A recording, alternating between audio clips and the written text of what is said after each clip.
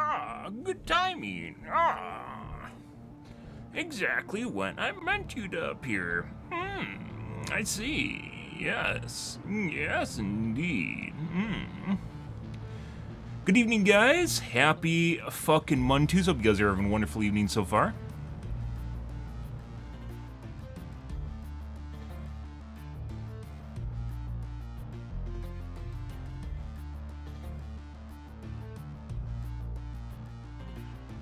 Good, good, good.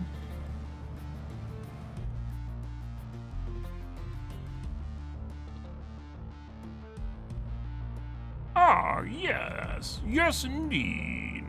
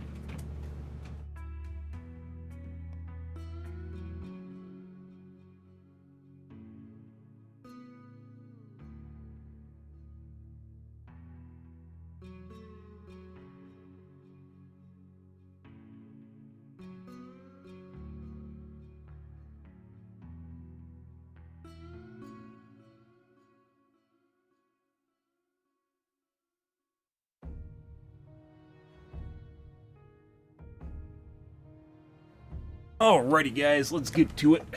Good, good, good. Oh. Show you guys my beautiful side. I have to show you guys my asshole side. Oh, that's a shame. There we go. Much better. Ah, yes. Oh. Upstanding gentleman of the internet, I see. I need to start wearing some furry shirts. Furry shirts.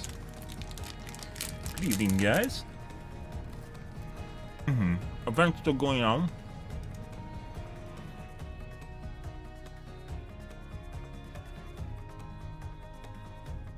We hit 1 million BP yesterday right at the end of the stream.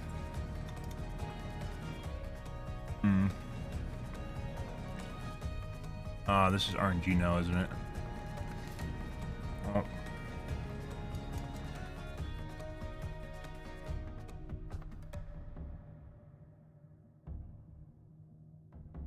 That's gone. This is gone.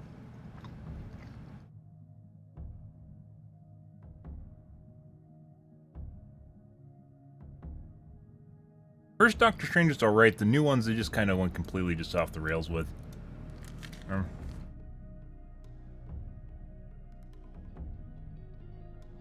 Marvel Phase 4 is fucking terrible.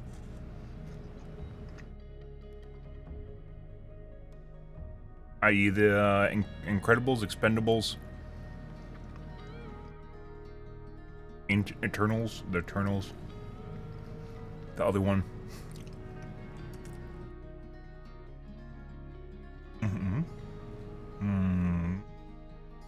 Fuck.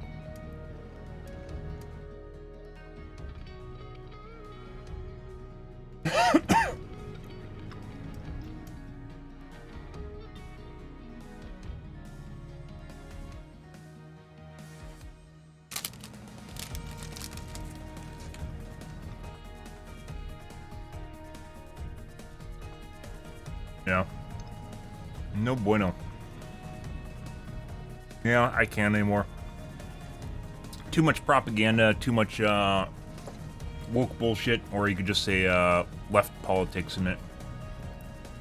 It doesn't work for me. I guess maybe that's the best way of working with that is left politics. Very not radical. Radical generally infers that it's good for the most part. Extreme left politics. Not my cup of tea anymore. That and they just aren't good. They just aren't good movies.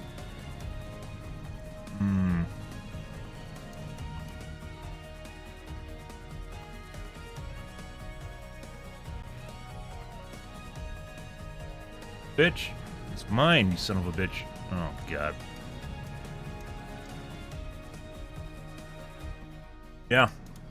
Just doesn't work. There's a new Marvel movie that just came out, which is Everything, Everywhere, All at Once, or whatever it is. That was a fucking shit show, but not necessarily in a horrible way. It was actually kind of good and bad at the same time, which generally means if someone else is into it, it might be more of your cup of tea. Reminds me a lot of Cloud Atlas, which is a movie from almost a decade ago, which got a lot of negative reviews. That's because people couldn't understand it. Cloud Atlas is like Romeo and Juliet, only across like eons, I guess, across lifetimes and eons. It's pretty cool in my opinion. The Everything, Everywhere, All at Once also is kind of a take on that. It reminded me a lot of Cloud Atlas. But then there's a new Marvel or the new Doctor Strange movie that just came out too, and like completely overshadowed it, which I heard was really bad, which is one of the reasons I didn't watch it. I don't remember what the new even the name is for the new Doctor Strange movie. So, I don't know. Jesus Christ, they spread these out almost perfectly, so you can't get everything now.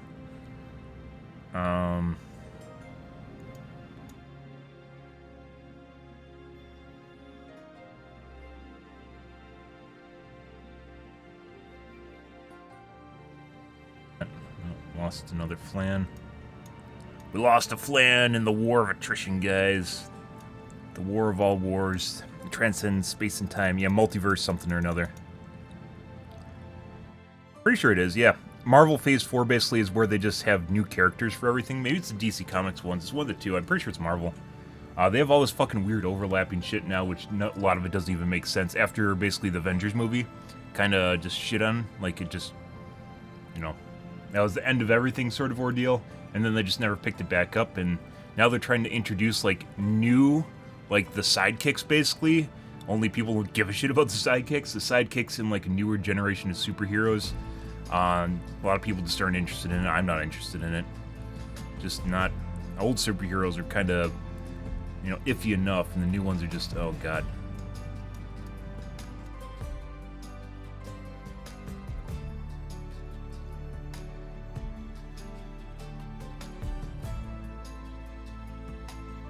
I was looking for. Yep. Good. The original Doctor Strange is alright. But even that's kind of like fucking weird because they aren't even like superheroes anymore. Oh, I almost grabbed that. They aren't even like really superheroes anymore. They're just like, hey, look, there's magicians now too. Oh, okay. Alright. Okay. Guess the takeaway is you can have a little bit of everything, right? I guess. A bunch of shit in a proverbial blender and just grind it all up and then spit it out for the kids to eat. I don't know. If you enjoyed it though, good for you. If you can enjoy some of this shit, good for you. Like there's a new, what's it called, Miss Marvel? Yeah, and apparently it's just generally a kid's show, I guess, the takeaway on that. But I was looking at some of the stuff for it and it's fucking bad. It is bad. I don't know who'd like that. Basically, they don't even bother writing origin story anymore. They just get their superpowers no matter what. Yeah, no hardships, just, hey, look, you put on a bracelet, you're now a superhero. Okay. Wow. They don't even make you go through, like, this turmoil of being, like, struck with an illness that's horrible and life-threatening, and you get, like, a miracle cancer treatment or something. And instead, you just, yeah, hey, look, you just put on a bracelet now, guys. Okay. Don't even fucking bother writing shit.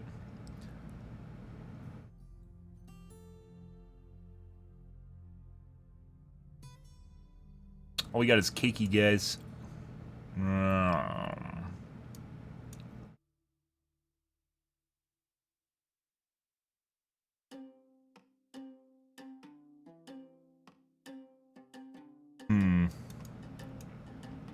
fuck off. You didn't even go the right way.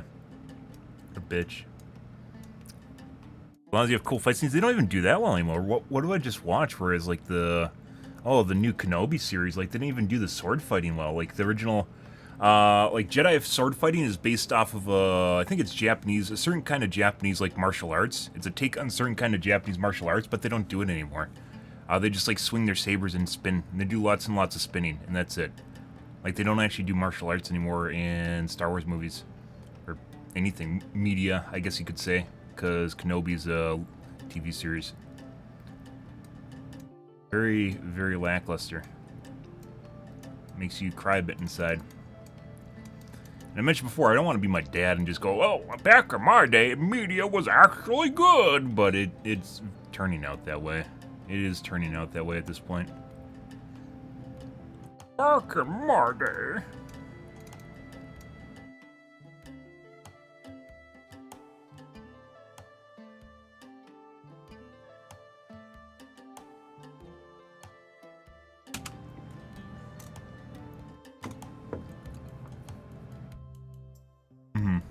New Matrix movie also is really, really fucking bad. Keanu showing his years. We've talked about that, where he just did his magic, like, Princess Diana wave, and then everyone blows up, and you're just like, okay. Don't even bother making martial arts scenes anymore.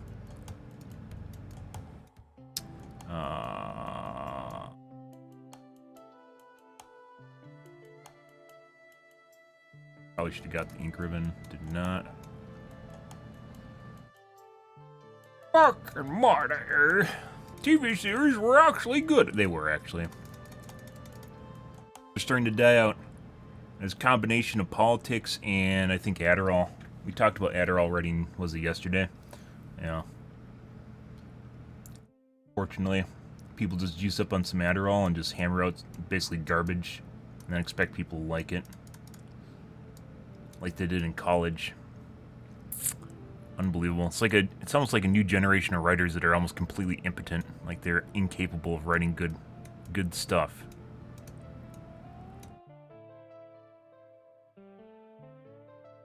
Bitch. Fuck off. Oh my god.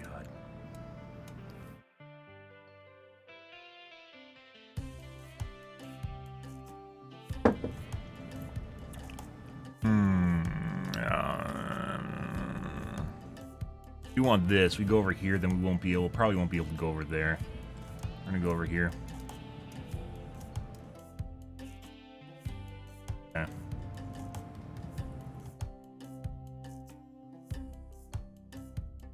Grabbed it.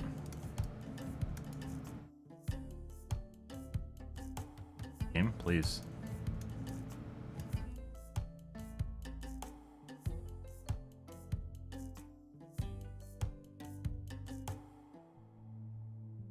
Eyeballs. Flan. Potential eyeball.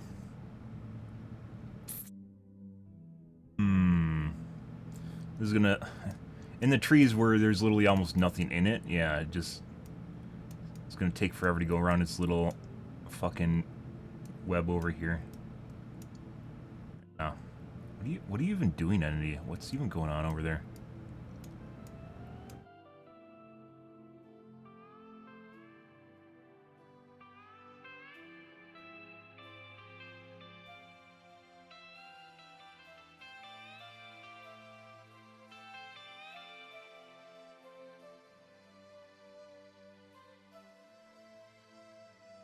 Black ward for sure.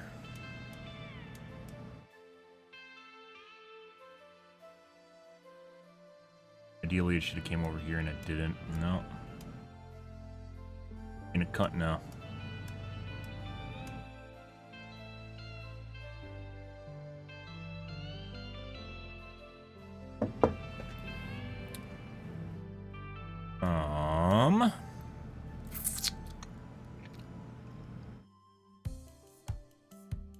Like everything I actually want, they put on the tips of the blood web now. I wonder if that's intentional.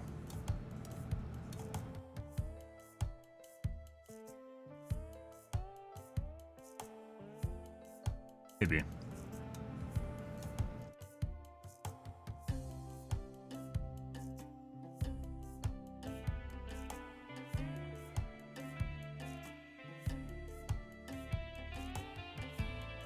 Potential black hand, gotta grab it. Nope. Nope.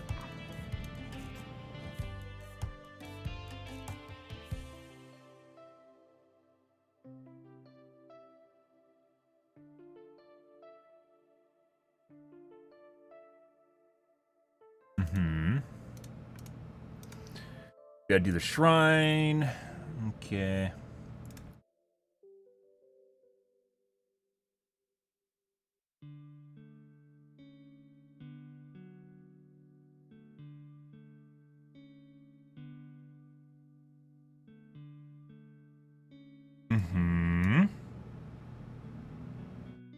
If the entity spawns over here, it'd be really, really good. I don't even know if I want the mystery box. I think we're gonna leave it.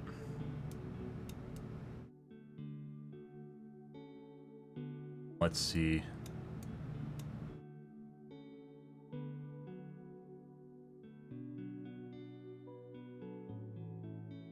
Exactly what we want to see, guys.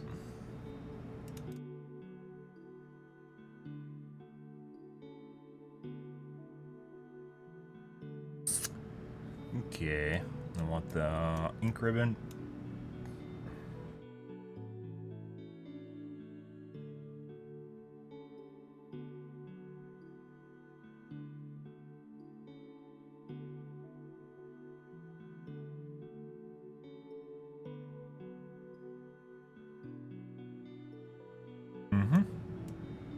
Yep.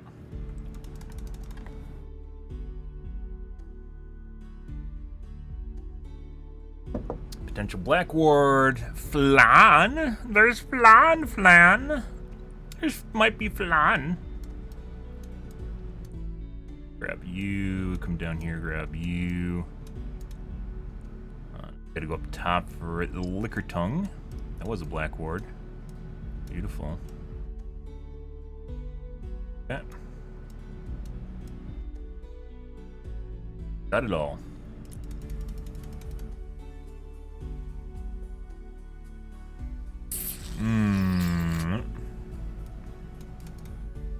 Nothing.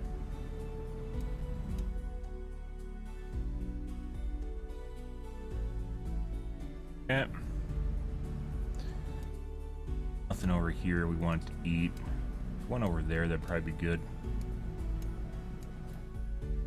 Anything over there I want to eat either, so. Okay.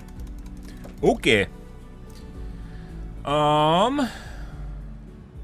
Puddings. More flan. Flan for eons. Lots of liquor tongues.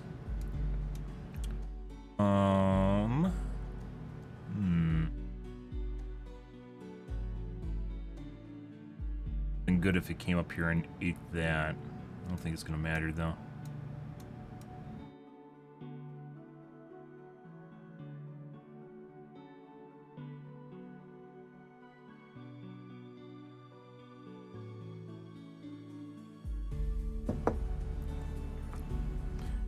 possible flan. I don't know if we want to go down there, though. There's a lot of stuff that I want outside of that. So we're going to go over here. Grab that. Come up here for the ink ribbon, which is the most at risk of being gobbled. Grab that, and that. That. Oh. Not going to matter.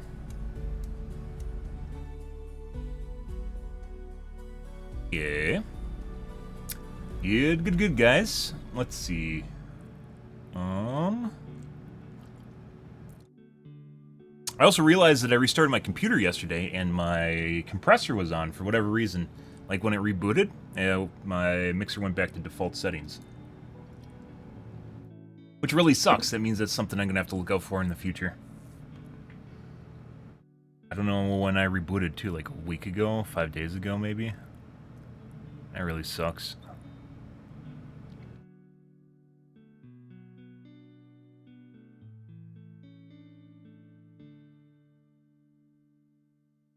We're looking for, we want to come over here. This is going to be disjointed.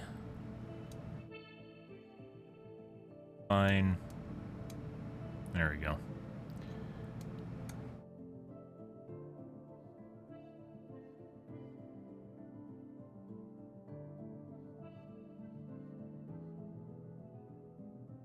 There's an eyeball. We want that.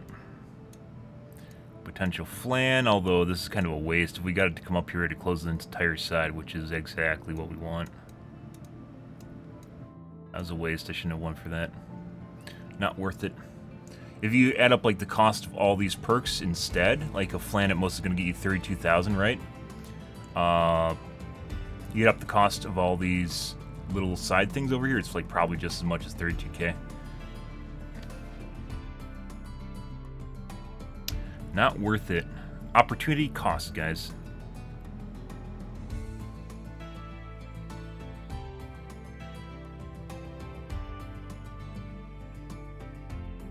Now it's just fucking gobbling shit side stuff.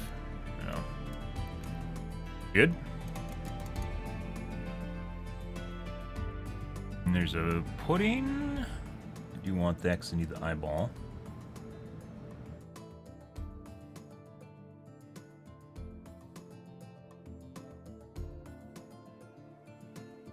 Yeah.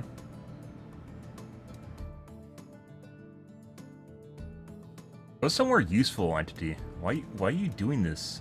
Stop. There we go. What a points, guys. Finally. 334 flans, check. Our ink ribbons and eyeballs are going to be lower than normal, mainly because the drop rates are fucked up because of flans in the blood web. Sounds like they should give you flans just for completing the blood web or just under a certain number of jumps or something. I don't know. Instead, they put it into the blood web. Kind of make it more exciting, and I don't think it does a good job. And it just fucks up the drop rates for other stuff, which is why I'm not doing other killers right now. Not only will we basically lock our flans to a specific killer, which is why I'm doing a Nemesis, because he's my main. But on top of that, there's... the drop rates for items are more fucked up than normal. And that's not where we want to be. I have 180 flans locked to Penis Guy, which I might never ever fucking use. That's 180 games right there. That's a lot of fucking games, guys. That are now locked to Penis Head that I'm probably not going to use, and he's probably going to get nerfed. My god. Shame on me.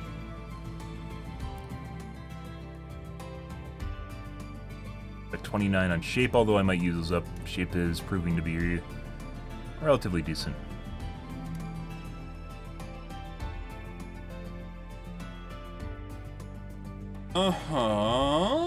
Okay. Let's take a look at the Reddits, guys. Let's see what's going on here. The tubes first, then the Reddits, and then we'll play some Gamaz. Also, I swear my tube music is louder than normal. It is. Cool. Kenobi! I already talked about Kenobi, guys. We're going to watch Critical Drinker's take on Kenobi. Oh, I can't wait. We'll see if we have very similar points. We'll see what's going on here.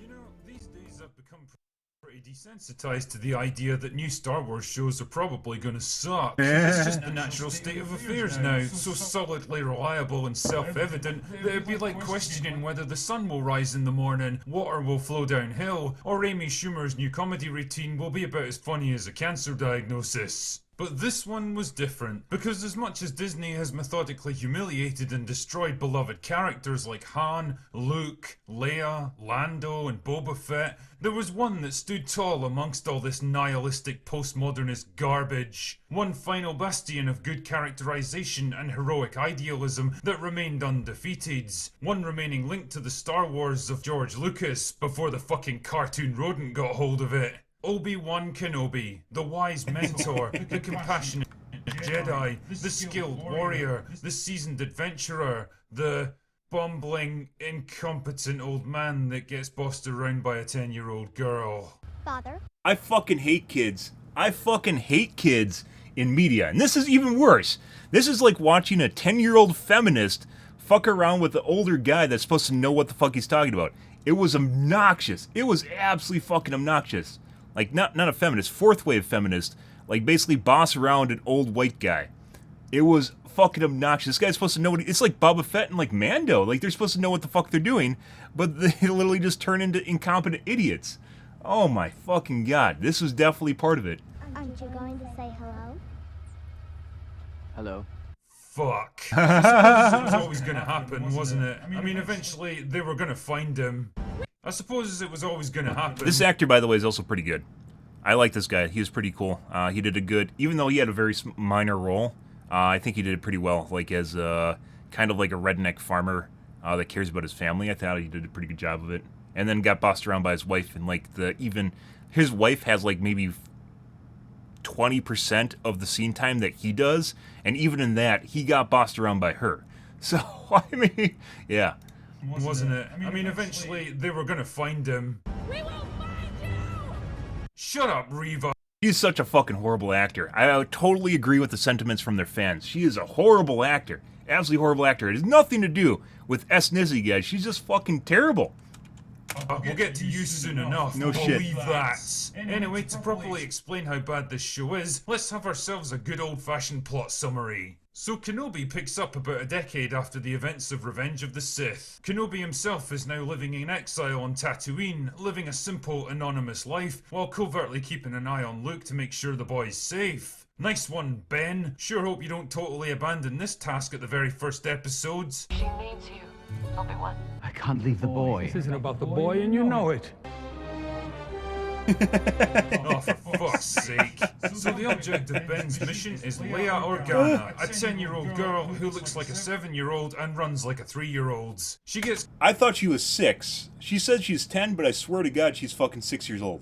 Like 6 or 7 years old. Exactly like what he's just said just now. kidnapped from Alderaan by the world's most incompetent criminals because, you know, why would the daughter of a planetary governor need a security detail or a tracking device or any kind of remote monitoring? Just let the kids run off into the woods, Bale. I'm sure it'll be fine. And because Kenobi is apparently the only person in the entire galaxy that can take on a job like this, he abandons Luke and heads off to Not all rescue the other her. bounty hunters. So he manages to track down Leia and rescue her from the world's most incompetent kidnappers. Or just pay But them it more. turns out that it was all a trap to lure him in, you see. This is Reva, a strong, diverse female character who's now working for the Inquisitors to hunt down escaped Jedi across the galaxy. And she wants Kenobi. Real bad.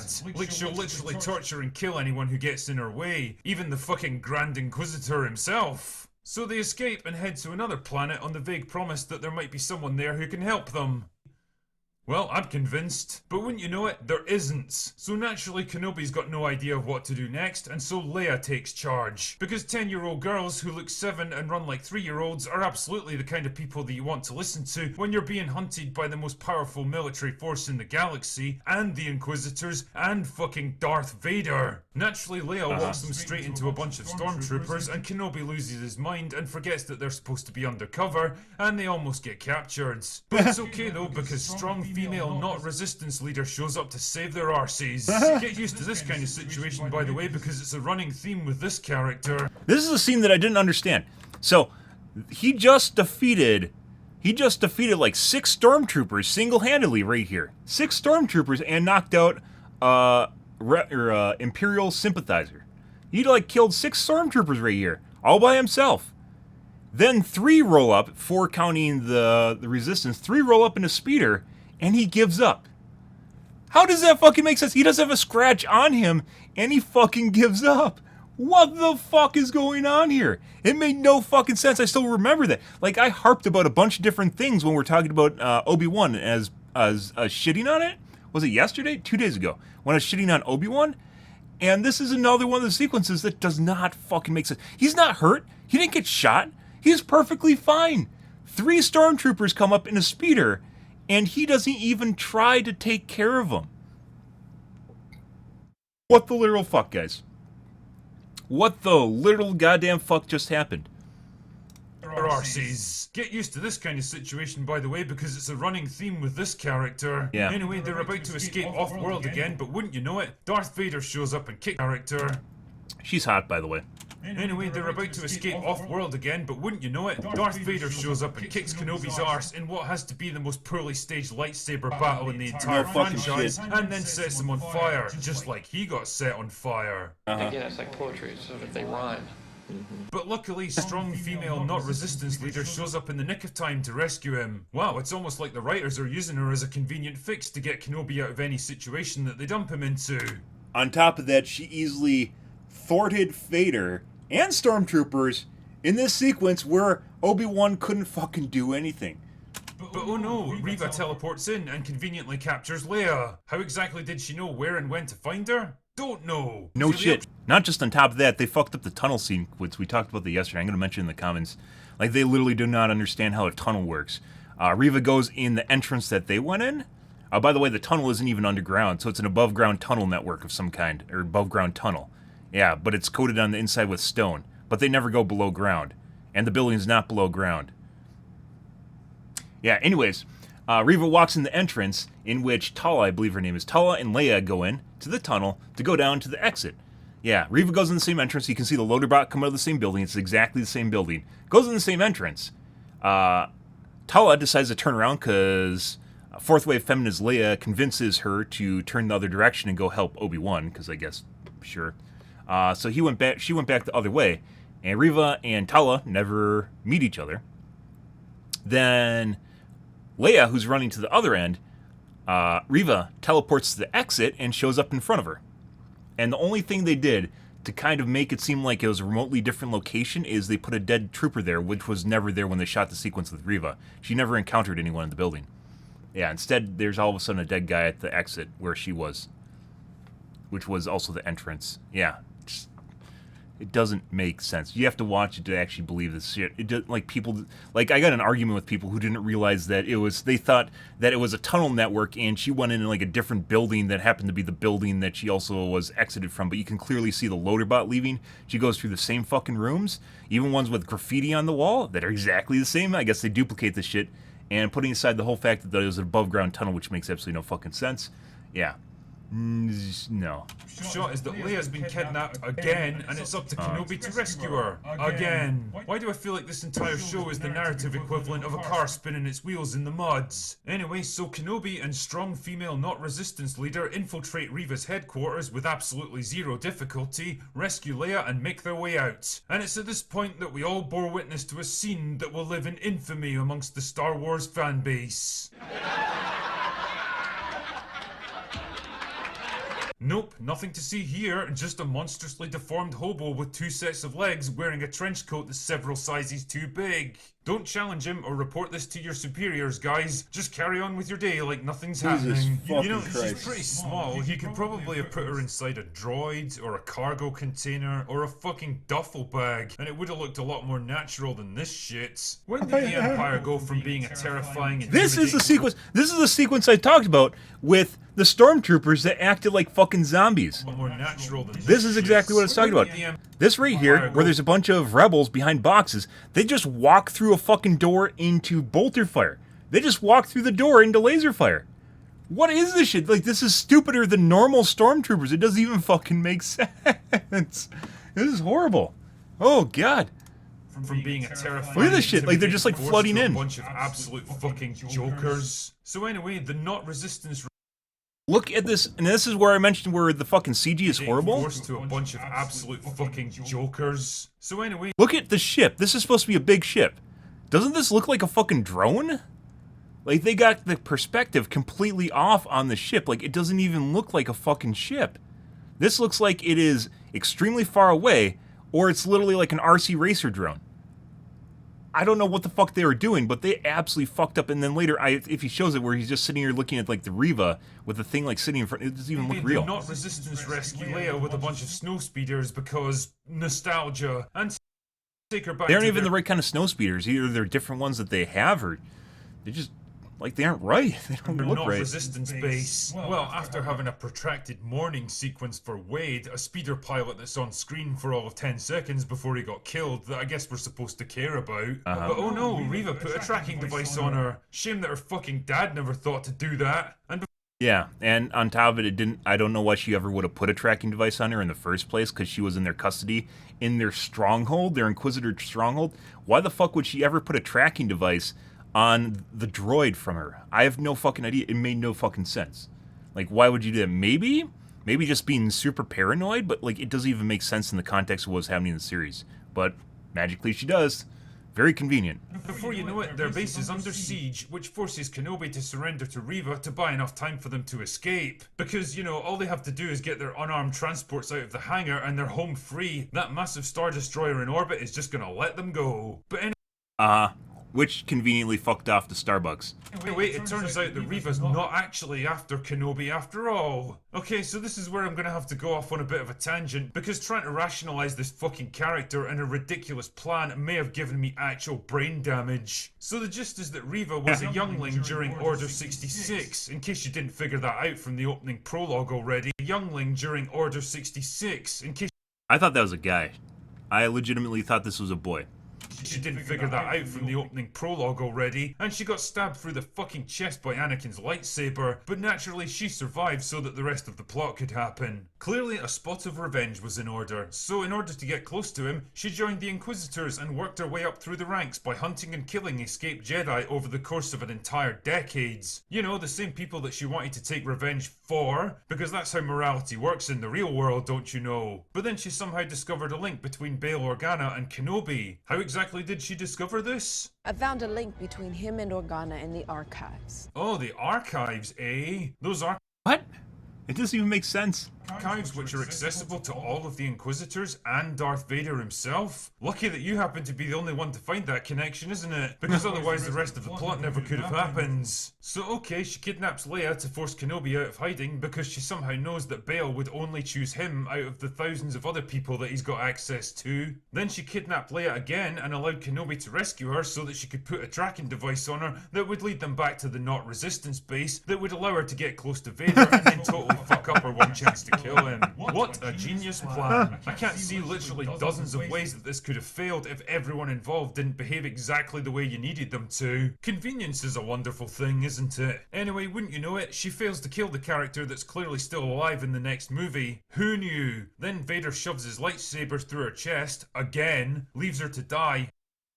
By the way, this is one of the things I mentioned is a pretty big problem, is the fact that you get a lightsaber, which is an incredibly fucking hot thing, shoved through your body, and it doesn't just like burst your internal organs and you just immediately like start convulsing on the ground. No, she's fine. Don't worry, it's like a bullet hole. She's fine. Again, but she miraculously survives. Again. Jesus, you'd think Vader of all people would appreciate the danger of walking away and leaving apparently defeated opponents still alive. I said the same Shit, thing. man, even the Grand Inquisitor comes back all of a sudden. Damn. Yeah. Why? I don't know. How? I don't know. It looked like he was dead. I don't know. People are just walking off lightsaber impalements like they're nothing now. Anyway, the stage is now set for the final confrontation. Kenobi heads to generic Dart Planet number 57 to draw Darth Vader in and give the Not Resistance time to escape from the completely incompetent Star Destroyer fucking that's big been that ship pursuing is. them. Because I guess TIE fighters, long-range interceptors, or even other Star Destroyers just don't exist in this show. Meanwhile, Reva heads to Tatooine to kill Luke Skywalker. How did she know that Luke was Vader's son? don't know. So there's a bunch of different fighting where the cinematography is so fucking dark and murky that I could barely even make out what was happening, and then Obi-Wan beats Vader again and then walks away and leaves him. See, shit like this is exactly the reason this story never should have been told in the first place. Obviously, neither combatant can actually be killed here, and since we need this line to make sense... When I left you, I was but the learner. Now I am the master. Logic dictates that Obi-Wan has got to win the fight. But why the fuck would you walk away from Darth Vader when you've got the chance to kill him and end the threat that he poses? I mean, you know he's just gonna regroup and come after you again, right? This is something I'd actually agree with the movie producers. Superheroes or good people do stupid stuff because it's part of morality. Even though it makes sense to kill Vader right now, like, he has emotional attachment to him and he doesn't feel like it's the right thing to do. And probably a lot more innocent people are going to die in the process. I mean, I could That's kind good of people, understand guys. why Obi-Wan left him on Mustafar. He was on fire, he had no arms or legs, and he was inside a fucking volcano. It would be pretty reasonable to assume that he wasn't going to make it out of there. This time, though, he's damaged and weakened, but still very much in the fight. It would absolutely make sense to finish him now while you've got the chance. But nope, he walks away and leaves one of the most dangerous men in the galaxy to fight another day. What's a dick? Speaking of characters acting like dicks, Reva manages to track down Luke and has him at her mercy. I love how they conveniently knock him out for this scene so that they can still pretend he's never seen or heard of a lightsaber in A New Hope. But wouldn't you know it, she has a last minute change of heart because she literally sees herself as Luke Skywalker, and that's when she realizes, in trying to take revenge against Anakin, she's actually becoming him. Again, it's like poetry, so if they rhyme. Fuck off, George. It's your fault that this is even happening in the first place. So Reva He sold his relents soul to and Disney. carries Luke It's not back his to fault Uncle anymore. Owen's farm He's through dead. miles of desert while heavily wounded, and Kenobi conveniently shows up just in time to do absolutely nothing. Then he tells her that she's a good person now because she spared one life, and that totally wipes out the dozens if not hundreds of other people she's killed over the years. I'm sure that'll be of great comfort to their families, Obi-Wan. Seriously though, one single act of compassion does not undo a lifetime of evil deeds. If Anakin had somehow survived the events of Return of the Jedi, then he would still absolutely have to answer for everything he'd done up until that point. At the very least, he would have been tried as a war criminal and spent the rest of his life in prison. He wouldn't just be allowed to go free like nothing happened. But nah, the script expects us to completely change our view of Reva because of this one decision. Why do I get the feeling the writers wouldn't have gone this easy on the character if she'd been a different demographic? I guess in their minds, women just aren't responsible for their own actions, so they can't be held accountable for anything bad that they do. Oh, and by the way, for the record, I totally called demographic. I guess in their minds, women just aren't responsible for their own actions, so they can't be held accountable for anything bad that they do. Oh, and by the way, for the record, I totally called this shit before the show even began. Let's apply the formula, gentlemen. Yeah. So she is a strong female character who's in service of bad people. Obviously, she can't actually be evil. What we'll actually find out is that she's a good person underneath it all who's been manipulated into doing this by an evil person, an evil man. And she will redeem herself. And so the show ends with Leia back on Alderaan, Kenobi back on Tatooine, Hello there. and Vader back on Mustafar. So literally everything is exactly the same as when it started. This is why I dislike movies like What a this. fucking pointless, meaningless waste of time this show was. Telling a story that absolutely didn't need to be told, creating countless plot holes and inconsistencies with the original movies, and worst of all, sacrificing an awesome character in the process. Kenobi, quite simply, is an idiot. He's weak, indecisive and gullible. He fails to anticipate obvious traps and dangers, is afraid of enemies that he's already defeated, abandons his role as protector, makes terrible choices that completely ignore all logic, defers to people less knowledgeable and experienced than himself, and generally acts like a completely different person from what we've seen before and since. Instead of crafting a story that's consistent with his character, the writers altered his character to fit the story that they had in mind. It's all about them, you see. It's all about what they want to do, the story they want to tell, the things they want to do with their characters. Make no fucking mistake here, this show is very much Reva's story. She's the driving force behind the entire narrative. Her arc and her decisions are what defines the beginning, middle, and... It's kind of weird. I was actually thinking Leia. I thought this was Leia's story.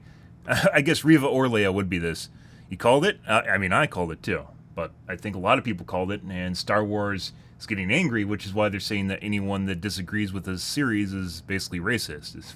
If you dislike Reva, you're racist, by the way. You're a phobe, ism, or ist is what is coming down. This is a fucking dumpster fire. This is a horrible. This is worse than Boba Fett. And Boba Fett wasn't very good.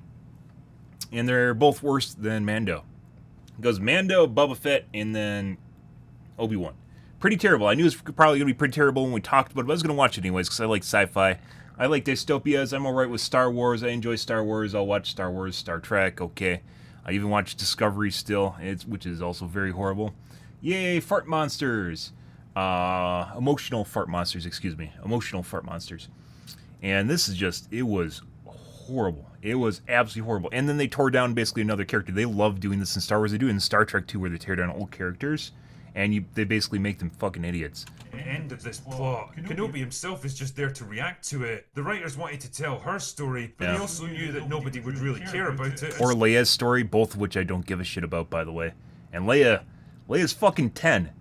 She should have no lines, she should have no acting, and she should have sat there silently like a bag of potatoes. Like, that's it. That's fucking it. Fucking hate kids. So they attached it to Kenobi like some kind of fucking parasite to suck the life out of it. They desperately wanted to build Reva up as a fascinating, tragic anti-hero shaped by a life. I would have been interested in learning about Darth Maul. Darth Maul would have been a fucking cool character to learn about, right? No, instead we get this. And what the fuck is with her eyes? They made her look like she's like super emo and crying. Like, it doesn't even fit the rest of her character throughout the series. What is this shit?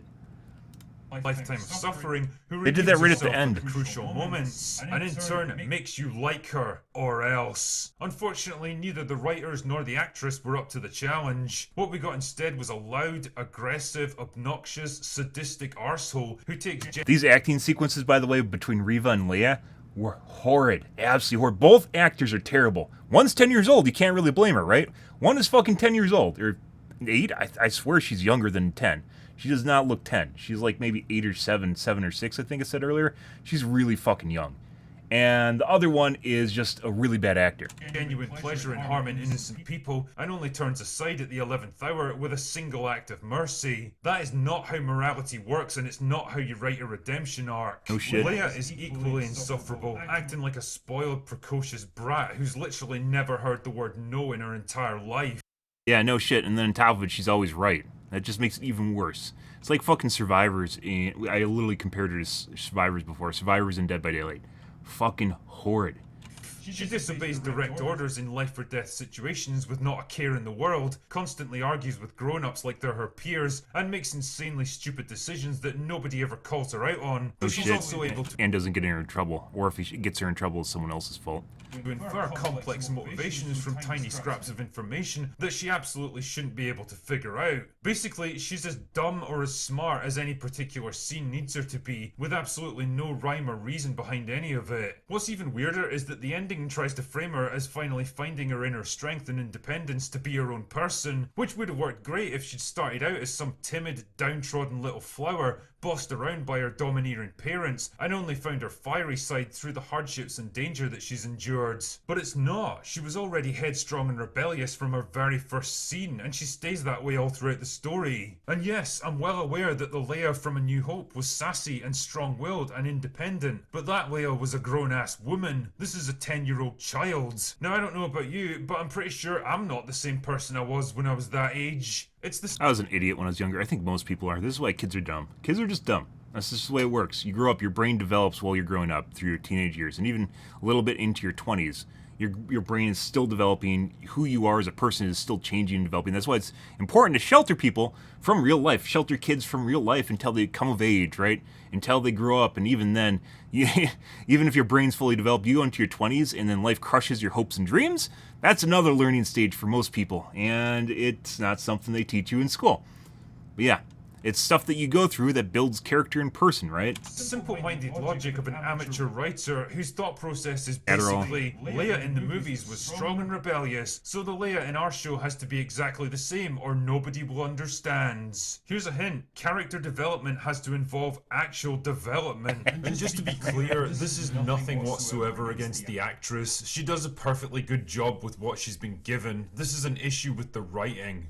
Also, having a She's female 10. Kids can't fucking act when they're young. They're fucking terrible. Star Wars characters show any kind of weakness or subservience, even temporarily, is clearly not possible now anyway. Literally every female in this show might as well have been forged from the same standard template. Shit man, even Aunt Beru gets in on the action when she and Owen find out that Reva's on the way to kill Like I said, she has maybe 20% of the screen time he has, and of that screen time is literally bossing him around.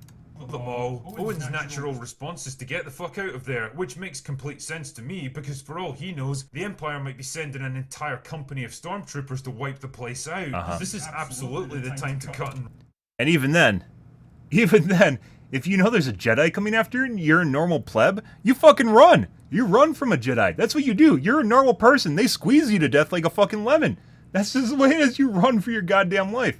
But apparently not.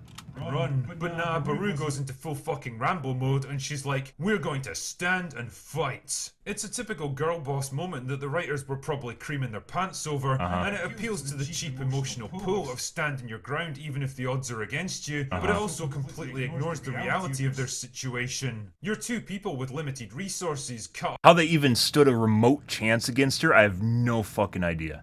No idea. Because she's not like a super amazing Jedi. I mean, she's an Inquisitor, right? But she's basically a Jedi. So, what the fuck are you planning on doing? She has a lightsaber. She can force choke you to death. You are a shitload of fucking stormtroopers. What were you expecting to happen here? Off and isolated. It doesn't matter how good you are at fighting, you're not going to be able And by the way, she has a hole in her stomach right now. to fend off the entire Imperial military. If Owen had even a single brain cell in his head, not to mention a pair of balls, he would have straight up told her that her idiotic plan was going to get all three of them killed. But nope, he just shuts his mouth and follows her lead like a good male supporting character is supposed to. Just do anything for an easy life. This kind of thing is no different from Admiral Holdo, where the script desperately tried to frame a selfish, egotistical, petty-minded and grossly incompetent commander as a paragon of wisdom and self-sacrificing virtue. It's trying to tell you one thing, but showing you something completely different, and it's She has a ginormous nose, by the way. I noticed this in the movie. It's trying to tell you one thing. I don't know if that's an alien species, but she has a huge snozzer. I don't know what's going on there. But showing you something That's pretty big. completely different. And it's so funny because the writers genuinely can't understand how badly they've fucked up. It's not just the writing that sucks either. This show has got some of the worst direction and cinematography I've seen since Book of CG. Boba Fett. Do you like watching lightsaber fights where the contrast is turned down so In a low gravel that you can pit? barely even make out what's going on? Jesus, That's even to hide the John fucking gravel pit, by the way. The reason they did that was to hide the bad CG and hide the gravel pit. Johnson was smart enough to put a bit of colour into his scenes. The set pieces are laughable, clumsy. Look at this! Look at this sequence! He showed it! This is what I was talking about! What is this? What is this right here? It literally looks like an RC racer on the screen. I don't understand this. They don't even look like ships. And awkward. Watching Reva trying to run in her bulky armor is like watching Joe Biden trying to take on a flight of stairs. One battle scene has two armed groups shooting at each other from less than 10 yards away and consistently missing. And then they walk past the still alive rebels. The stormtroopers just keep going in. They walk past the still alive rebels they're supposed to be shooting at. They don't take any cover. They walk past the droid that they're in on top of. In another scene, they don't walk past the droid that's after that scene. And then they walk past someone that has a grenade on the ground. That later doesn't. They aren't behind her in the next sequence. It was horrible. This is horrid. I don't understand. This is like a show that got a shitload of money, guys. How the fuck is this a thing? Open arenas with nothing interesting or dangerous to play against. Oh, and for the love of God, will you fuck off with the shaky cam? It's not the early 2000s, and this isn't a fucking Michael Bay movie. Flashback scenes featuring Obi-Wan and Anakin make it ridiculously obvious that both actors have aged 20 years since they last did this stuff. I mean, seriously, you couldn't spend a few dollars digitally removing some lines and wrinkles from Hayden Christensen? All of it has this weirdly cheap, rushed feel about it, like it had to be done as quickly and efficiently as possible so they could clear out the soundstage and make way for the next Star Wars production. I mean, I could understand something like Boba Fett being done on the cheap, because let's be honest, he's not exactly a flagship character, but this is Obi-Wan Kenobi and Darth Vader you're dealing with. If anyone deserves a decent amount of time and money, it's them. As it stands, it just feels feels like another generic Star Wars show, no better or more significant or more important than anything else. And it's a real shame because there are some genuinely good moments that hint at what this story could have been in better hands. Ewan McGregor is really going for it at times. He's clearly happy to be back and doing his best with what he has. Uncle Owen actually gets what I suspect was an unintentionally awesome scene where he stands his ground against Reva, knowing Yeah. he's got no chance of beating her, but willing to lay down his life to give Luke a chance to escape. These little moments show what Kenobi could have been if it was competently written and directed, but unfortunately I'm not here to review what could have been, I'm here to pass judgment on what it actually is. And what it is a complete waste of time and potential. A show that's in such a mad rush to build up its new characters that it trips and stumbles over its own feet, neglecting the very characters it's supposed to be focused on. A show that accomplishes nothing except to tread water, putting everything and everyone right back where they started at the beginning. A show that ultimately fails to answer the biggest question of all. Why does it even exist? Anyway, that's all I've got for today. Yep. Go away now. Would agree with most of his sentiments, and I said even the same things 2 days ago when I talked about Obi-Wan. Yeah. Yeah. We're not allowed to be villains anymore. I'm sure most of us had predicted in the direction character would go yet. Bait and switch, yeah.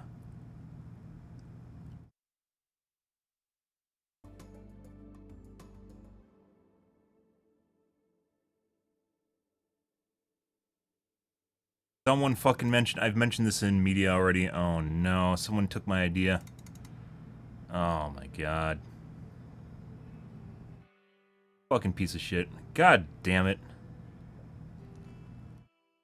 I mentioned this in a couple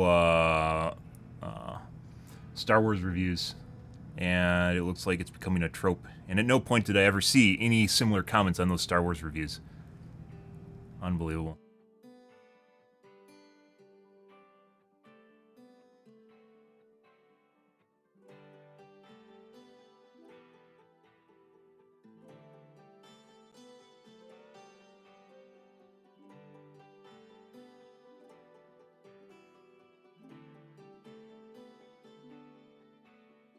See the lady she's saying we're a child that runs two grown men? Yeah. Her feet would literally have to move like 4 times faster than theirs.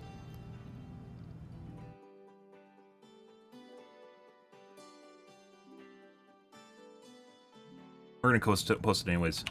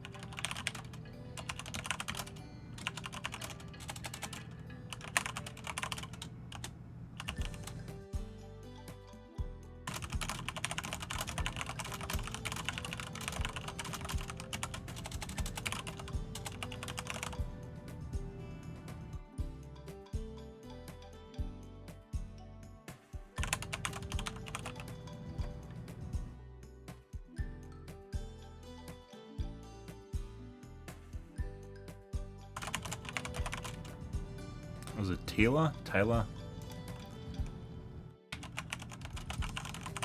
Yeah. Yeah, the graffiti. Tala.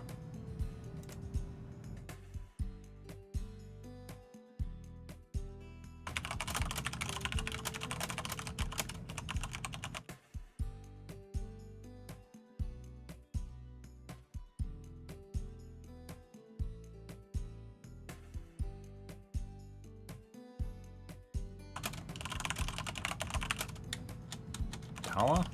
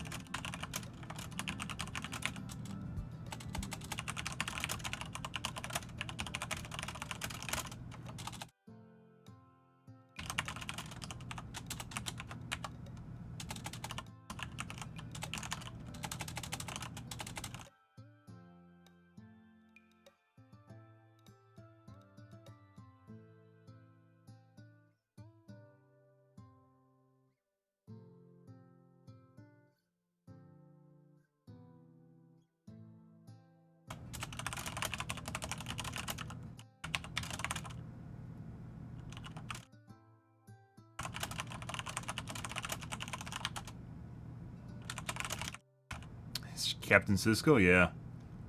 Uh-huh. Once again, probably the best Star Trek. Not that it's the best sci-fi, but of all the Star Trek, Deep Space Nine is totally the best version of Star Trek. I like the characters. I liked all the characters. I thought Sisko was very good. Once again, Star Trek has had diversity and inclusion in it forever, but it never focused on that fucking shit. It never focused on it. He was just a good captain. I don't care if he's black. I don't fucking care. He's just a good fucking captain. He made the right calls. He made, most of the time made the right calls, and that's part of being a good character. Sometimes you don't make the right calls, right? Generally made the right calls. And it didn't matter that he was black, just like Janeway didn't matter that she was female. And now it really fucking matters, and it shouldn't. It shouldn't fucking matter. I don't understand it. Unbelievable. How can't...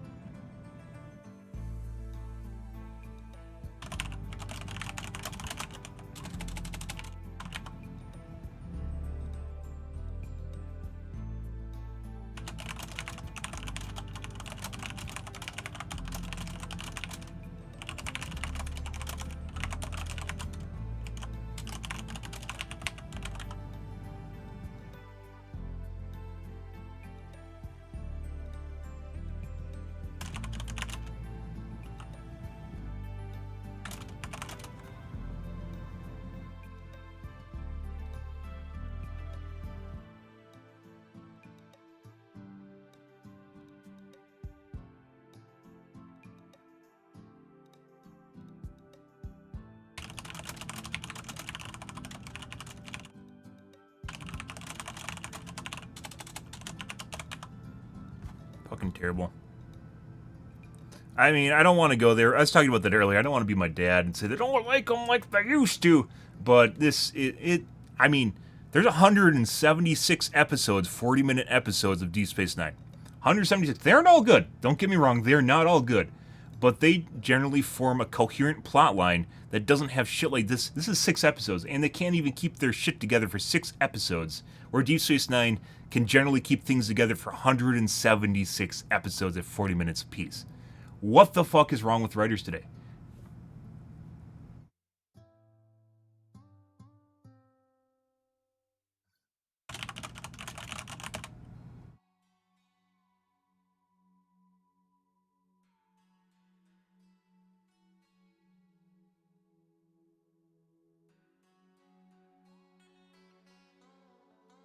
There's 176 episodes, right? Just to make sure I'm right on that. 176 episodes. I don't understand.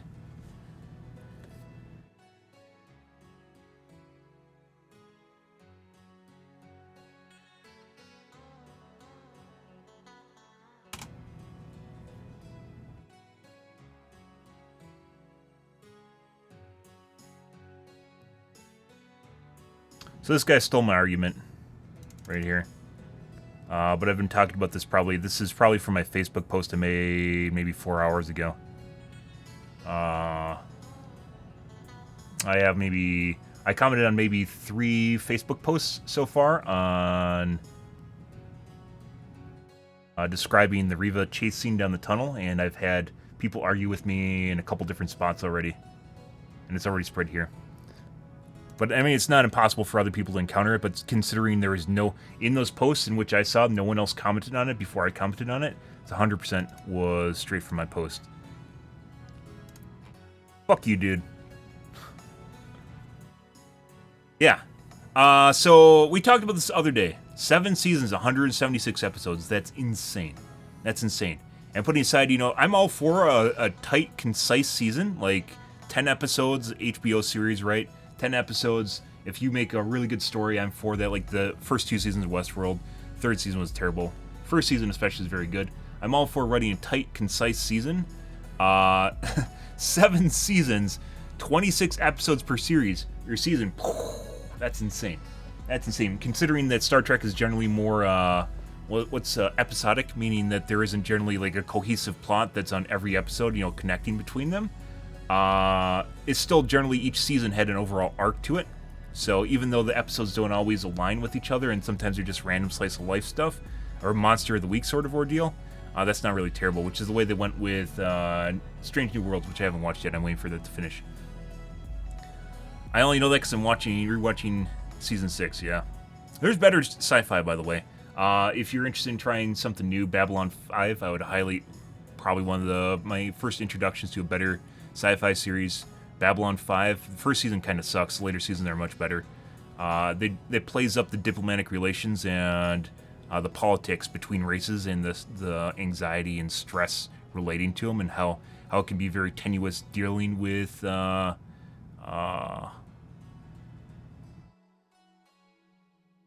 it called? Diplomatic relations in general. I think they did a much better job. And then also Battlestar Galactica. Skip the Caprica arc. There's 2 Caprica arcs in there. Both are terrible. And not talking about the Caprica show. That was also really bad. But there's Caprica arcs in there, and they're generally drag on. Very, very just bad. They were just bad, in my opinion. Yeah. Adderall writing. As I mentioned before, Adderall is basically... I had friends that were... I had roommates in college that took Adderall to write papers. And it literally just allows you to literally just, like... stream of consciousness writing where you're just capable of just like pounding out shit that comes to mind, and you just write this giant fucking dumpster fire of a paper. Like, really, I can only imagine what it's like to be an English teacher right now. And once you start recognizing it, basically, instead of having a cohesive plot where you have characters that are well thought out, you'll basically have ideas. It goes from one idea to one idea to one idea, and you'll notice that the ideas don't really intermingle. They don't intercede with each other very well. They don't connect very well with each other. But they're like, hey, look, there's a sequence here. Hey, look, there's a sequence here. Hey, look, there's a sequence here. And then it'll jump all over the place, generally with no understanding of timelines, of physics or reality. So, like, if you're in a world and stuff takes time to happen, it'll generally reject the timetables of the reality. Maybe that's probably one of the best ways of looking at it. Is generally the timetables will be fucked up in it, as they were in... I need to, like, nail this down a little bit better. But the timetables were fucked up, for instance, in Obi-Wan, where they just kind of went all over the place. Tunnel chase scene would be just the pinnacle of that, where they realized too late that, hey, she shouldn't be here right now. Let's put a dead body here and make people pretend that... yeah, we just covered this. Covered the Critical Drinkers. I covered it myself 2 days ago at the beginning of my stream, too. But we're going over it again because I just... Critical Drinker did a video on this, and I pretty much agree. He didn't catch all the points that I did, but he also caught some points that I didn't catch. Did a very good job of talking about it. It was pretty bad. Drug-induced thesis and essays, yeah. Yeah, like, it makes it really easy to, like I call it stream of consciousness writing.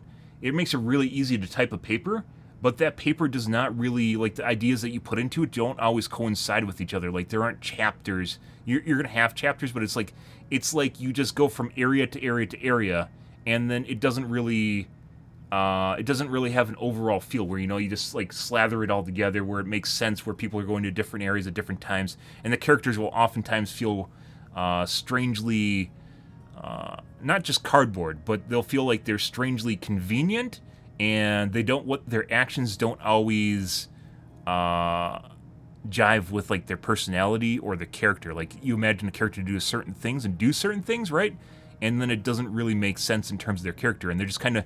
if you can imagine, like, Barbie dolls in a Barbie house, like, they're going like this, and they're going like this, just, like, back and forth with the characters. But the characters don't really, like...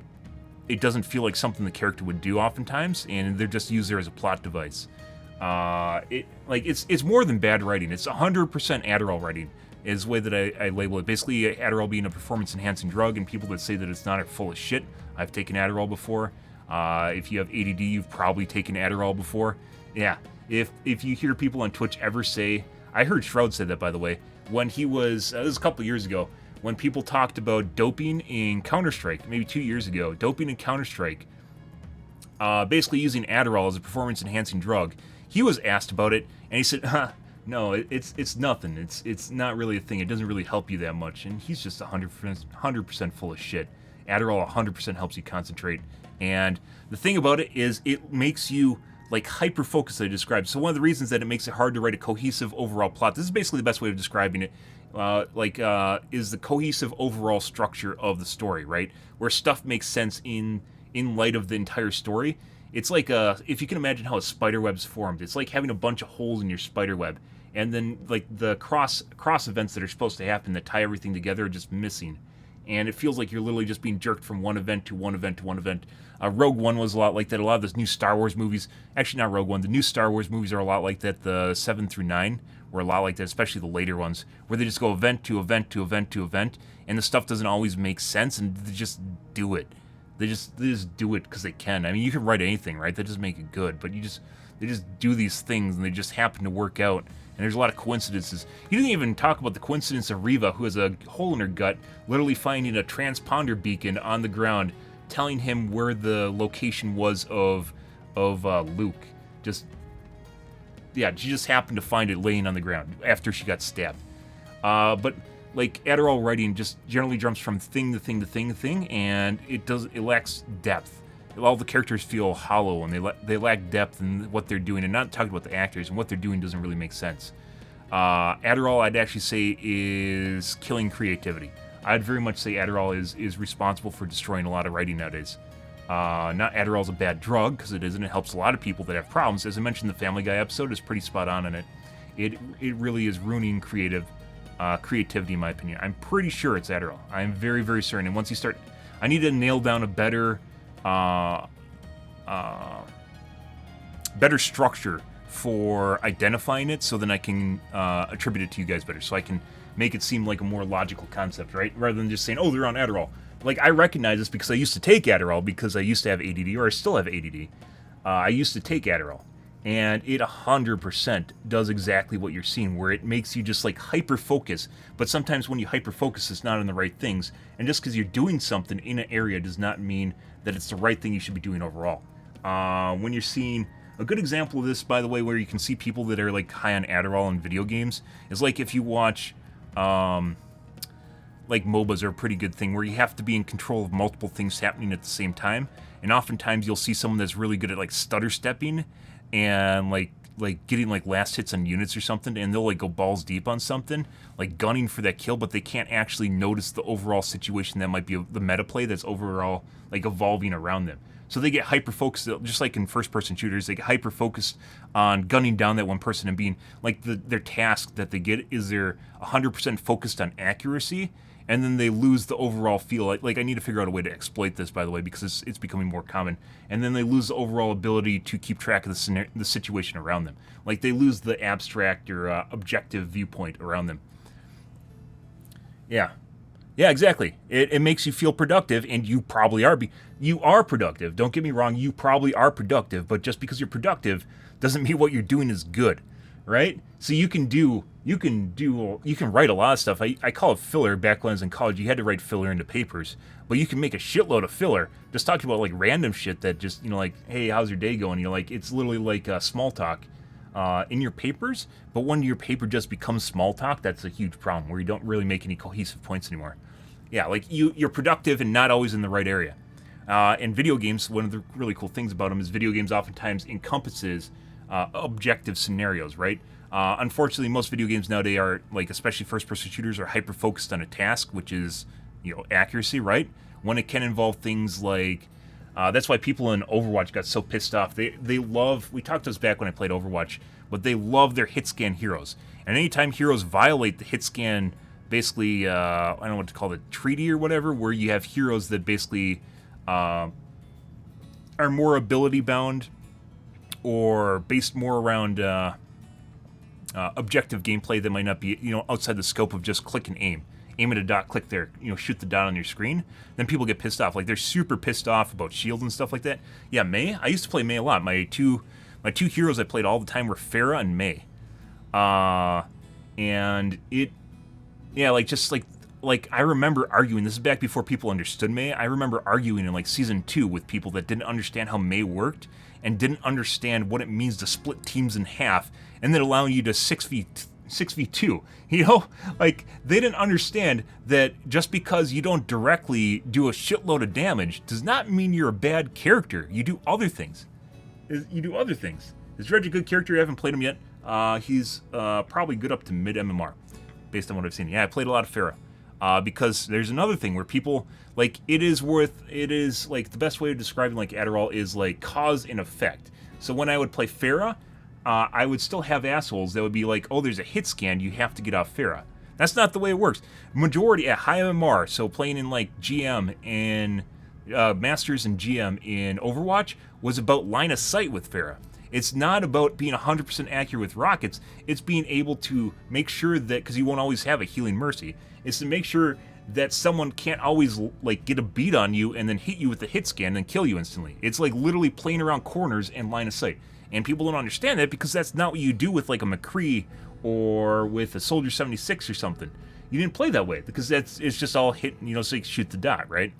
And it is very difficult to, like, once I've been sitting here talking about it, you kind of get an idea of what I'm saying, right? But it is difficult to convey this to other people right away because Adderall is generally seen as, like, a miracle drug, and it is for some people, by the way. It's generally seen as a miracle drug, but you have stuff like this where writing involves, it's not a single thread. You aren't honing in on that singular dot, right? Writing involves copious amounts of ideas all interacting with each other, and obviously, like, when you're talking about writing, it's like getting a bunch of ideas down on a piece of paper and then attacking them and having them interact with each other. But if you're on Adderall, you're just like, oh, this idea I had is amazing, and then you write that idea, and then you're like, what do I write now? And then you just go to something else, you know? And then they don't always jive with each other because you never actually thought about the overall plot. You're just, you know, stream of consciousness, just like whatever pops up in your head. Oh. Yeah, you get focused on the wrong thing. You can end up on the wrong wavelength. Yeah, it's exactly like super focusing or zooming in on something. Enhance. I take Venance. I think that's it's ADD drug to function like a human. Do you? I have nothing against people that take ADD. We're just talking about ADD in the prospects of good writing. If you need ADD to function, do you? I used to take, one of the reasons I stopped taking ADD medicine, I used to take Ritalin when I was in grade school and then Adderall when I was in high school.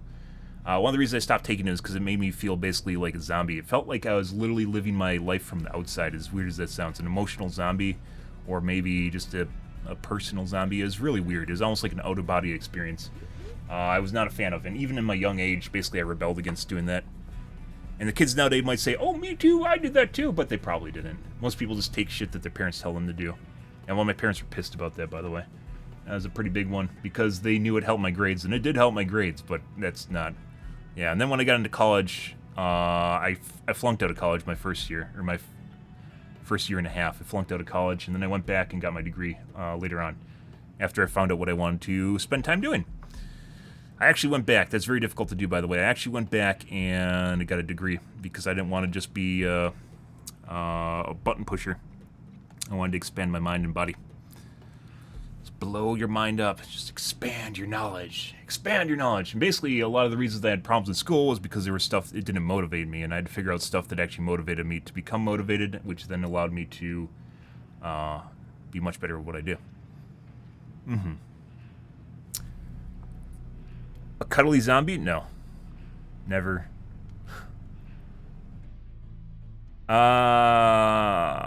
Yeah, I think so. This isn't necessarily like they're doing this because they have to pound it out like it's a term paper or something. I think at this point, people or writers are doing Adderall specifically because it just makes everything easier. It is very, when you have an easy way out, when most people have an easy way out, they're going to take it, right? And this actually feels an awful lot like Adderall writing. It's just become the norm because it's easy. Not because they need it, not because they have ADD, and not necessarily because they're on a schedule or something. I think it's just become the norm because it's easier than actually spending time thinking things out. Like, good writing's hard to think out. Good games are hard to think out. And I think the bankruptcy of writers nowadays has a lot to do with Adderall. I would be very curious on the usage of Adderall in writing nowadays for TV series. like how common it is.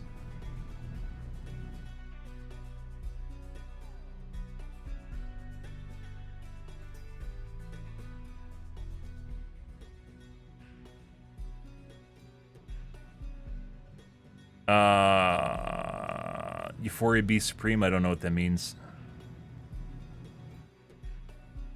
Euphoria to be supreme? You mean just performing well? I didn't play a lot of Junkrat though. It was mainly Farah and May. And then what else did I play? Played a bit of Zarya.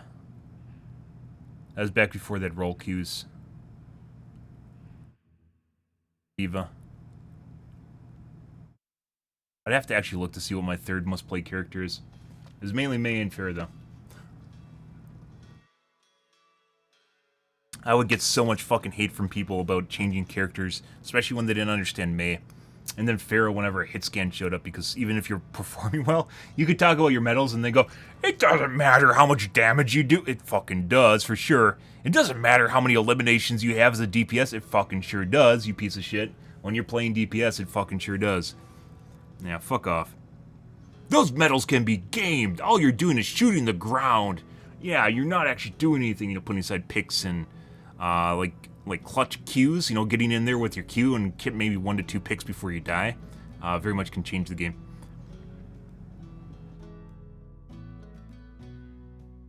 Those drugs give you a euphoria of feeling above and a sense of connectedness. You talking about performance enhancing? You talking like concentration drugs, or you talking about like Xanax, like anti-anxiety meds? I had a friend that was on anti-anxiety meds, and I used to refer to it as him being like wearing like emotional armor. Like he would say some of the most objectionable shit you've ever heard, and I'm not talking about being like racist. He's just extremely offensive because it didn't really have any meaning to him, like to the point at which like very grating to be around sometimes, just because you just like reject reality and then just laugh about it. Like you just like be offensive to you and then just laugh about it in your face, and you're just like, what the fuck are you doing, dude? Also committed suicide. Not was ever said to have done it, but very certain he committed suicide after later on, unfortunately.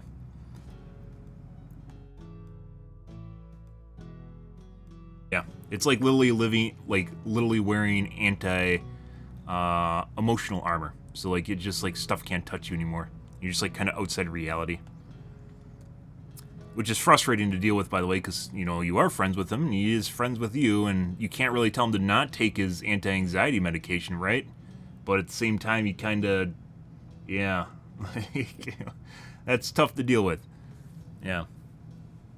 That's rough. And at the same time, like, he's never really interested in things. It just kept him in, like, a blah mood. Obviously better than being with crippling depression, right? Better than living in crippling depression, but at the same time, he wasn't really... I wouldn't say he was really living. He just kind of existed. It's fucking weird. I used to have a different group. I had a specific group of friends I hung out with in like high school and like my earlier years, and then I had a different group during my college, my 20s, and then in my 30s. People grow up, guys. As it turns out, when you leave school, it is very difficult to make new friends. Surprise! When you leave a giant social situation, your groups narrow down, and then people start spitting out kids, and then they have family lives, and you just never hear from them again. Uh-huh. And by the way, if someone says, oh, this guy typed it down here, I'm literally gonna reference one of my Facebook posts to this post. Fuck this guy. But yeah, by the way, if you need to take anti-anxiety medications, if you need to take ADD medication, don't stop taking it because I told you to stop taking it and you're being ridiculed or something like that. Keep taking it if you need to take it. That's just part of living life. You have to do things to get by. Just something to consider. I have nothing against people that are on ADD medication or on anti-anxiety medication or antidepressant medication. Some people really need that to get by in life. That's just the way it is. Just like marijuana really helps you out with it. I think marijuana does a lot of the stuff anti-anxiety medication does. Arguably, probably why cannabis wasn't legalized in the U.S. and marijuana isn't legalized in the U.S. for the most part up until recently is because It's much cheaper than pharmaceuticals, but you know, whatever. People are afraid of marijuana. That's fucking stupid. You don't need to use it, and it's safer than caffeine, safer than nicotine, safer than alcohol. Maybe about as, but they're discovering some issues now with motivational problems with people. Basically, it comes down like ending up with like learning disorders because of prolonged marijuana use.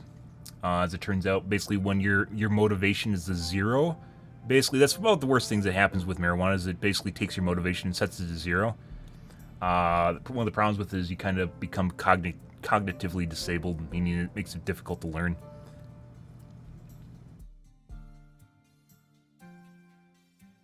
Ah, cool.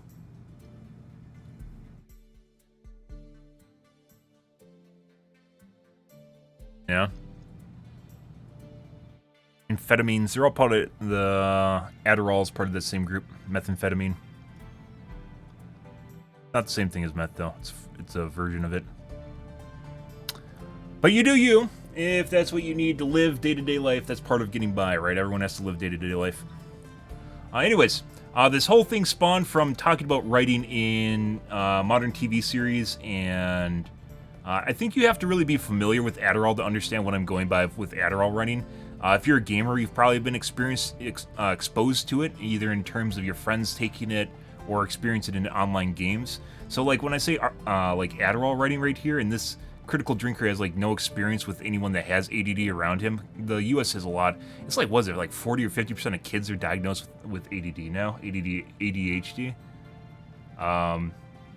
Yeah. Like, probably has no experience with this, so it doesn't really link. But because I have experienced it and know what I'm talking about here, it like I can actually kind of put two and two together. It really does make me wonder how many writers are just constantly on just Adderall when they're writing shit nowadays, compared to what they used to be. Yeah. So you can't even take cannabis. Some people, so it's kind of weird. CBD is really weird, and that's one of the really cool things about it is when you don't understand something, that means you need to research it more, right? So some people can handle THC, and some people can handle CBD. They both don't do the same thing. THC is the one that makes you high. And sometimes you can take CBD, and it will basically give you similar effects to THC without the high. But then sometimes people need THC, and then some people can't handle THC because it makes them like, gives them anxiety, especially from taking it for too long. They'll end up with like kind of like a reverse reaction where it actually gives them anxiety because they've had too much of it. Kind of goes the opposite direction.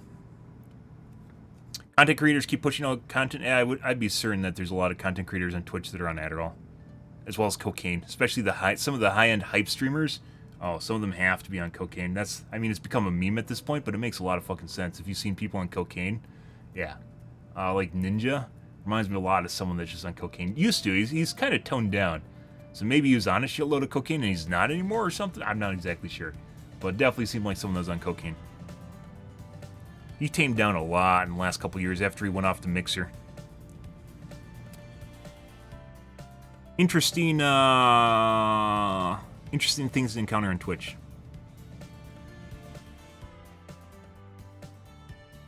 Yeah. XQC, I don't know what XQC might be on the spectrum. Like, he might be autistic, which I have nothing against, but that might be why. He might do cocaine though too. He genuinely seems like he is strung up all the fucking time, but then he also does like 20-hour streams and shit like that. Like, there's no way I can't live day to life doing that shit. That's fucking crazy. Be insane. Like, I would literally go insane if I had to do 20-hour streams, even like 12-hour streams. Like, that's the idea on Twitch, right? Is to do like 20 hours or 12-hour streams and then get a viewer base, and then you shift to something more acceptable. I've had jobs instead of doing that, for better or worse, because my Twitch stream hasn't grown that much. But yeah, that's another one. Some of the bigger streamers like that.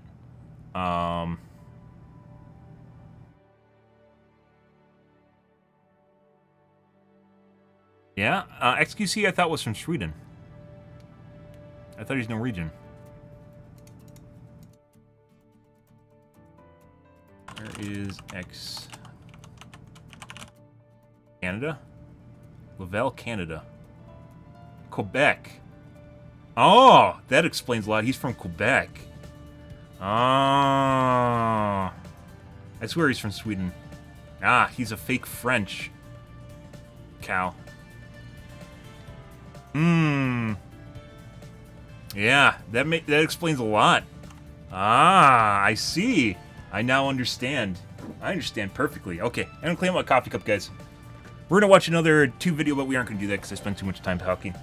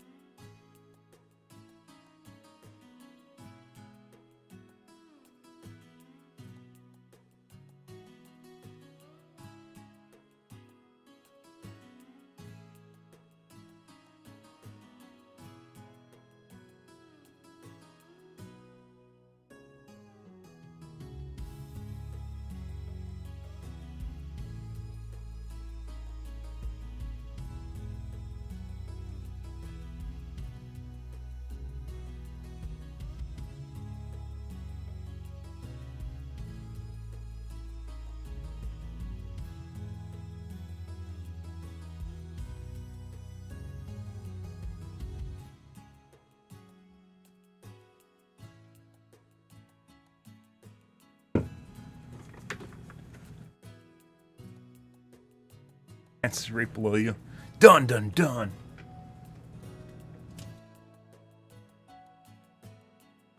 Good, good, good. Yeah, I imagine Gypsy's kind of turned, if you're still into like the lifestyle, probably just turned into like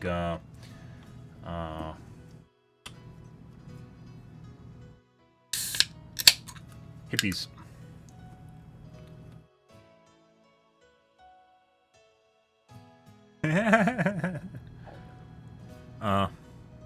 But anyways, yeah. Adderall morally, or Adderall.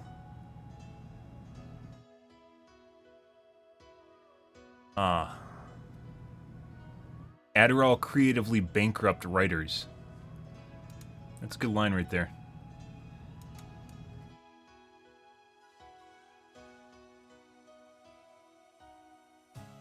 Fucked my... Oh, there it is. You know, these days...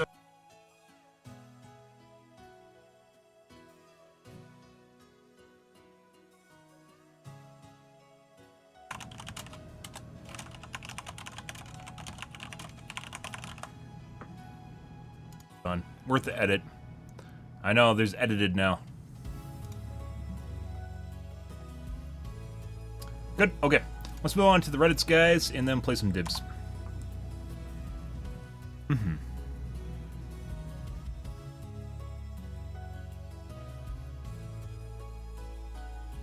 Good.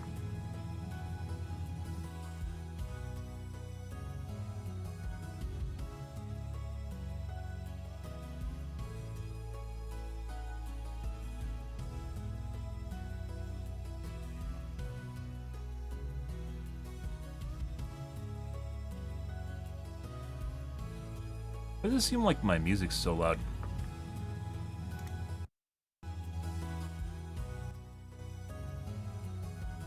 Are these just uploaded to be much louder? Like, why is it so loud?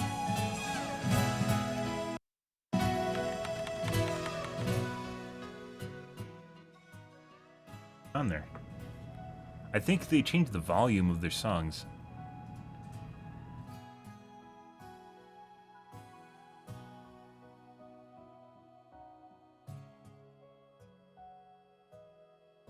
Out then, AMD Reddits.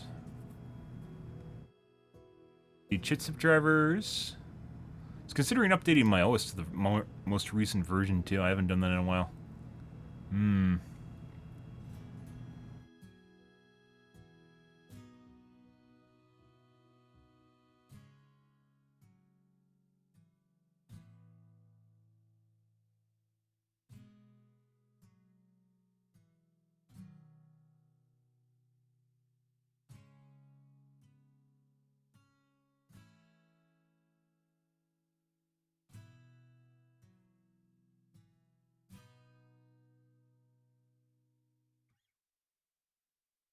Not gonna update my BIOS. It's a huge pain in the ass.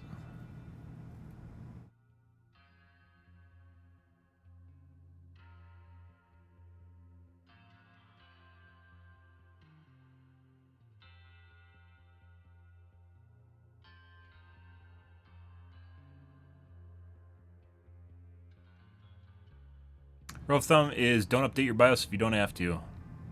Not always. AMD BIOSes have Agus updates in them, which is kind of like the OS that runs on your CPU, your motherboard. So updating them is usually beneficial. But not always.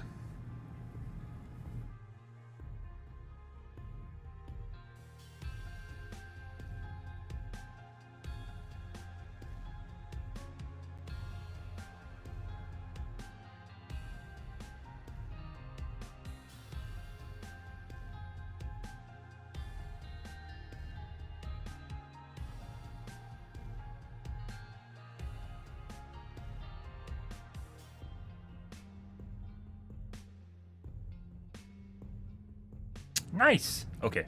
Nope.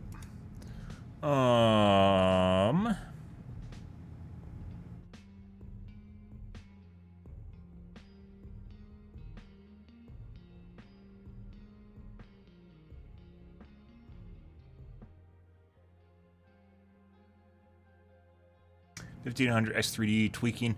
The overclocking restrictions on the X3D might even be lifted with the 7000 series, which is another reason to wait. Apparently you can get around it, but it's, you can fuck with your processor. You can damage your processor. DVD Reddits.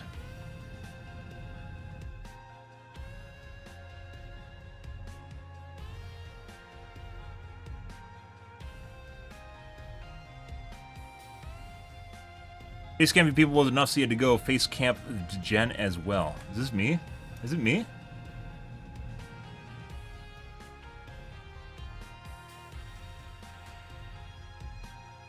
Can't wait till I'm on Reddit. Really good at what I do. Probably a reason I won't ever be on Reddit. The fuck? You just run past him in the door?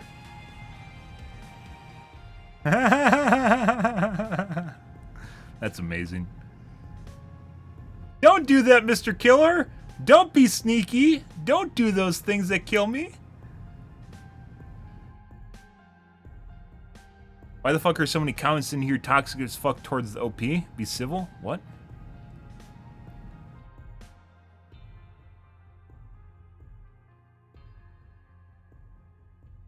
5 million IQ play, yeah.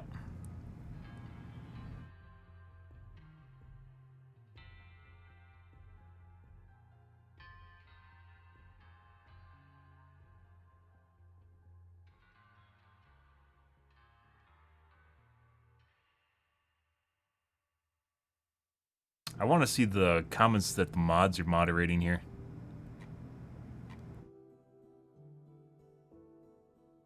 Unless these are toxic because they're supporting the Bubba. The players... they're toxic because they're supporting Bubba and not the survivor.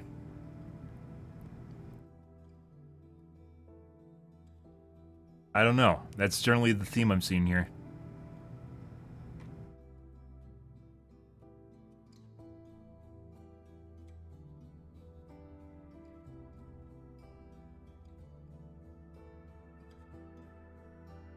Survivor with dead hard DS, a 48 charge medkit, and a syringe complains about the killer camping a generator after 2 people were killed, and only 2 gens were done.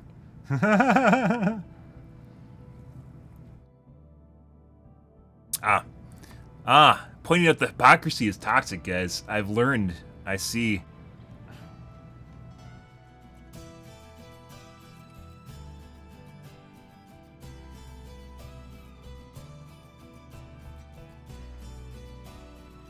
Oh, they pivoted. It seems after 3 hours, some people still haven't figured it out, folks. I'm using the shitpost meme flare. The whole purpose of this post was to be funny. For fucking sure. Yeah, that's literally backpedaling and pivoting in order to sound not the butt of the joke. to seem as though they're not the butt of the joke. I bet they had a huge laugh. Based on the kind of survivors I've played against, guys, I bet this guy had a huge laugh. When he is that sweaty, I bet he had a huge laugh. I for sure bet it. Uh-huh. Yeah, no way. No fucking way. No fucking way. That guy ate his fucking feet. Yeah. He legitimately thought the community was going to side with him. I'm for fucking sure. There's no way that this is a haha tongue-in-cheek post. Yeah, no fucking way. No fucking way. And you have to make something like the shitpost meme. It doesn't matter. Because basically it's commenting in meta. How people play meta. It could go either direction if he's actually making fun of the Bubba or he's making fun of himself. Yeah, no way. Oh, by the way, I had a good laugh about this. Ah ha ha ha. Yeah, totally you did.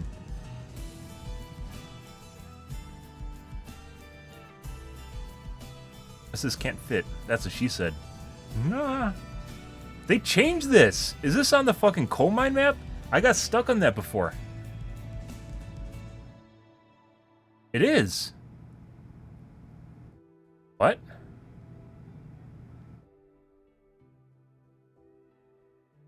I've gotten stuck on that ledge before, but you can get past it.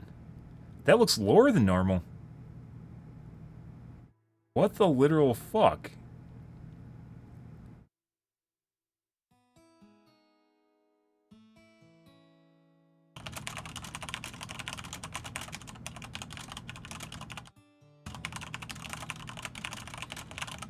Yeah. Yeah, he is. That ceiling is lower than normal, though. That's not normal.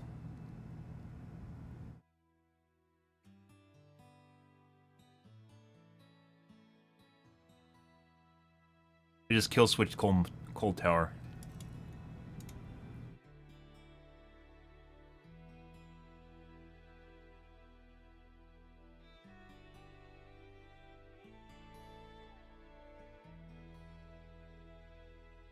Crazy.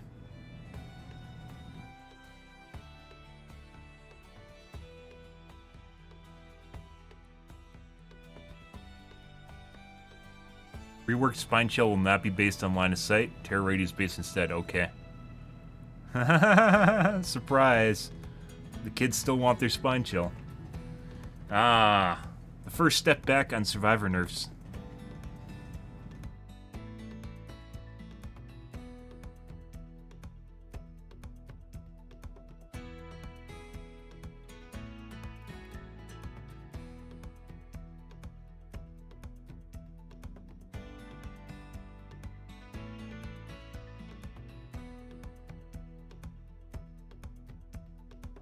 If you think that base game buffs are more killer side, you should read this. They aren't.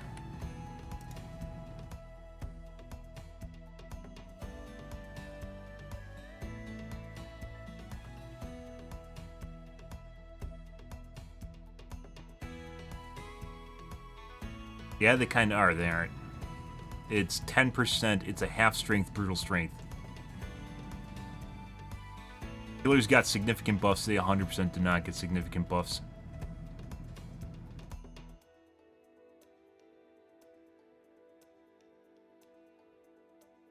We checked to see if my post yesterday got exploded.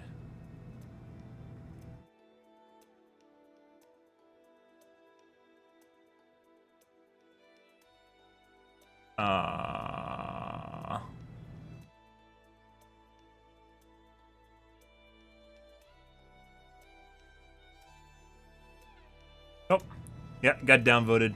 Darn. I posted my actual reasons I tunnel, and they got downvoted to 0. So then no one saw it. Got me good!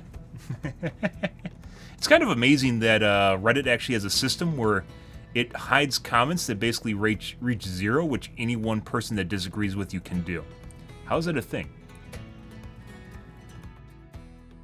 It should take like 10 comments before you get to the point, like the threshold where your comment's hidden. Like, it doesn't make sense. But you know, whatever.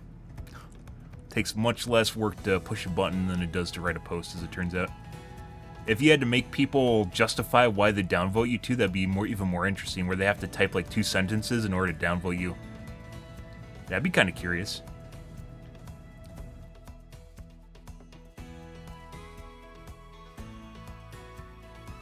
Yeah. I mean, it's to filter out the garbage, right? But it also filters out a lot of legitimate stuff that's just objectionable to people that are the majority, as it turns out. Yeah. It's one of the reasons I never used to post on Reddit a lot, but things have changed in terms of where stuff's read online, and you basically have to post to Reddit. Or you have to post to YouTube or Twitter, which is why censorship, or why free speech is so important on platforms that everyone uses. You have people say, oh, they're owned by a company, so they aren't subject to free speech, which is true. They should be protected by free speech. Because a lot of people watch them and use them as a way of talking to people because of the amount of visibility they have. Excuse me.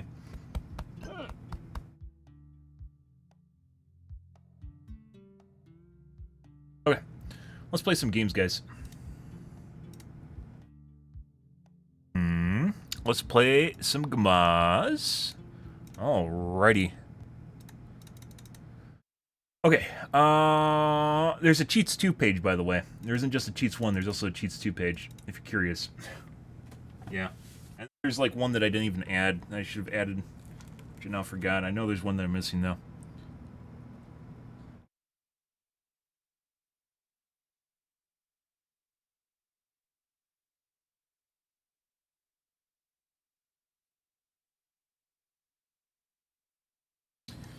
Oh, alrighty.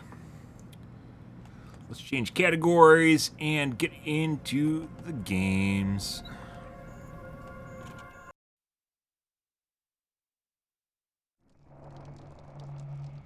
You'll run into a boatload of cheaters tonight, guys. We'll find out here shortly. But yeah, for the longest time, I never used to post to Reddit because it was a big popularity contest, and anytime you say something objectionable or something that's not part of the norm or the hive mind, everyone gets angsty and start downvoting you.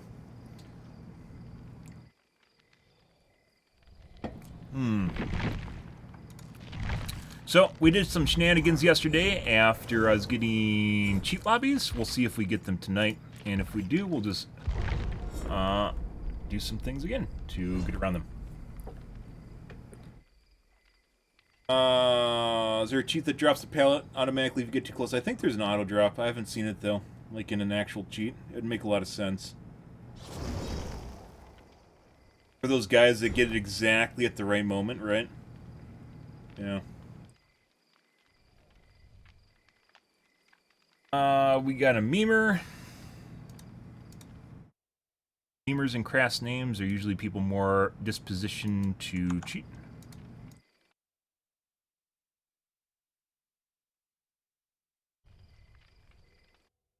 Crass names.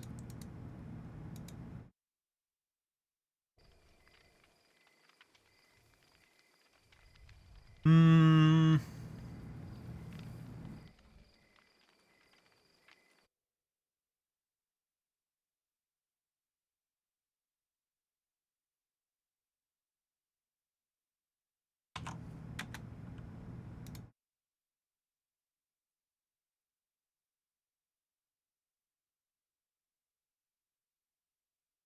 Fake TTV.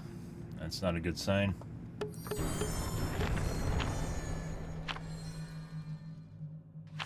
A bog, that'd be funny. Channel points reward play with cheats? No. I mean, I've thought about doing that for my own posterity, but no.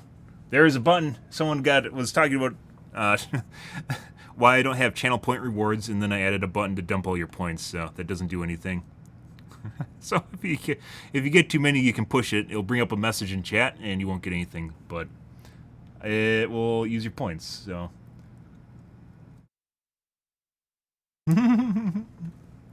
I've thought about it. I've considered it. I know kids like point redemption, but I also don't like doing stuff because people make you do them because of point redemption, so that's why it doesn't do anything, and why most channels don't even have stuff like drink water and stupid shit like that. They don't even do that anymore. God. I can only imagine what would happen if I had a thing where you'd have to make me drink water every time I said that. Like you pushed a button. Jesus Christ. Let's break our cuck doors. Oh my god. Look at the highlighted message, guys. Did you see the highlighted message in my super slow chat, guys? There's a highlighted message there.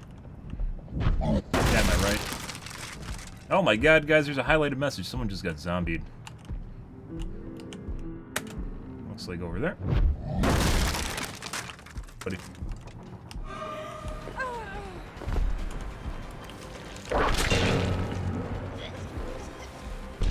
Chase her because she wants to be chased. She looks a little bit fast.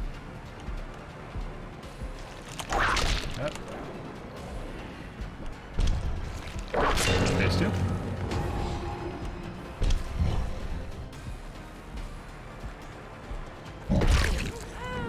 Not sure what's going on here, guys.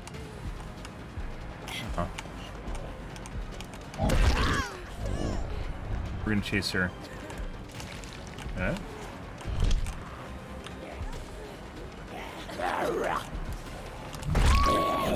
Fuck off, Meg. Got a zombie here too on top of it. Do we have a basement here? Let's see, they're just trying to fuck around. We go right on top of the zombies right there.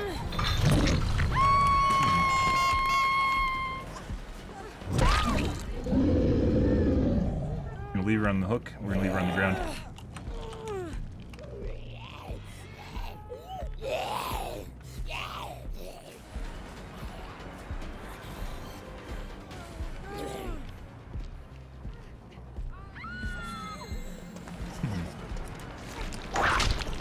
Bye.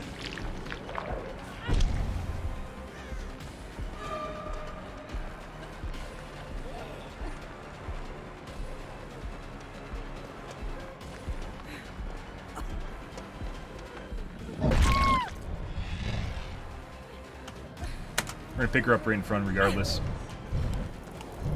Oh. Nope. Get the fuck out of here. Hey, buddy. Uh-huh. Nope.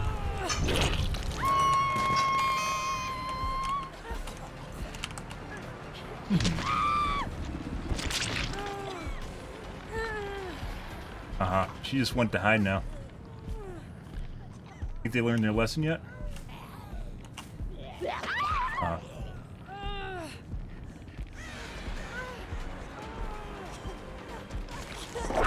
Nope.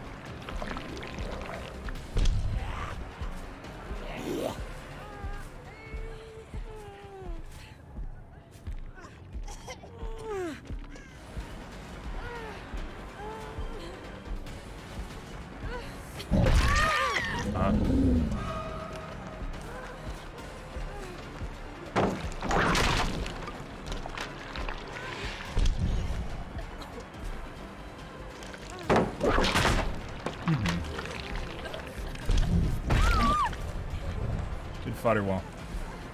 She's running faster than normal now. It's possibly toggled. Oh.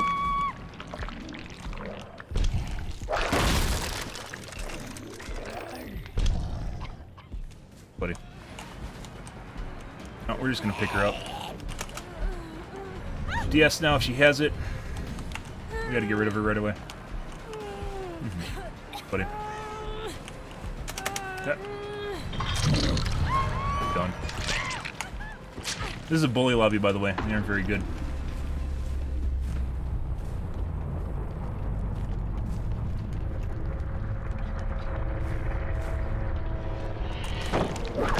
Nope. It's 100% a bully squad.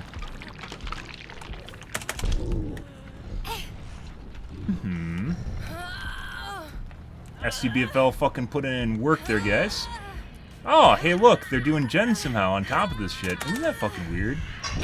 On top of everything you just saw, they managed to do gens. Good for them.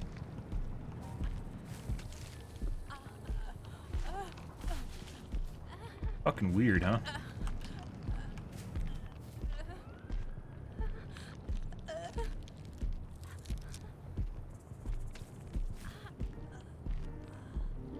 Good for doors.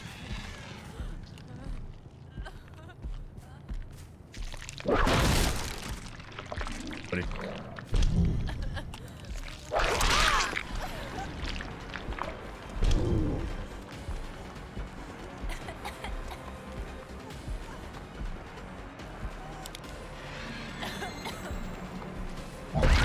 Oh. Hey, buddy. Huh?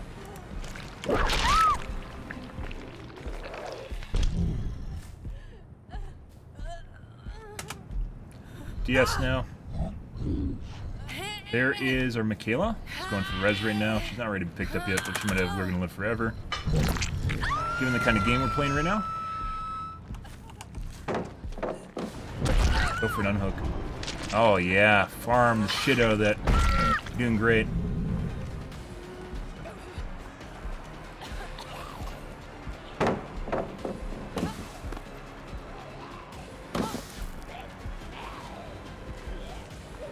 Huh? Good job, guys. Fucking fantastic job. Great job. You think she has DS too, or are they just fucking around? We would have actually been trying if we had DS. We would have been trying. You would have been sorry if we had DS. You would have been sorry, mister. You would have been so sorry if you had DS. Fuck off.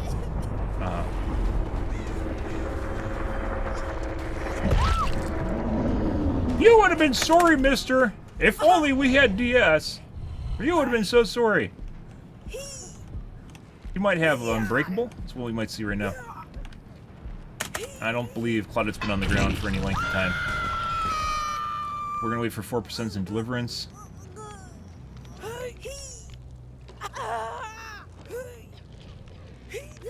Surprise. No. Surprise, guys. These guys also 4%. Isn't that fucking weird? Isn't that fucking weird? Isn't this so fucking weird? Isn't it fucking weird? Isn't it pretty fucking weird? Think she's gonna 4% too? That wasn't Deliverance, by the way. Think she's gonna 4% too?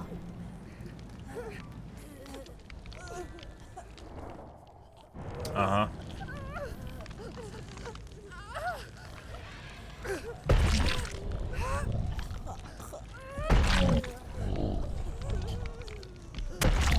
We're not even trying. If we were trying, we would have had Unbreakable. We would have had DS. We would have had so many perks, man. You'd be sorry. These guys fucking tried out their asshole, and they just fucked the pooch over and over again.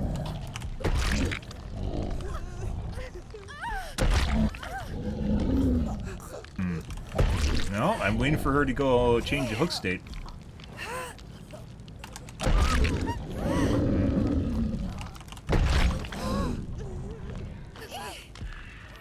We're gonna wait for you to go phase 2.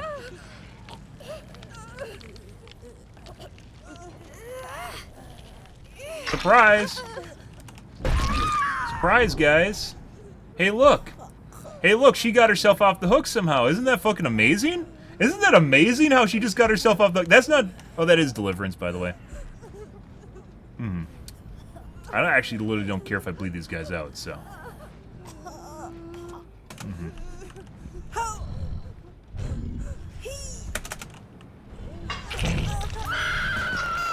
This guy might actually have Unbreakable. That was Deliverance. That's why he has a little plus symbol over there. It's because he got broken after he did it.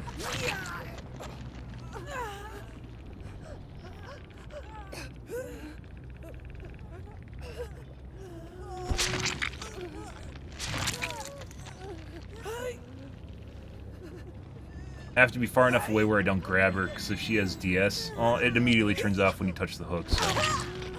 the broken went away, which is 60 seconds. That's a good indicator right there. That's the time at which it took her to, Unbreakable. Or, Deliverance. Deliverance has a 60-second, broken effect. So... Spotted some love? Oh, yeah.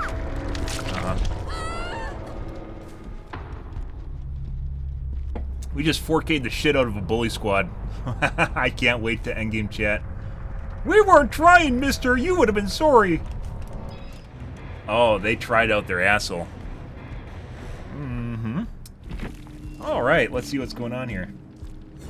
Huh?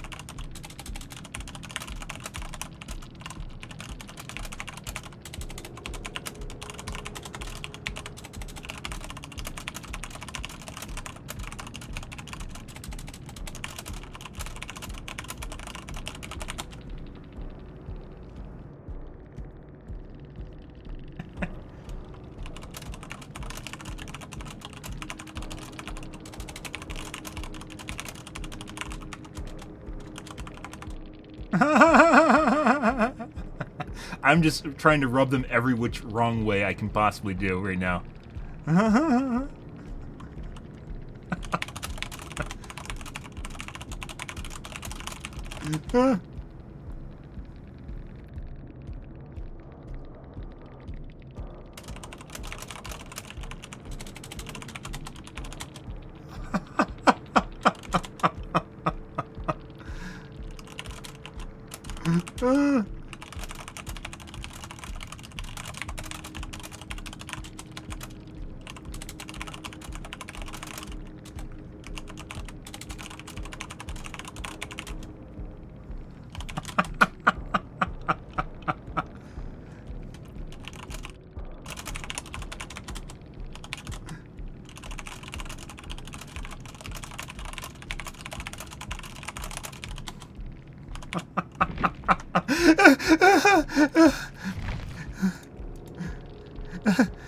Barbecue is more fun than NOED.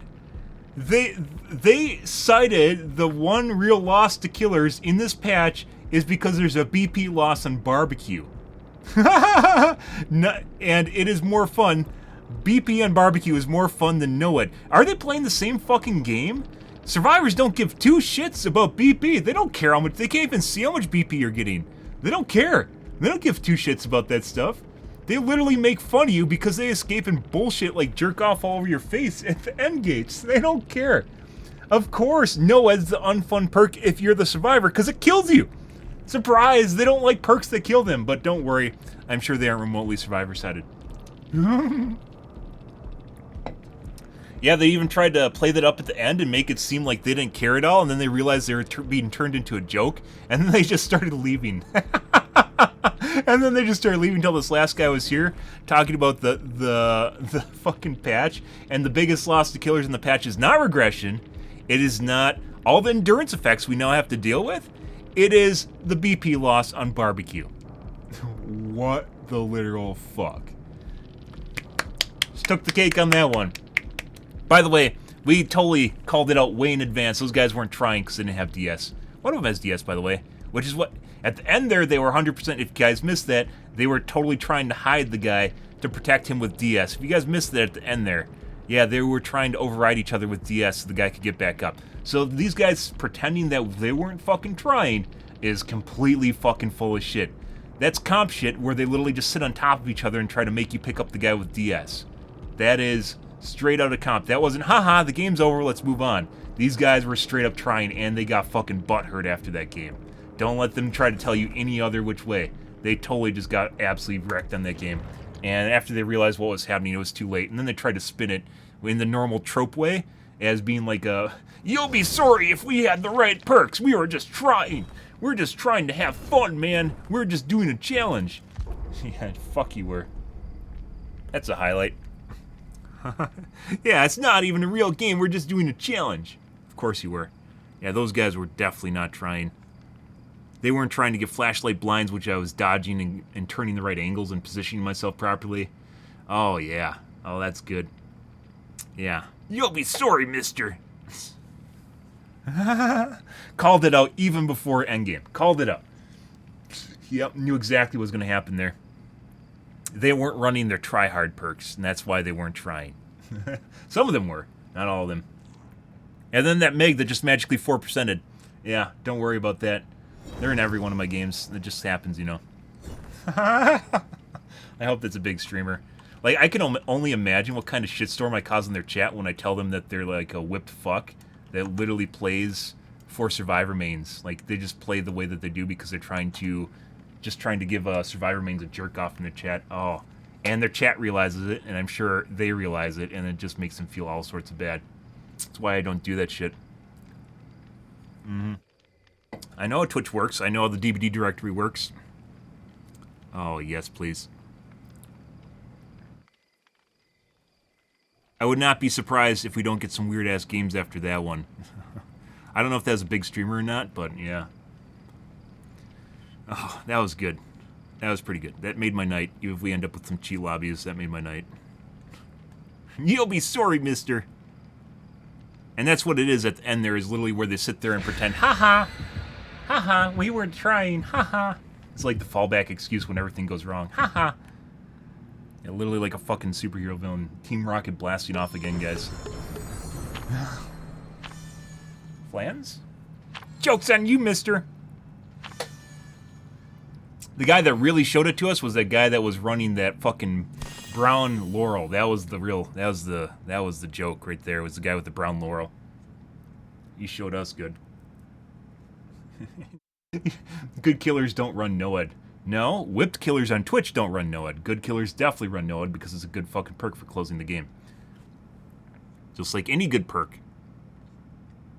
Why don't you just run Rune?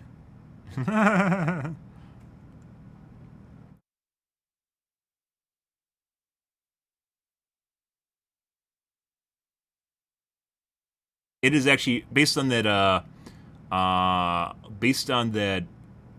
stat on that infographic we got from BHVR, the stat graph. It is a miracle that so many killers run Rune still. And it actually got it nerfed. Rune isn't a good perk. It blows up in the first 30 seconds at high MMR. People still run it at high MMR. That's crazy. That just shows you what kind of shitbirds are at high MMR playing killer. Like, insane. Absolutely insane. How the fuck can they do that and run Rune at high MMR? It'll blow up in 30 seconds. What kind of benefit do you think you got out of Rune? I don't fucking know. And if you run Undying, it blows up in a minute. Literally no value. Or they just pound through it if they're a high MMR squad. You'll be sorry, mister. What cam off for this one, too? I feel like this is going to be a karma thing where now I'm just going to try... We're going to play against like a fucking cheater squad that's going to try and shit on me because of the last match. Oh, that's so good. Not even karma. Like, am I karma'd because I shit on a bully squad? I think that's the way that it works, but it works that way with people. Uh-huh.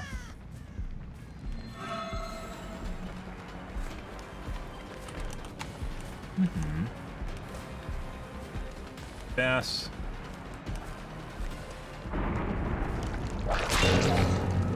No, it shouldn't have taken me 2 rounds to go around. Huh? We're gonna push him back, zombie.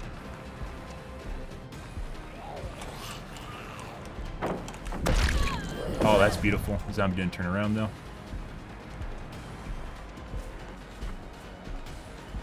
And dead eye for me? No? What about now? Shouldn't have. We're fine. I think they're behind me. They're trying to keep me away from that other side. Or over here? So probably on bus gen.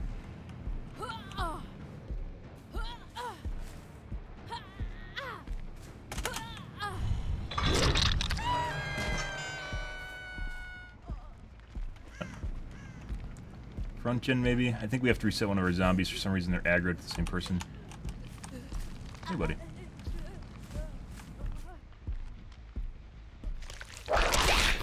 Rid of him. She's creeping around like I don't see her for some reason. I guess. Oh, she's not doing a gen, that's fine by me.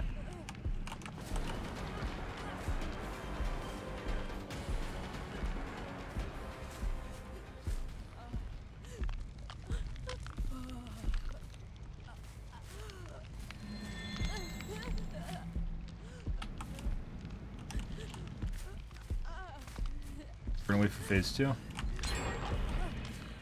That gen should not have that much progress on it.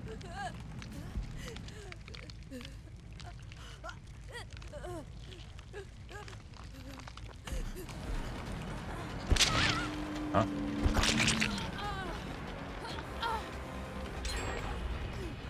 You just leave? There we go.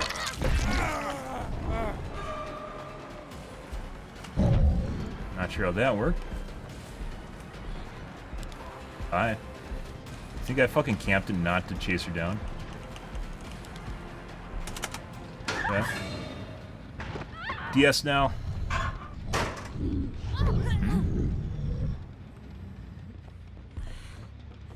Drop. That's not what we wanted to do. I was actually trying to pull up my whip and it wouldn't pull up my whip. That's the same bug that fucks with you when you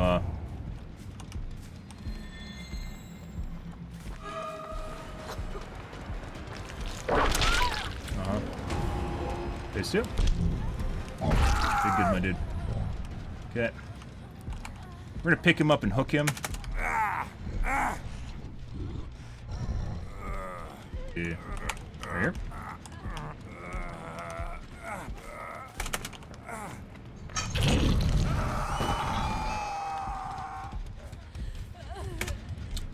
DS is gone.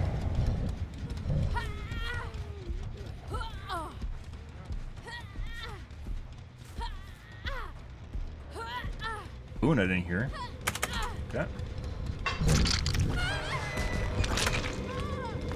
David's on the hook. We're about to see him get unhooked here. More than likely. No, they're just gonna let him hang. Okay. Let's go find their gens. There's one. It's 99. Other one's over there. We know where he is too.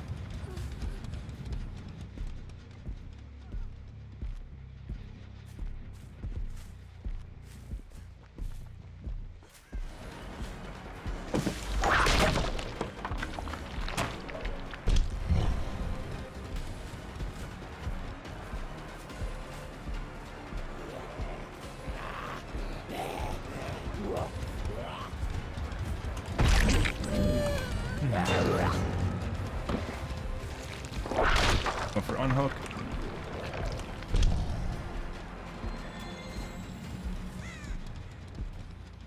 Alright. We're gonna wait for him to die. He's over there on the side. Other gen's 99 too. It's probably gonna be a 3K. Yeah, she's going for handle. Yep, doesn't matter.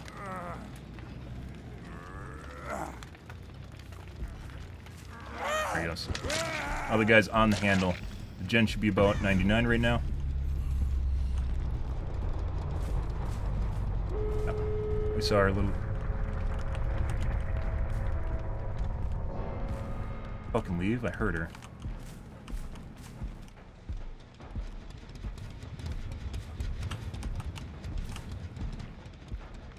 There she is.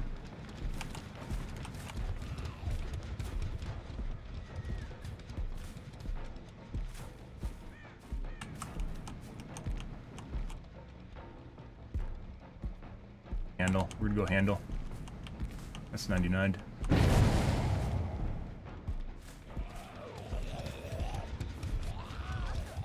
Matter.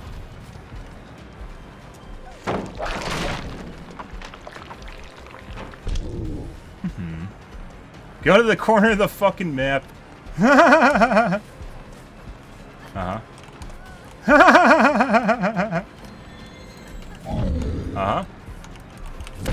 Oh. Now we're gonna bleed her out. Just to make this as painful as possible, we're gonna bleed her out in the corner while this other guy jacks up on the handle. So, uh-huh.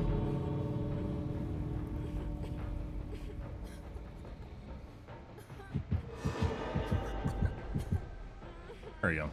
No, you're gonna get bled out for 4 minutes here while your friends watch.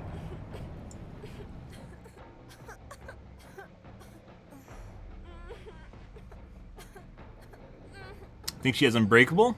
We'll see. Possible auto dead there hard there too.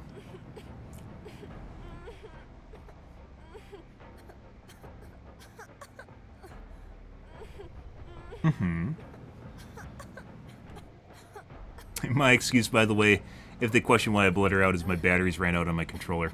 Uh-huh.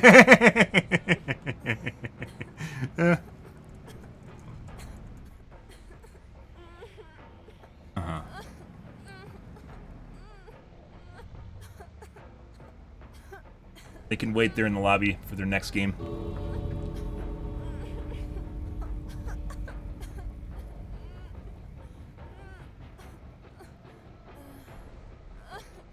I had to take a shit. No, I had to change out my batteries.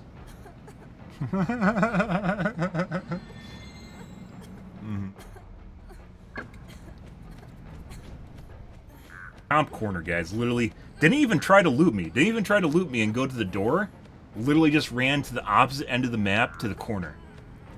Yeah, you can't make this shit up.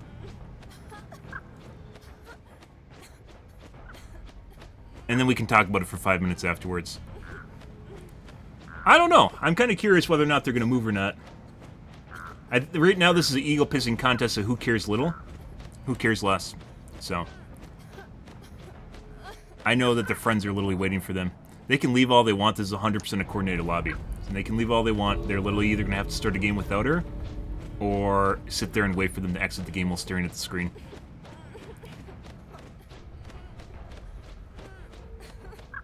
This is 100% a 4-man.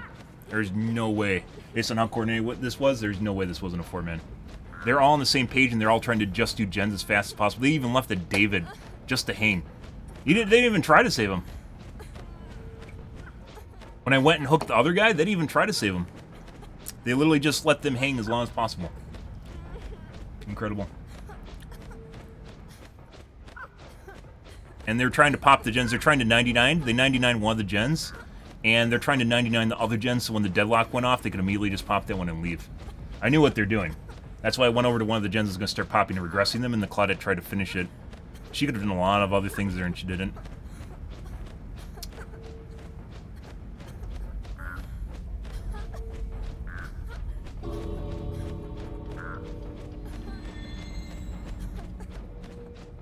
Good stuff, guys. Another, this, like I mentioned before, after our earlier squad, just get another one of these, like, right after. It's like they know. It's like they know who they're playing against, they have to show me good. This is a Just a Gen squad, though. Everyone exactly on the same page with that.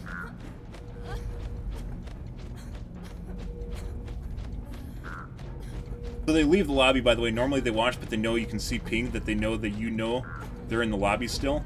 So they leave it so then you hook them sooner. It was 100% a 4-man. Maybe a 3-man. This is definitely a 4-man.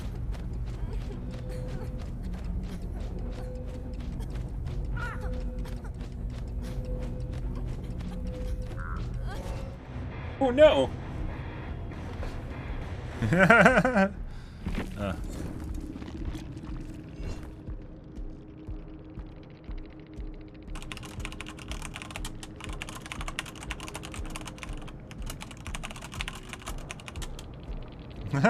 Oh, I'm alone. Good GGWP, y'all. Yeah, definitely. Definitely acting like he's solo. Definitely.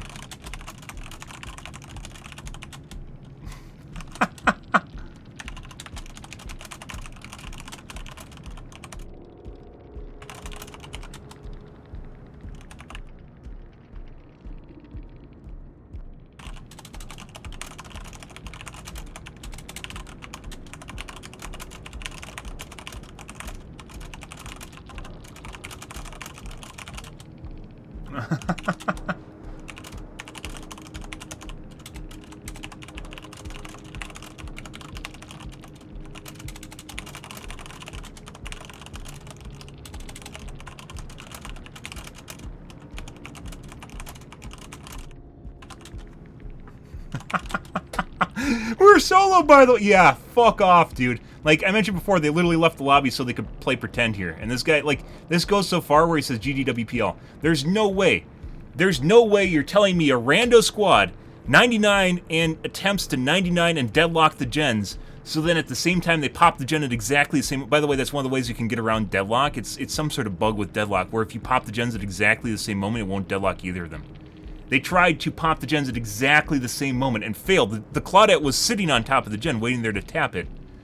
Popped and failed it because I came over and attempted it. And then they tried to play it off like it wasn't a 4-man. That was 100% a coordinated 4-man for sure. This was a very sweaty squad. And that was a Just Do Gen squad where they just attempted to just do gens and leave. And it didn't work for them. Once again, they got out with one person. That's what happens when they split handles, which is what they did there. One person went for the other handle and she went for the close handle. So we couldn't chase them both down. We're solo, by the way. GGWP. Even if you're solo, who the fuck would say that in this situation? Out of everything that happened here, why would you ever say GGWP all at the end of what just happened? I have no idea. No fucking idea. I would ask the killer why the fuck he didn't hook me at the end there if I was solo and this was going on. That guy literally went to a comp corner to go down on the opposite end of the map from the fucking Claudette. She knew exactly where the Claudette was, went to the exact opposite end of the map, and went down in the corner exactly opposite of the gate. This is 100% a 4-man. There's no way this isn't a 4-man. And then they pretend at the end of it, they just pretended that they're fucking solo. I told you they're gonna do that. And then they just, at the end of that, they just pretend they're solo. Yeah, no fucking way. This kind of goes, it shows you the lengths that survivors would go to BM and save face. That's all this game's about, is literally ego, hubris, and BM. That's it. People that tell you that this is about gameplay, no. Yeah, especially when they're dead. Why didn't she start crawling around, right? Why would you sit there for 4 minutes if the killer's not doing anything? Why wouldn't you actually try to find the hatch or something? Because even if she doesn't find the hatch, it would speed up the game. Because once again, it's all about ego and hubris. At the end of that match, it was nothing, it had absolutely nothing to do with getting out or saving time. It was about saving face.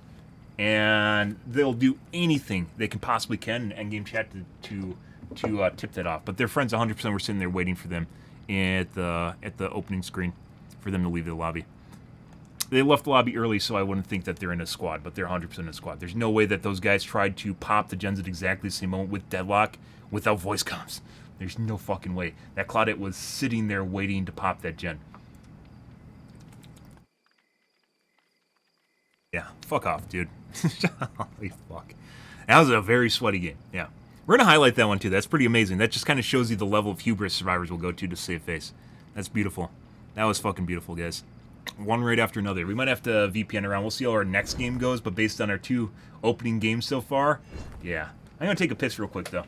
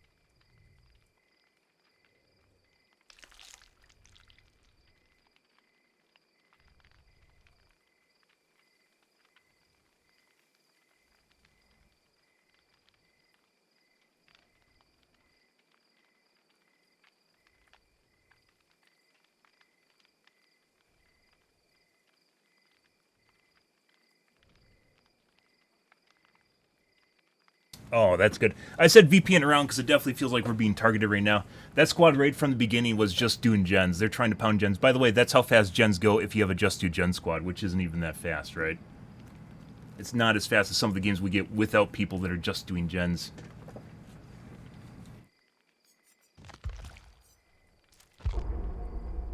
So if we get another sus fucking game like this, pretty outside the ordinary to get 2 highly coordinated games back to back. So I don't think anyone in that game was cheating. That was a just do gen squad.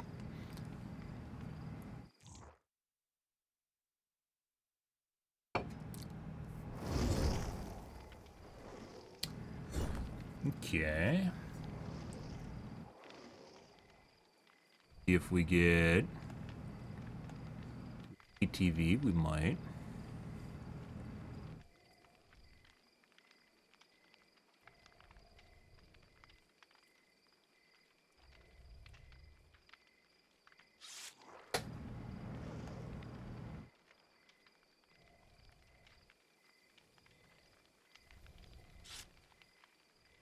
TTV that doesn't stream.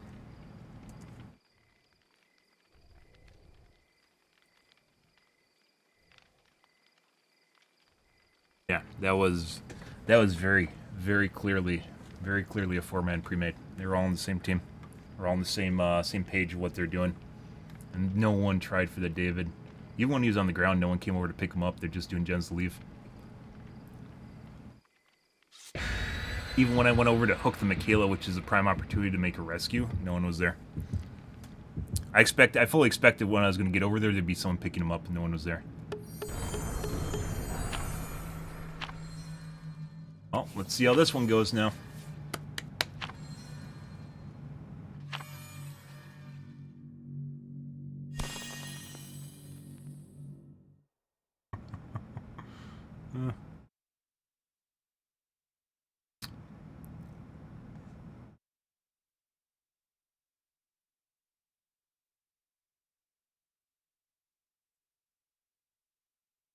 Once again, if we get another fucking weird game, we're gonna VPN. And disappear into the darkness.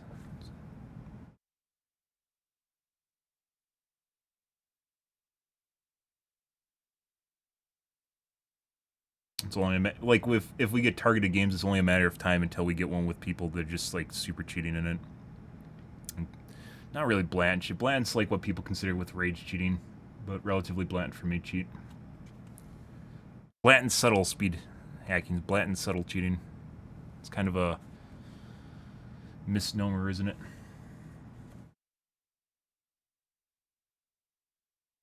I had to change my batteries. He didn't even talk about the fact that I left him on the ground for 4 minutes. Didn't even talk about it one bit. So fucking weird. Just GG WP all. Except killer. Like, even you'd expect that, like, GGWP all except killer, right? Uh-huh.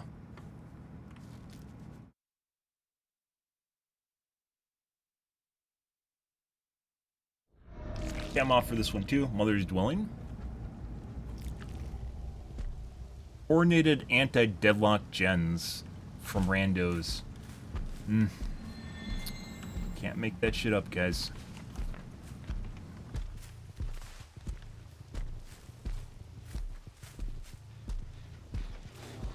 People.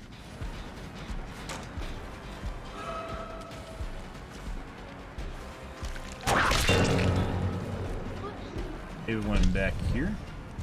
Hey, buddy. Nice too. Gonna drop.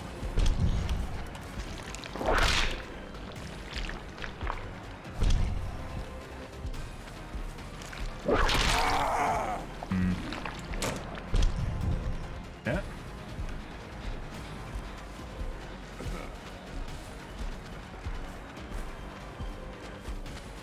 Drop that. Dead hard.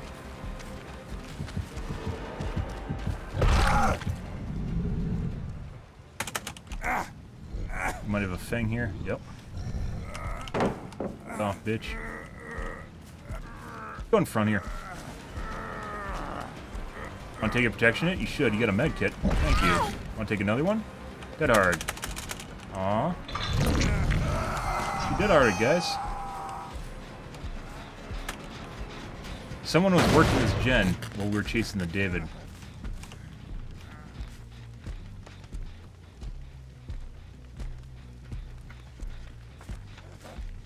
Killed.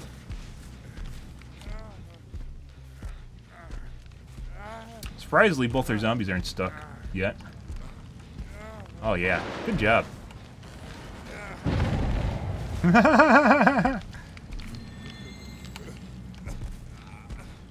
Hopefully you can convey that over voice comms since I'm not part of their party. Actually looks like our zombie over there inside stuck. One of the nice things about overcharge is when it pops, it actually still regresses. Like, she has to tap it again to stop it. There's her Claudette. No pull.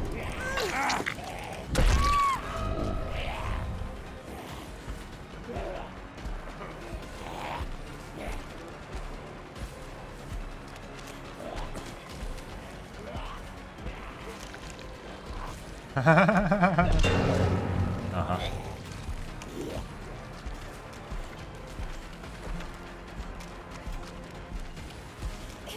What are you doing? Why don't you vault the window just now?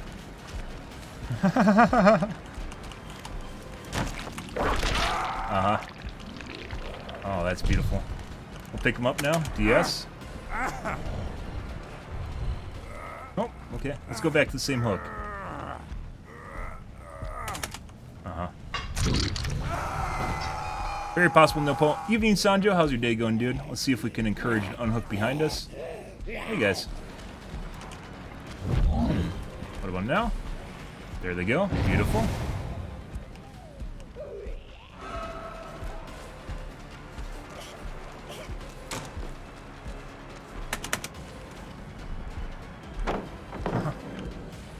Uh-huh. Let's see if we can get a hit on her too. There you go. DS now. They might still have it. She broke the pellet. aren't going to go to the front hook because we have a hook literally right here. I'm dead.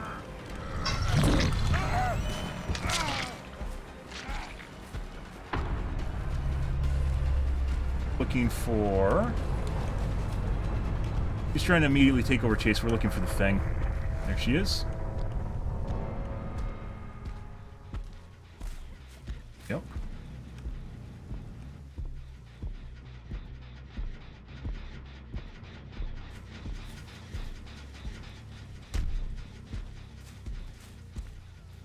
Scratch marks.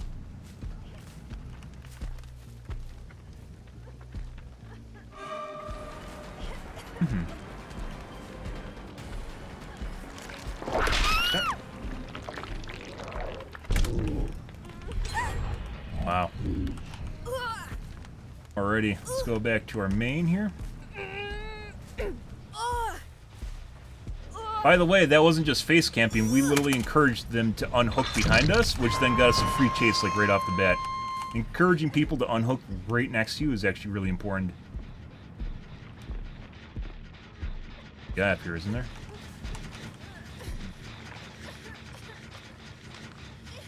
Hey, buddy. Tap.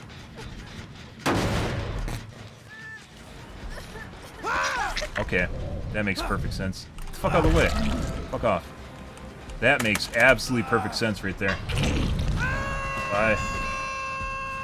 Now whoever has to leave her gen to come over and unhook him.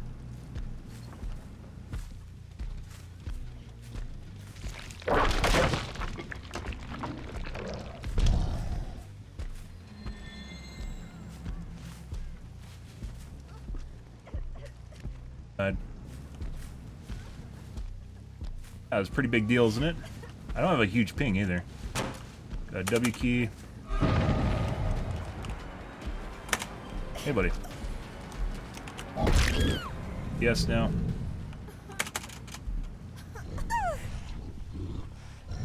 Like I said, if they're on the side of the building, when I come out that window, I know exactly how much time it takes them to go around, and she could have made that. Which is when they do make it, it is really sus as shit, which is what I call out. And we had a guy in here, like, what, 2 weeks ago, was like, nuh-uh, they're just better than you. No, it literally takes a certain amount of time to go around the side of the building. Like, there's no other way around that. Yeah, we're here.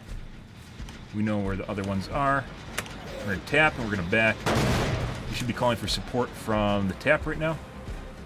Should see coming for unhook. It didn't, actually. Okay, she probably tapped again at this point. Here, I got another one for you. Have that one. I'll go back to hook. Good mini game, right? There he is.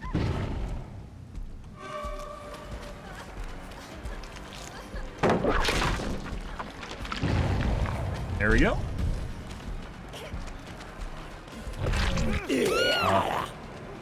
Hey, buddy. You think she saved the DS? Let's find out. I'm dead. How the fuck did Tap leave with no scratch marks? Good question. Went up to do gen? Decided against it. What if we go over to this gen this chick's working on?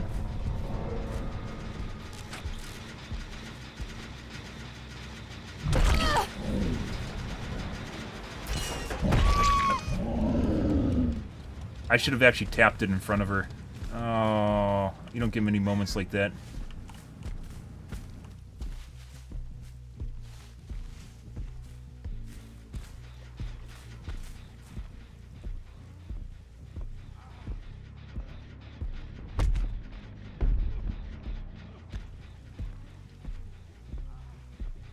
Is it a fucking locker? Oh my god. Okay. Yeah, it would have been a better choice there, but I was trying to grab her off the gen. But they do that thing where they sit there and they crouch to throw you off.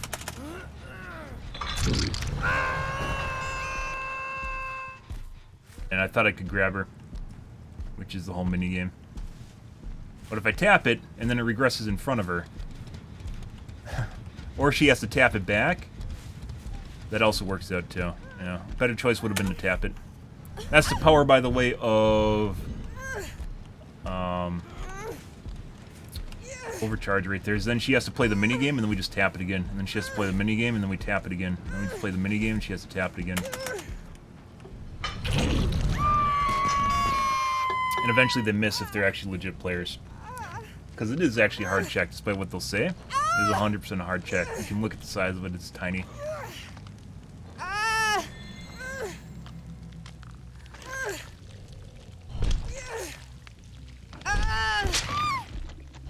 You're of no further use to me.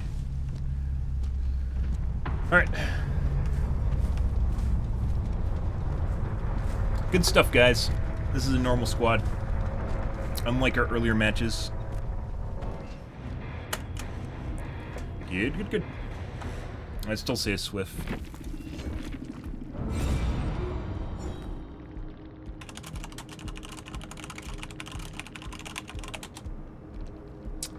We have BT, DS, DHBT, secondary meta. We have adrenaline, irons, prove thyself, boons, more adrenalines and irons.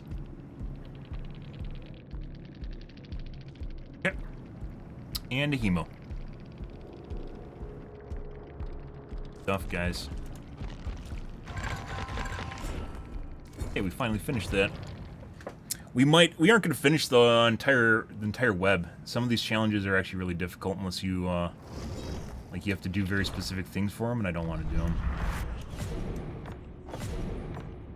There. Malicious. So this was the hard one because this is our chase emblem, which is the one on the left, and that one I usually get silver on because I hook camp. The rest of these should be easy. But this one requires you to play exposed. This one requires you to use certain perks.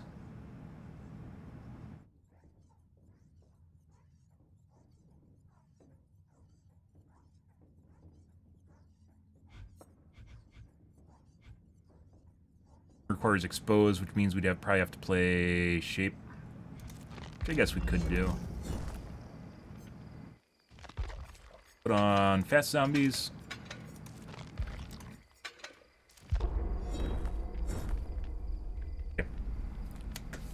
Nice bug, yeah. You mean where I literally grabbed him off the hook and then the survivor gets unhooked in front of me? Yeah. You think with validation that BHVR does, that would never happen, right? Because of validation, but there isn't actually. It just gives it to survivor no matter what. Even when you grab them, it still gives them to survivor. Fuck off, BHVR. Validation.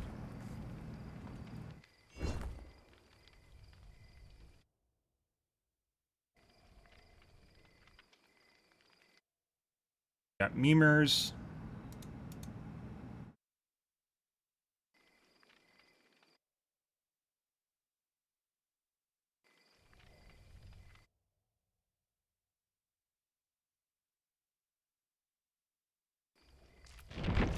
Dodge.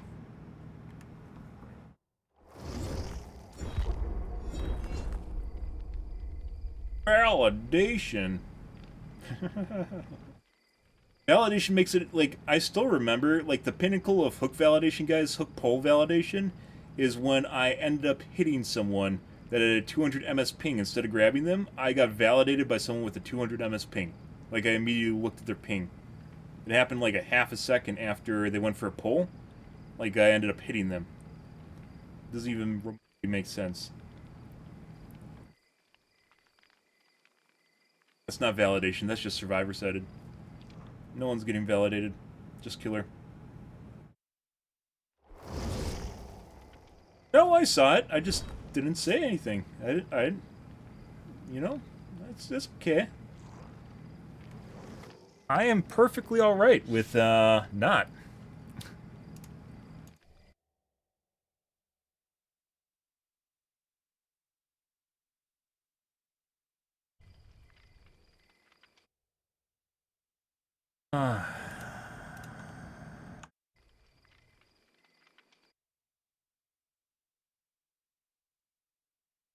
This is a streamer lobby. And possibly a fake streamer lobby too. I don't know if I want to play this.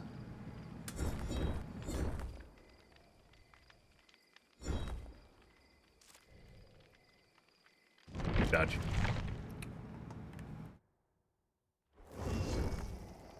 Like, it was someone with a prominent streamer name who isn't streaming right now, and I don't think actually their Steam name is not what it was in game.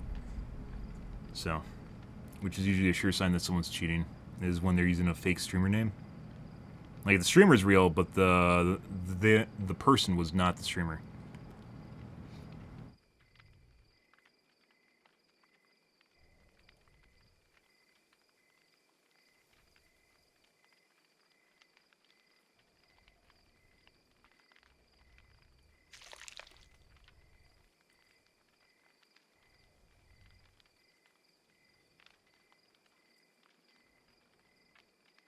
Everyone's playing that new shitty EFT clone, the Cycle.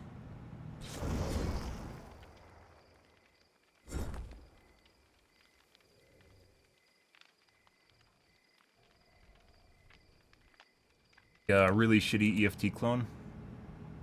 Guess whatever. It's basically the same thing as DVD. Whatever actually elite is along the same vein.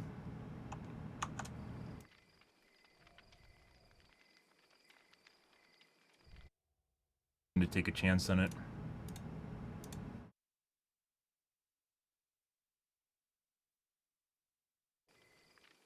Cycle Frontier.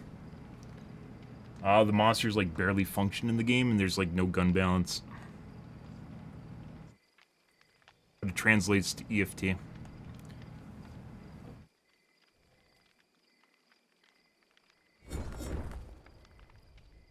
I wish you could see the ping of survivors before you ever enter the game. Not just because it'll let me dodge, but I'd also be able to see if players are legit, because I know some players are from certain areas of the world. So it'd help me check right away whether or not they're legit players. Like streamers, for instance. Her name. Can't lie about your ping. You make your ping higher than normal, but you can't make it lower than it should be. Because it's based on physical transit of data. Well, electrical physical transit of data, which is still physical. Because it's physics. Latency is literally the amount of time it goes bing bing. And it gives you a readout. Actually, that's round trip. RTT is bing bing. Ping is just bing. Escape from Tarkov. The one where you go in with loot, and you loot a bunch, and then you die to someone camping in a corner. It's horrible, and you get mowed down when you should win in a situation. You get mowed down by someone who has a bunch of cheaters in it, too.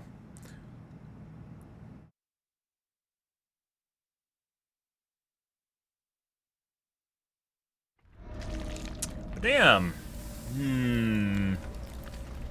Once again, well, we are getting Handfield now with cheaters, but this is one of the cheater-favored maps, so maybe sus, get rid of the cuck door.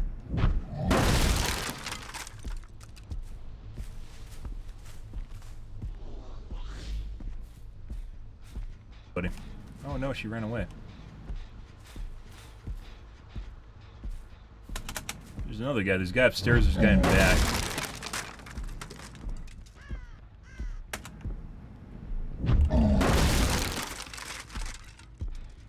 Guy came back.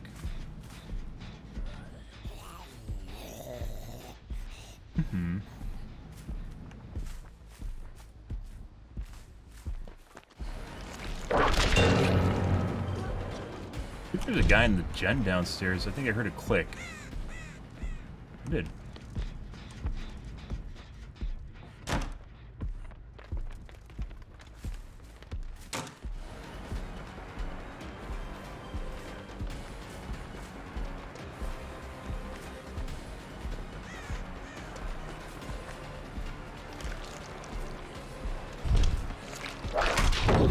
A hit.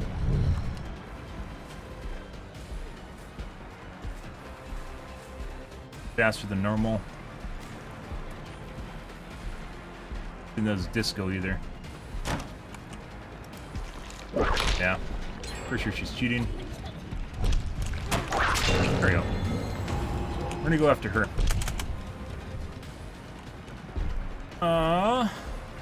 Because she fucked around and fucked up, so. Also, the Claudette looks faster than normal.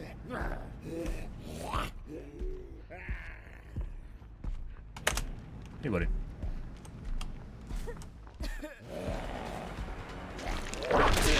My God.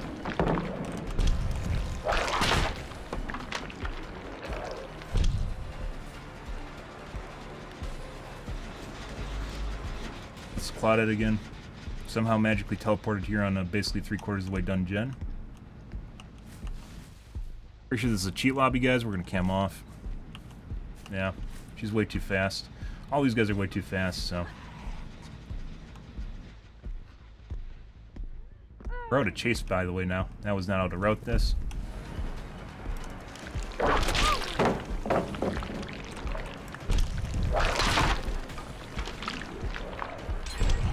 Pretty sure we got a cheat lobby. Yeah. Good stuff, guys. I said it was only going to be a matter of time. So we're going to VPN after this match. Probably going to be 1 to 2K. This is probably going to be 3 lap. We'll see. Oh my God, she played the car when she didn't need to. Good for her. What the fuck? You're so fucking bad.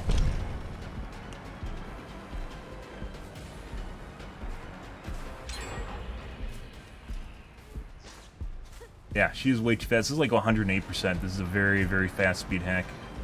Just like the Claudette, she sped up after I got in a chase with her. They are committed at this point, so it doesn't matter.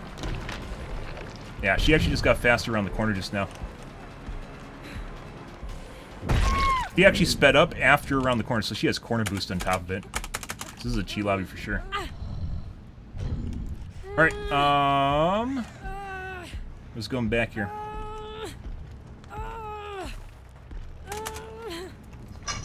Good stuff. I would not be surprised if we see our...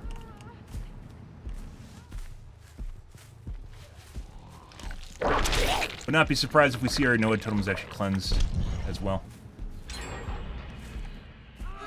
Yeah. Yeah, obsession, because they know I have SCBFL before they actually know.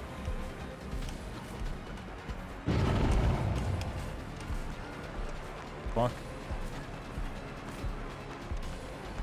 Yeah, they're both cheating.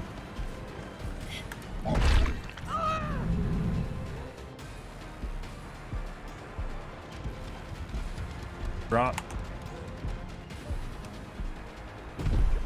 Hey, look, she has balanced landing. She doesn't have lies. She doesn't have overcome. She doesn't have anything that I thought she had. Unbelievable. Fuck out of here. DS now. Yeah, let's go towards school. I can't make it to the basement.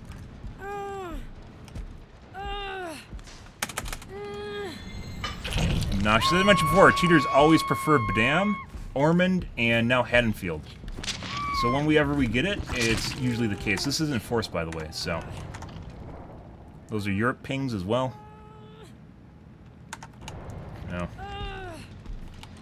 Gen's 99 for sure. No pull. Hey, look at that, guys. Isn't that fucking amazing?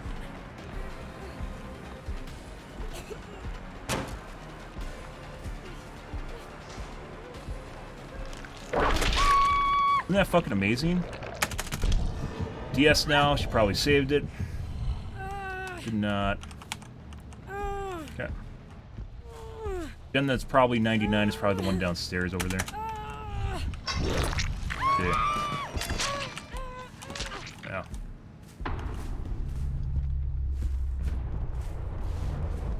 Hey, look, our zombie just stuck. Cool. Good stuff. Gens are not 99. Is it downstairs in the school, then? Is that the Claudette? No. She's very fast, too. That's like a 109. We're gonna leave. I don't think any of these guys, we aren't gonna get a better chase. We're gonna go check our gens real quick. We aren't gonna get a better chase, but they're definitely cheating, so it doesn't matter.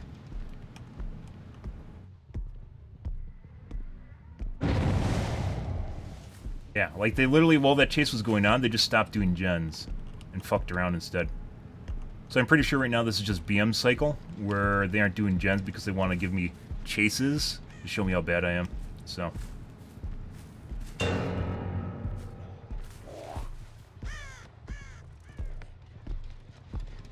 Oh, there's a guy upstairs here.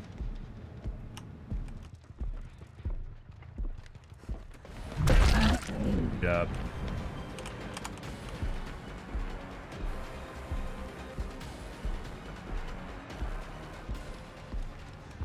That gen, by the way, had way too much progress on it for like 2 guys to be down there after it popped.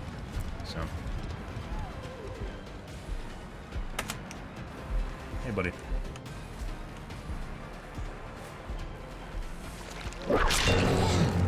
He's gone. Drop. What the fuck are you doing?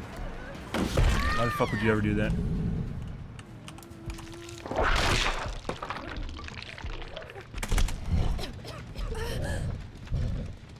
Easier chasing our other guy, by the way.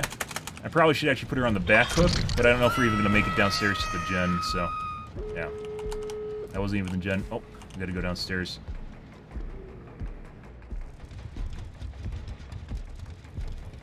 Yeah, very weird. Wait it up. I'm gonna go for a 2K. These guys are cheaty as fuck, so... We're probably gonna see my Noad totem explode here in a second. They shouldn't know that it's active yet.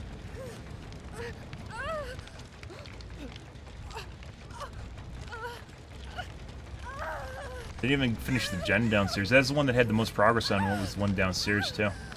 They had a lot of progress when we left, and instead they finished the one in the corner on the other side of the map.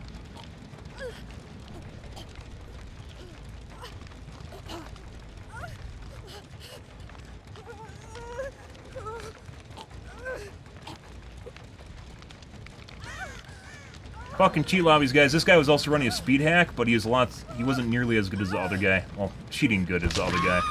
So.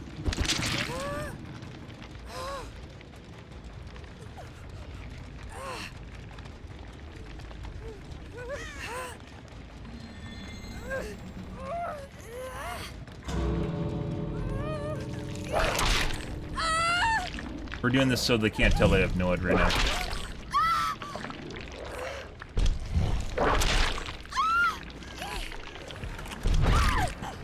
Nope. I did it on purpose, you stupid bitch.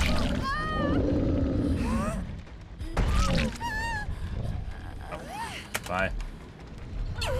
I should really wait for the other guy to die before I hook her. Oh, the whole reason I should have waited, by the way, is because she may actually have either Deliverance or we're going to see a 4% here. So. We should still be able to figure it out.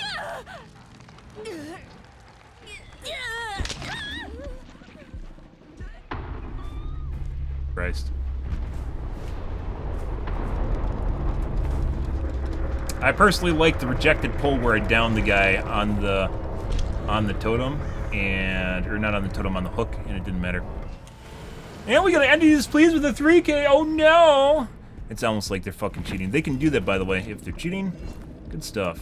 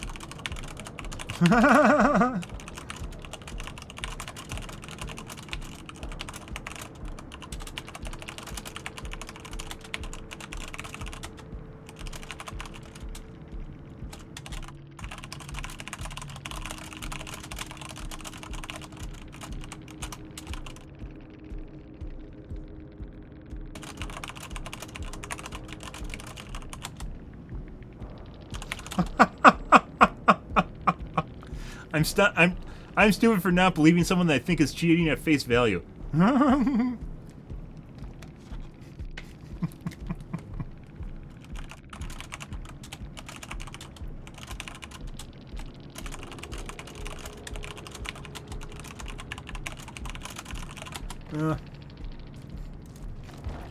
GG. And they're gone. Okay, so now we have to do reports. All of these guys were cheating. This is part of a cheat lobby. Young Jin was cheating. Kate, we saw Toggle with the weird-ass fucking name, which can't be on... I'm pretty sure this is not PlayStation. You can't do weird characters like this on PlayStation or Xbox. This should have been a dead giveaway, by the way. And I didn't think about this at the beginning. When you use weird Unicode characters, you can't do this on PlayStation or Xbox. Claudette was cheating as well, but not very good.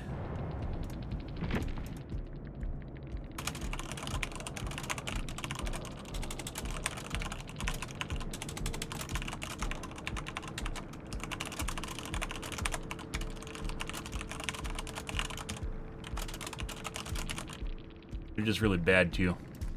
Like all they did was W key across the map. Kate toggled on after initial window hit.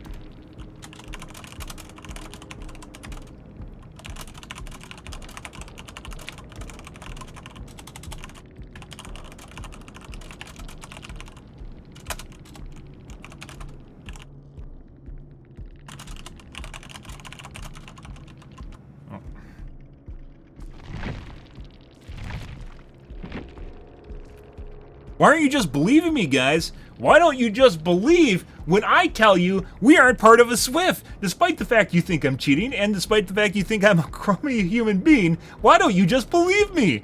I don't know. You tell me, Mr. Cheater. Why wouldn't I believe you? I don't know. Maybe there's a credibility issue here. I have no idea what else could be harming your reputation besides the game we just played where you were really sus. Just saying. Oh, you're dumb for not believing me. What the fuck does that mean? You're a fucking idiot for not believing me? What the fuck? Fuck off. Go fucking gaslight someone else.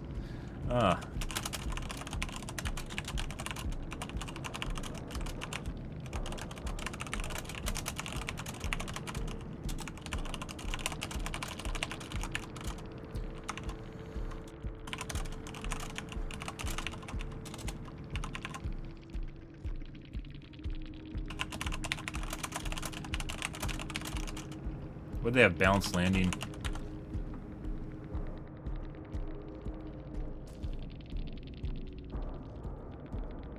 Yeah, they were definitely cheating. This guy was doing corner boosts. We saw that right there at the end at the House of Pain.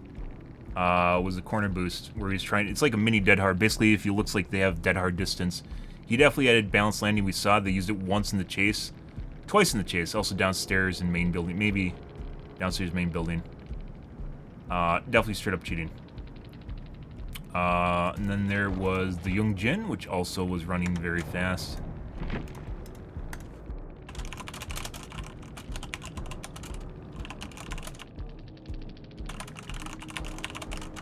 Who's the one that had that fucked up where I hit the guy and it didn't matter and he unhooked him anyways?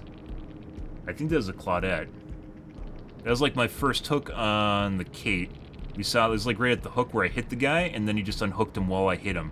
And he's going like this, and then he still got unhooked in front of me anyways.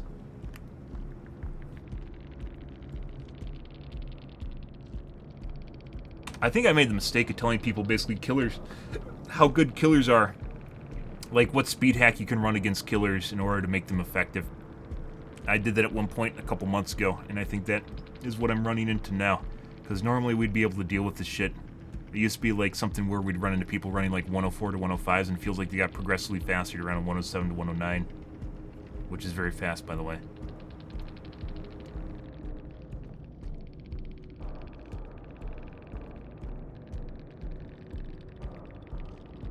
Yeah.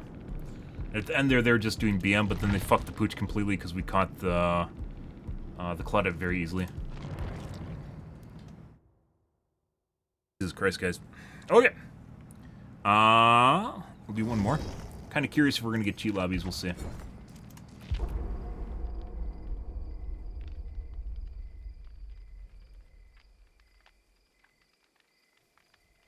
Good stuff. Time to catch. The amount of time someone can run in a straight line before you catch up to them. Yeah, no. Might have even done better chasing the Claudette, because she was very easy to down.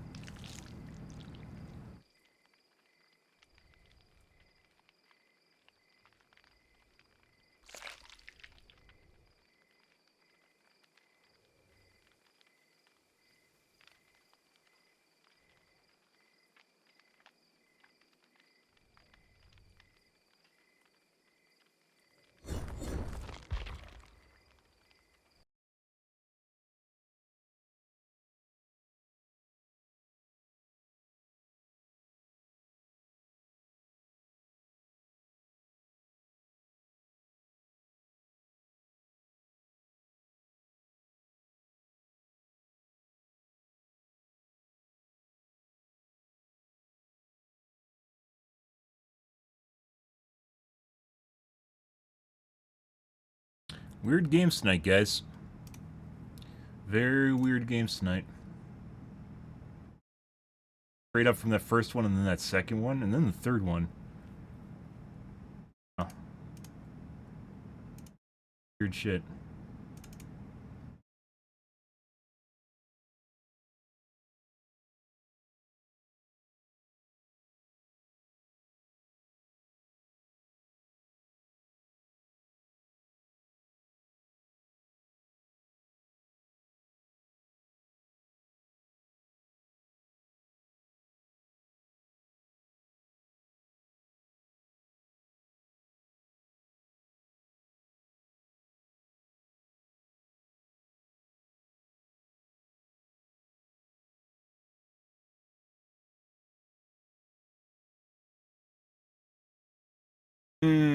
One moment, please. Please stand by. But yeah, like I said, just a moment you get Ormond or Badam, like just immediately spider sense tingles. Because it happened so much, exactly like that last map. I don't know why they like Badam, but they do. Just like with Ormond, I don't know why they pick Ormond. Haddonfield makes sense.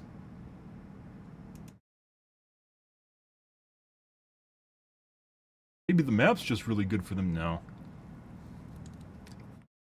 Ormond's not that bad of a map. I assume cheaters pick Ormond because it's just really visible and you can see where everything is.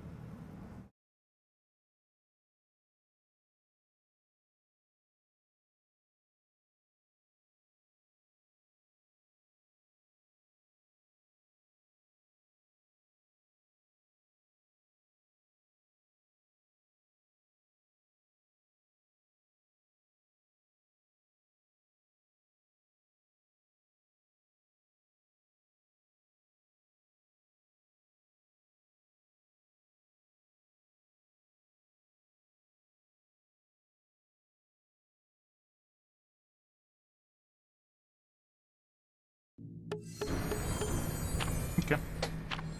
We'll see how this goes.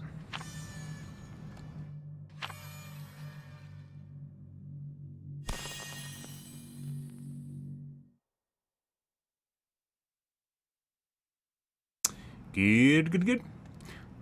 Happy Mondays, guys. Hope you guys are having a wonderful evening.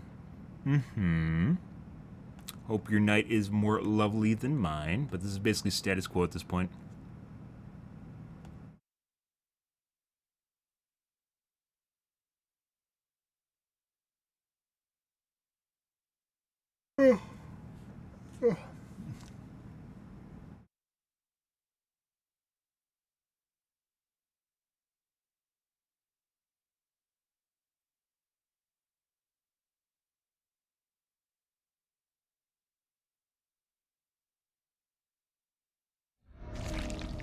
Third aisle. This is another W key map on the main building.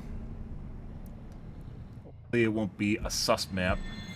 Hasn't proven to be a trend yet.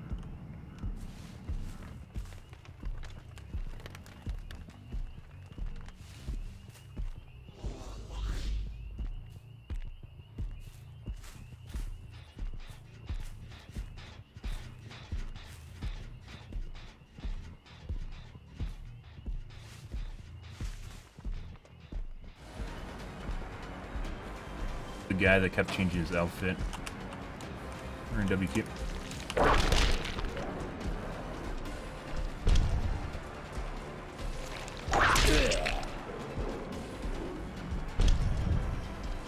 Fast. No.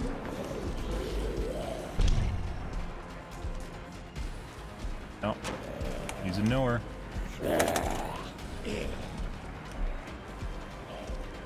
Nope.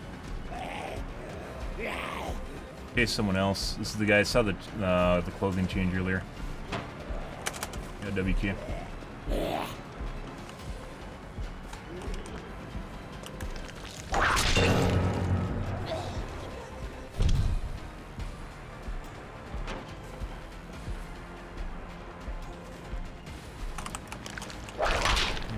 Felt like I should have hit just now.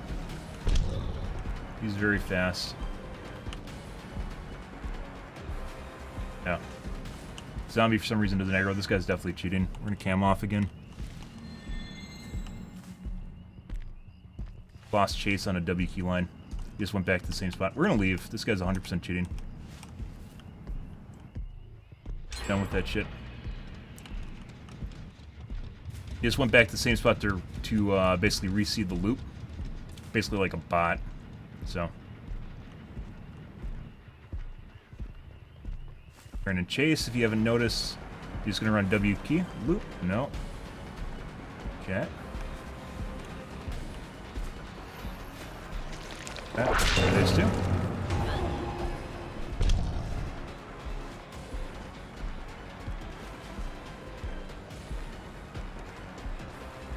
Doing.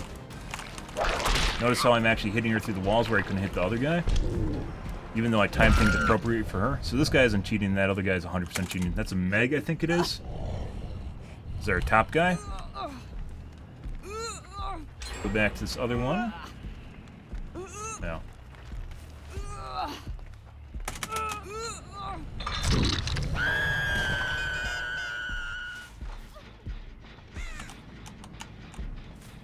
Or tap. Guy left. That's, she also looks very fast. And she's 100% cheating for sure.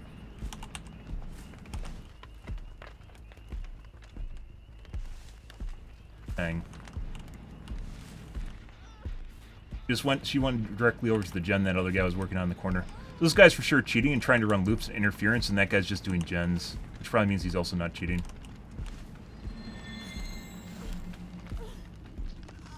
Fast lane? Good. Fun games tonight, guys. So I just did some VPNing, but I also did not change my username. That's intentional. Like the guy that was actually... See, it's the same guy. The other guy that went over, that was actually doing the gen, went over to the other part of the map. It wasn't the thing, it was the Nia. Go. Scratch marks leading away either. Cool stuff. Mm-hmm.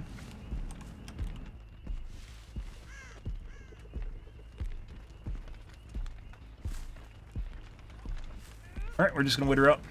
They're gonna just do gens at this point. We'll start BMing as well. Get them to actually attempt to do something.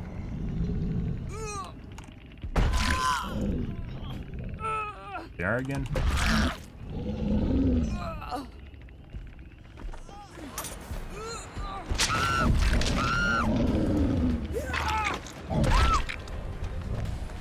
Did you even look at the flashbang?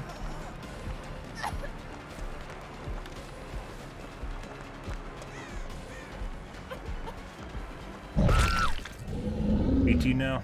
Excuse me, DS now. She definitely has DS, that's why they actually went for an unhook. Okay, maybe not.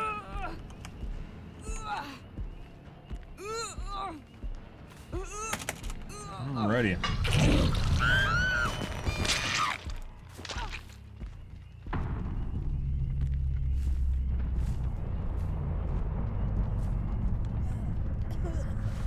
No, this is the guy. It was the Meg. It wasn't the Nia. It was the Meg earlier. For sure. Actually, we're just gonna go back over here.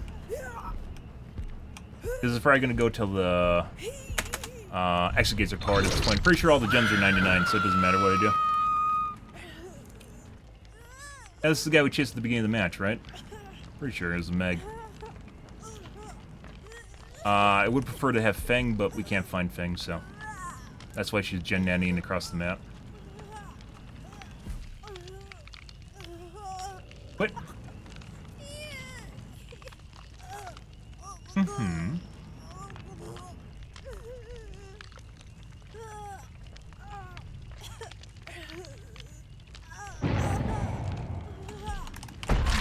I don't give a shit about you popping gens when you think that I give a shit about the gen across the map that's 99. You can fucking suck my dick, dude. Yeah, surprise.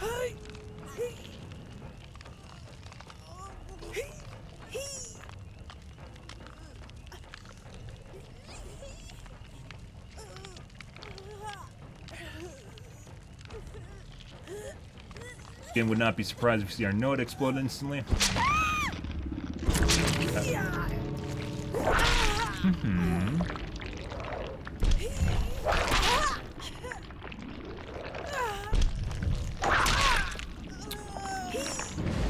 Surprise! My Noah totem exploded instantly, guys. Isn't that fucking weird? Isn't that so fucking weird? Isn't it weird even though they opened the gen or opened the gates way over there? Isn't that fucking weird? Isn't it weird, guys? Kinda weird, huh? Now we'll wait for the Jamboree to show up.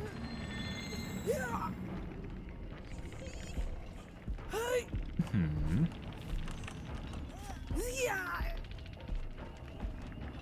Yeah, for pings here. So this is a Europe ping. That's on the Nia. Actually, it wouldn't be Europe.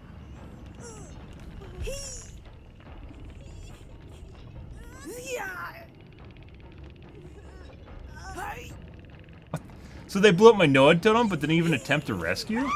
What the fuck is this shit? What the fuck is wrong with you? Okay.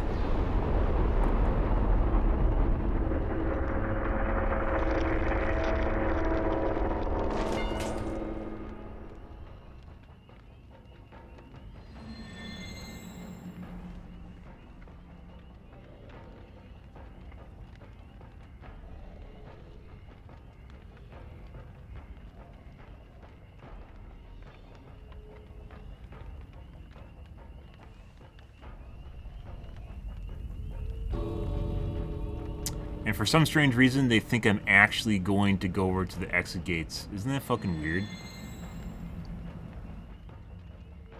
Crazy shit, guys.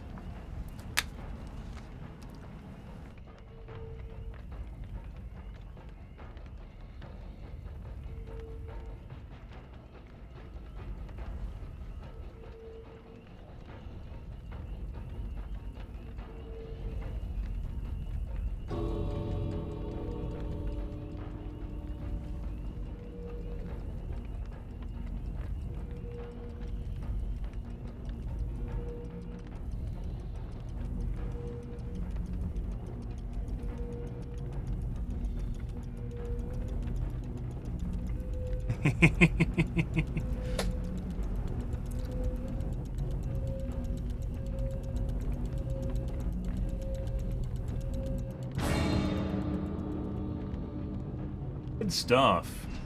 Good fucking shit. So the second guy we chased was definitely good. We should have chased the Feng too. Didn't work out. Mm-hmm.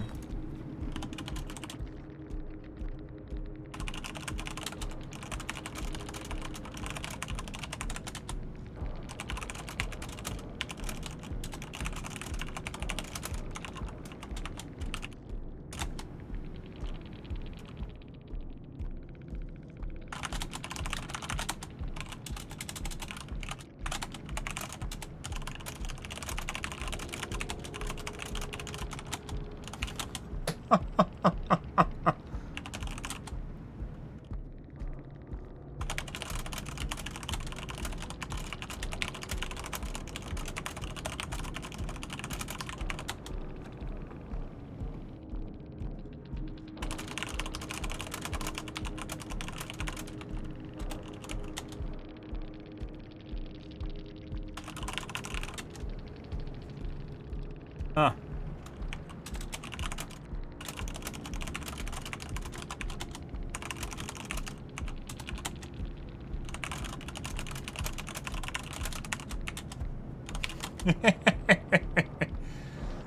So let's figure out who was cheating. I believe it was the Meg. I'm gonna go check just to make sure. So it was the guy that changed their outfit and like their loadout when I showed up. Their outfit and like their loadout when I showed up.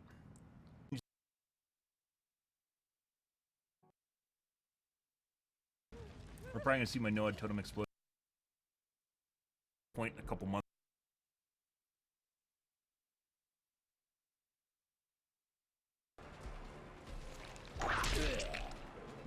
Yeah, right here. So what was the Meg? Fast. Definitely straight up cheating. Fun stuff.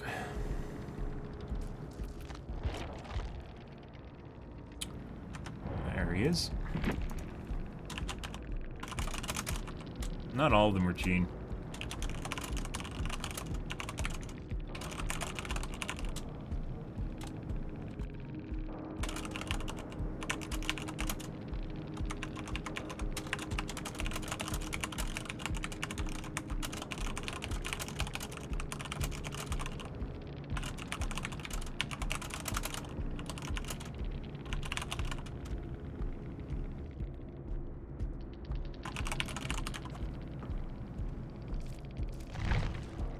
No windows. Nope.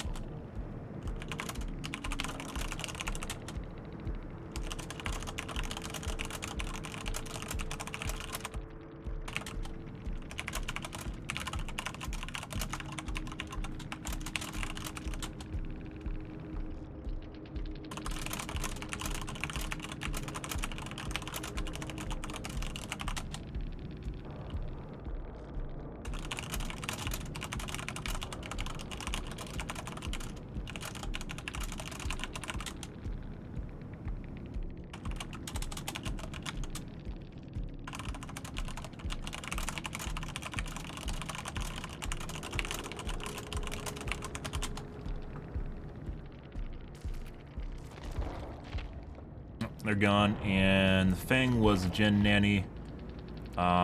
It was also, was it a Lori? No, it was a Nia.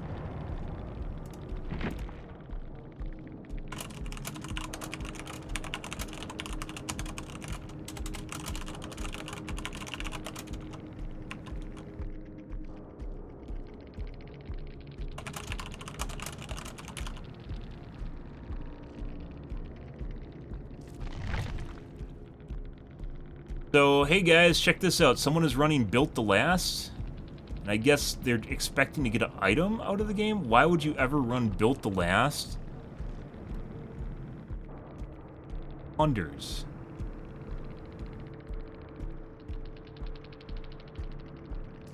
Bang. Yeah, so this is one of the guys that was just doing gens, by the way. These two guys, well, this guy right here is definitely just doing gens. Only ended up with, that we saw, only ended up with like 8,000 points. First guy we tunneled out wasn't even first guy. This guy was also just doing gens till we caught him. And this guy we tunneled out of the game. This guy was the first guy we chased and basically spent almost half the match chasing. Just at the beginning of the match before we bailed on it. Pretty obnoxious shit, guys. Fucking hate cheaters. Let's do some shenanigans here. As I mentioned earlier, guys, the fucking game's at the beginning of the match. Just a precedent for the beginning of the night. Just a precedent when we won against that shitbird squad that just failed miserably. Like, stuck ego is like the best bait for cheating.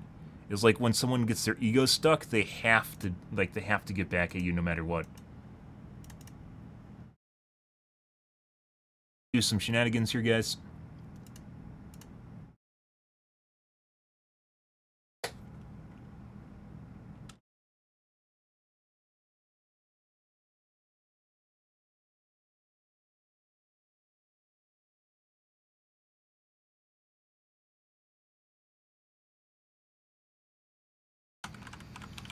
Good.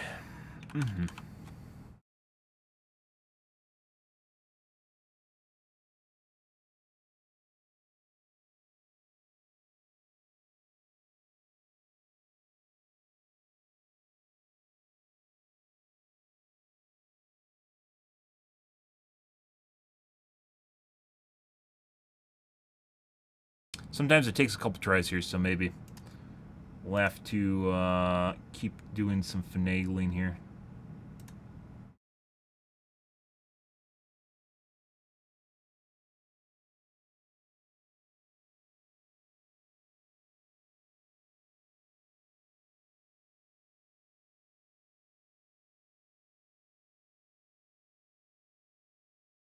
Yeah, just like straight up notes. It's like weird when you like appear in the lobby and then just someone just like knee-jerk like changes their loadout just weirdly enough when you show up.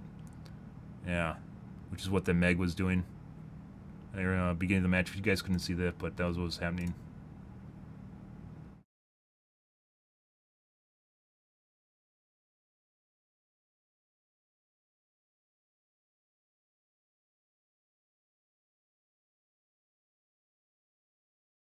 One moment, please.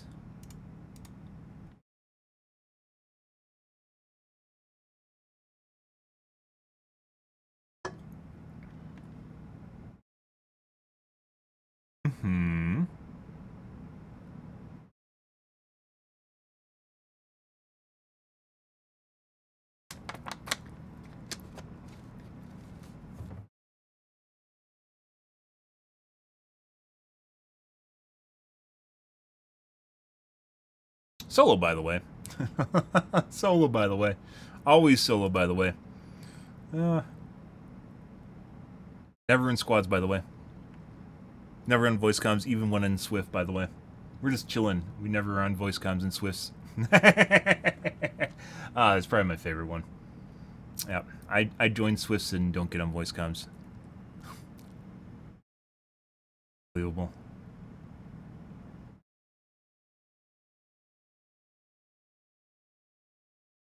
You'll have that, guys.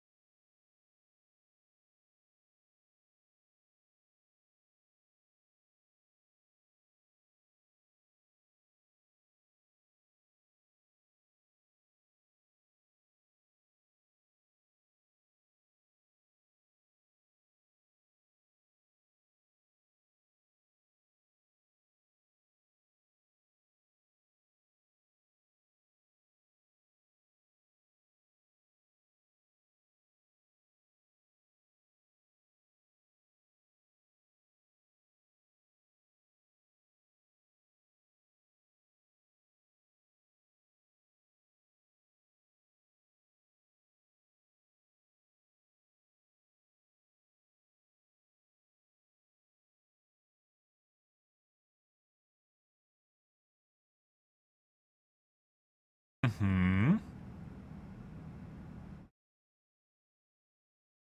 Happy Montues. Good, good. There's one asshole that brings his own personal cake. Fuck the guy!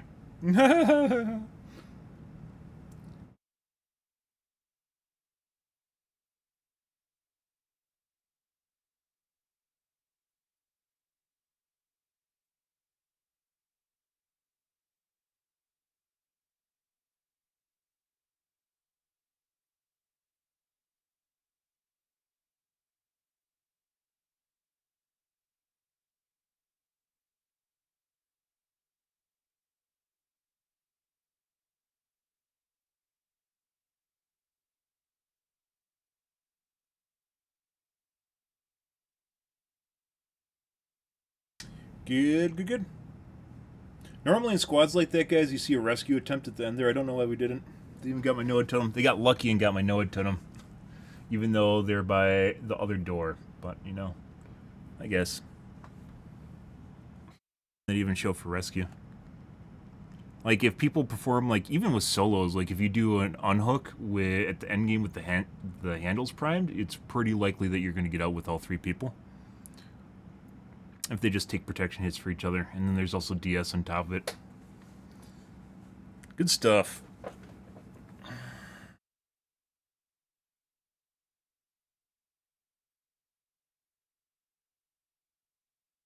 Mm-hmm. Do do do do do do do do do do do do do do do Gideon. Do do do do do do. We're gonna get some normal gen speeds with normal survivors, or are we gonna have bullshit again? Let's find out. Intentional. More than one. Okay.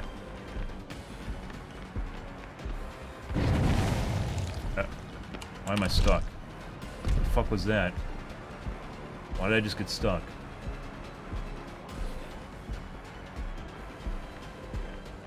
Eh.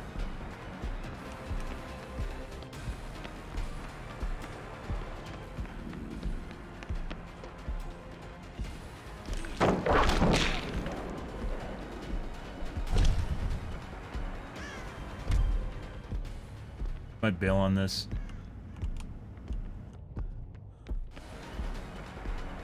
I swear to God, she pulled that and was dropping at the same, like exactly the same. Normally it locks you in place, where it doesn't happen.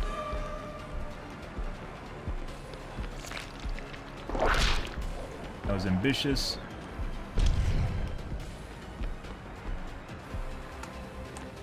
Fuck off. What the fuck?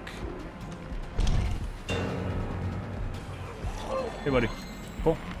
Thank you. Don't mind if I do. That was intentional, by the way. I don't know why he bailed, or he gave up chase to him. Unless he's just really bad. Yeah, okay. Cool. So, the Young Jin, once again, if people give you chase, it's usually because they're cheating. I don't think we can make that. That's like upstairs and around the corner.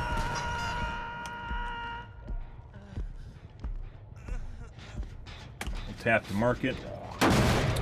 Good stuff, guys. Let's cam off. Might as well.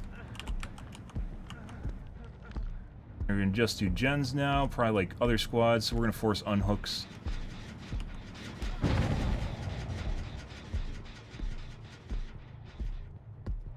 Force an escort. There he goes.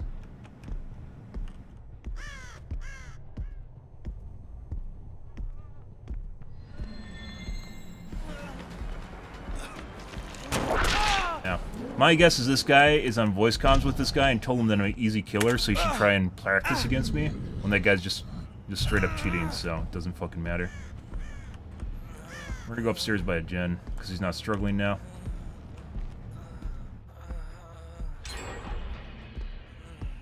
Go over the front area.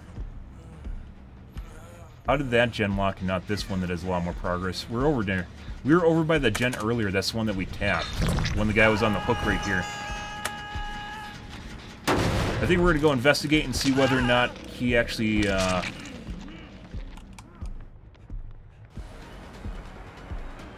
Here now. Beautiful. This you?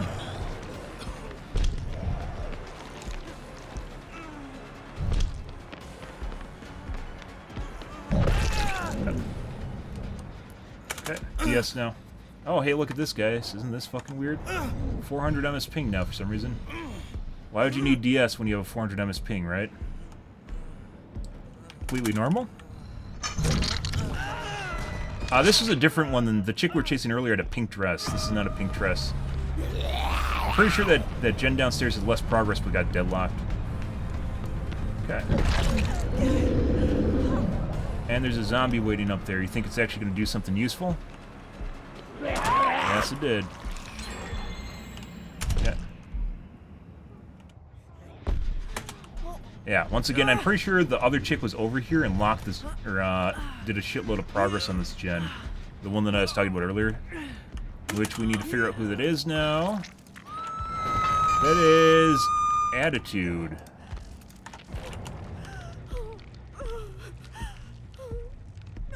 Stuff. Go tap. Unhook. Always in the right spot.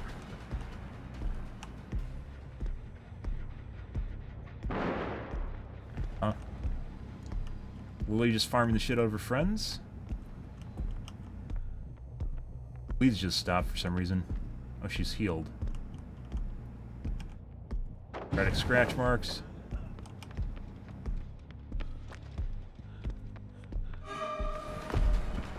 Balanced. Kind of looks like she got faster. We're gonna push her outside. But she did that. She didn't even run the loop.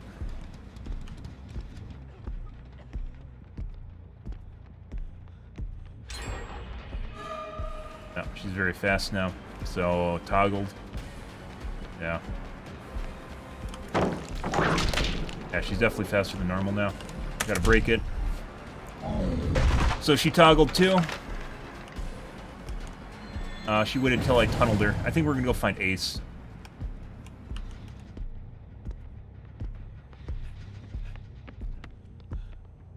Not Ace. Ace is below me just now. Oh my god, this is a huge waste of time. Thank you. God, you're fucking bad. Nope. Just gonna drop now. Yep, just gonna pre-drop everything. Unfortunate! Yeah.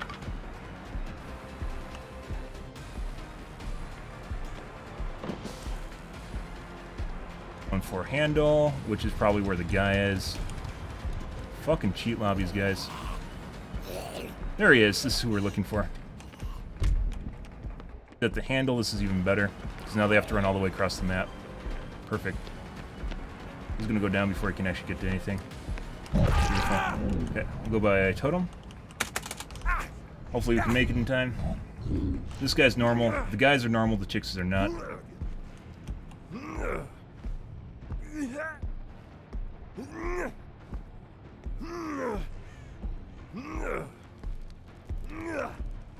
There we go. And that's a 2K. That's the end of that. No. And he knows it. That's why he's 4%ing right now. He's talking to him on voice comms. That's at the exit gates. Doesn't matter. Fucking hacks, guys. Jesus fucking Christ. The fuck's going on tonight? Unbelievable shit.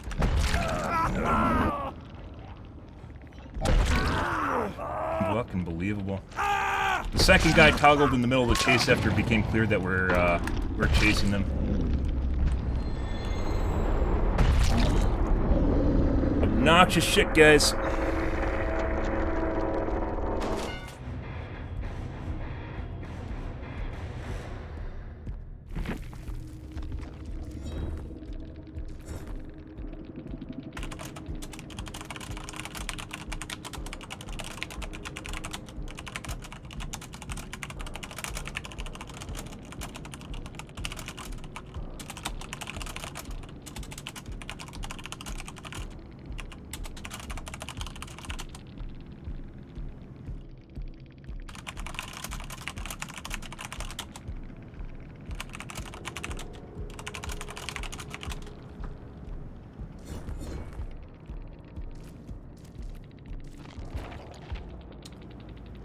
Yep, and surprise, the globe's sitting here. Both the Janes. This is the guy that was just running it straight up.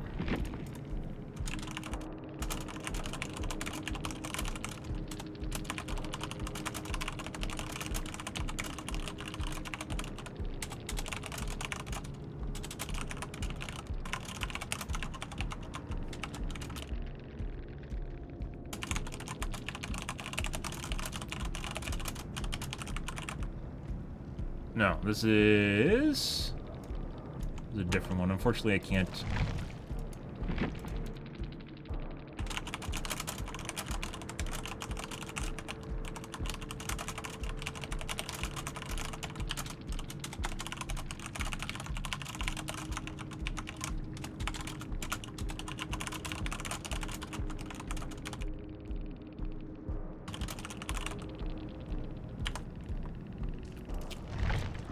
And this guy.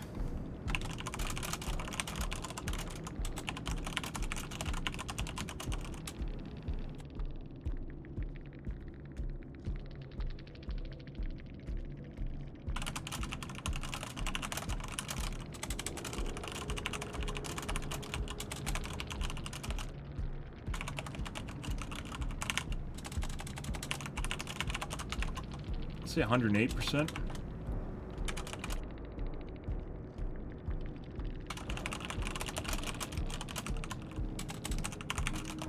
It doesn't even matter if they have windows.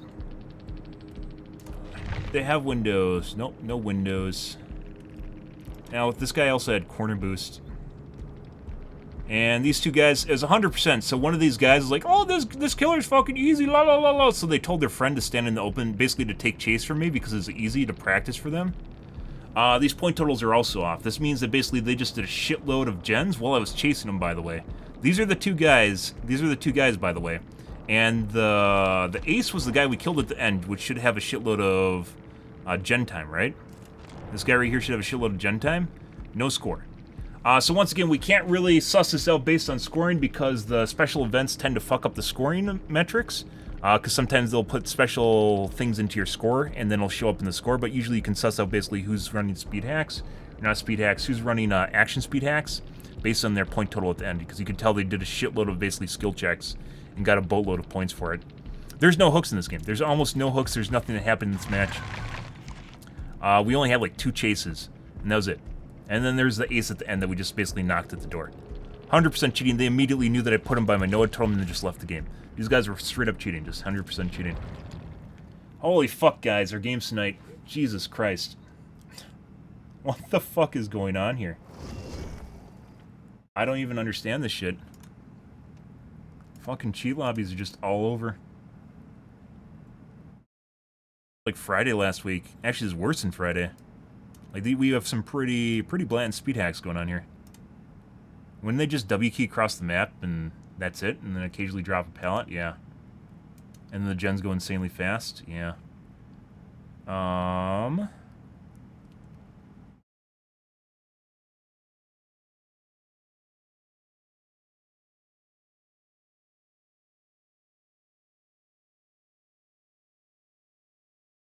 Yeah, and it's just like you chase the guys and it's like a fucking normal chase. Yeah, you chase the guys, it's a fucking normal chase, and they go down right away. Yeah. Not even talking about that guy that just stood in the open either. Takes me all of maybe 100 feet to catch up to him.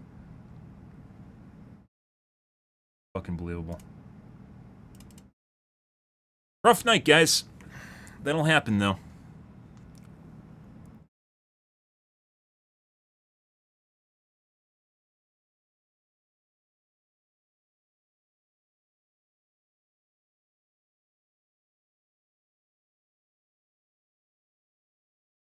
Took me, at the pallet at the top of the lip there, it took me 3 rounds before she dropped the pallet.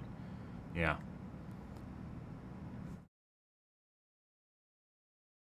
That'll happen. That'll happen, guys.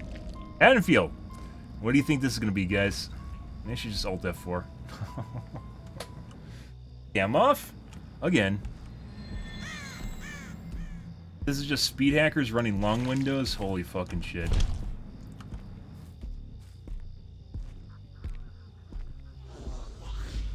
Intentional. We aren't going to chase her.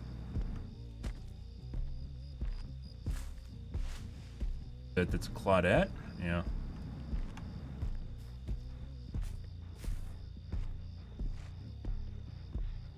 Got 2 people. Got W key.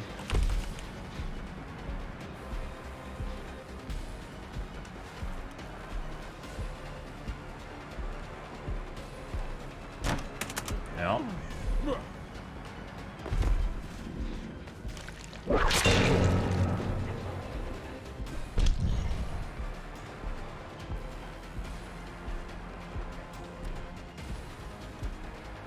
It's fast, but not super fast.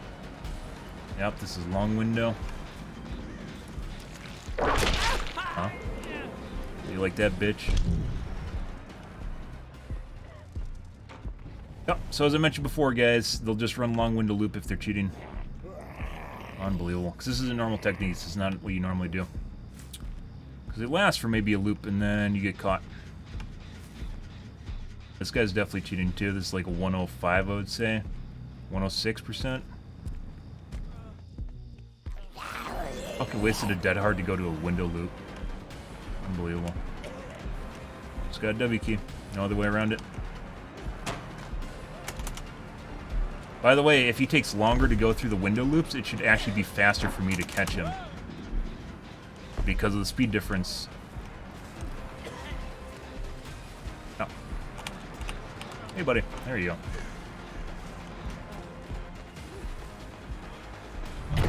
Once again, speed hacks, guys, they literally don't know how to loop. They just run long windows over and over and over again in an attempt to maximize their speed hack. This guy needs to turn up the speed hacks a little bit, though. It's embarrassing.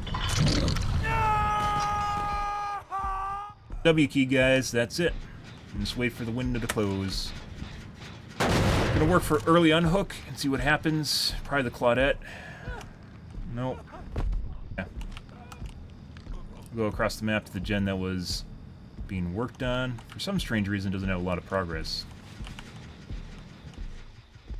So why that gen over there lock and not this one? Good question. Tap. Now back.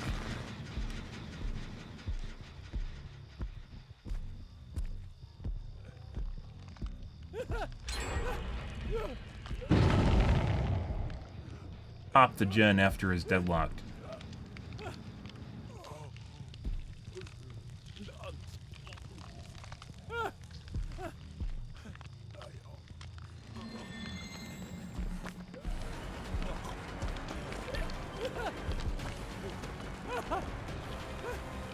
No pull.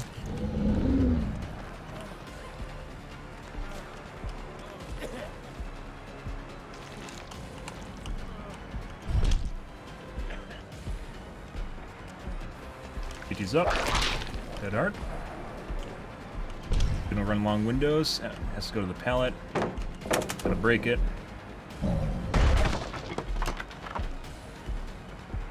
I love when people unhook in front of me, though, guys, and I literally hit them, and they still get the unhook literally right there. Yep, just goes and does long loops again. Once again, this is what speed hacks look like, guys, when they know they can't win loops, is they just go and do long loops.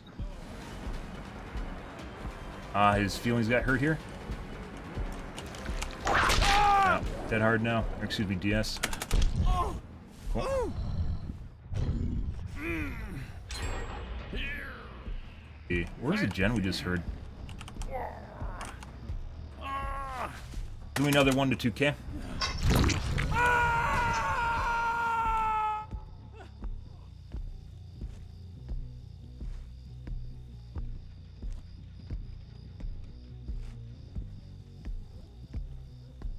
Well, that's for sure cheating. Who's this? Dwight is also cheating. This guy right here is just running a speed hack, but he's not very good. Go for a hit. Nice two.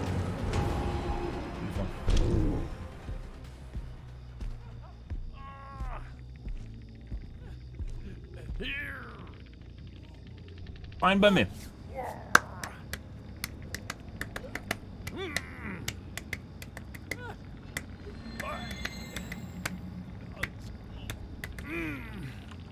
Cool. This is where you actually do. No pull.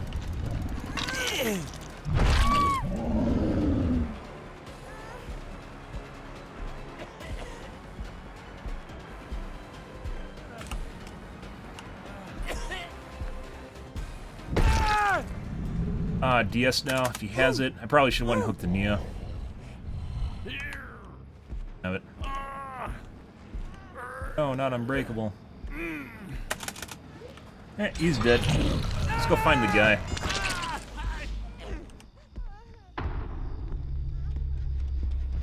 If we can find him. So if they have a Gen Nanny in back, it's probably the guy that's not cheating.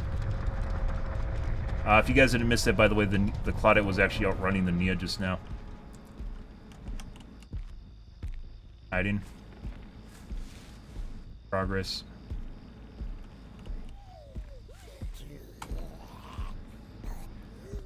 Can't depend on aggro from zombies when people are cheating. Doesn't work. Should we literally just go down here? Yeah. Like I said, when people are cheating, guys, they just, like, literally don't have skill. It doesn't fucking matter what you're doing. And they'll just... This guy just got hit by a zombie literally right on top of her. Like, it doesn't fucking matter. Unfucking believable. The guy.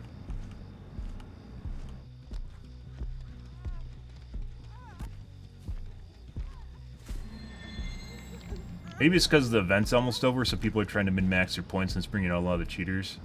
Not sure.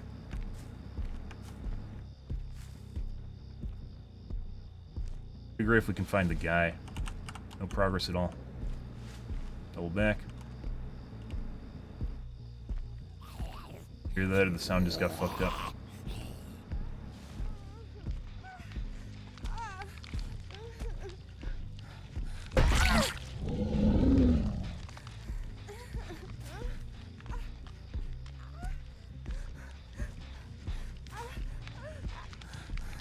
Wait for phase 2 again.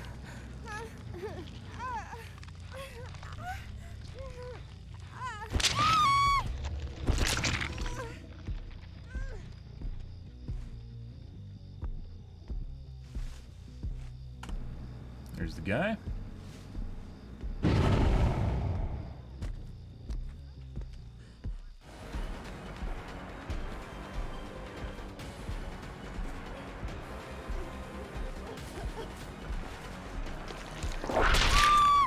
Very good.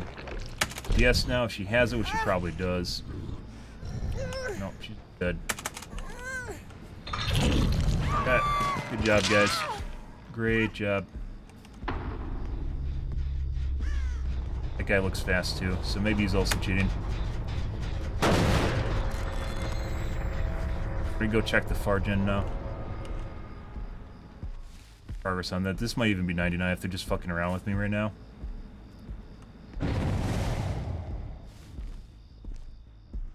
Progress at all. Very weird.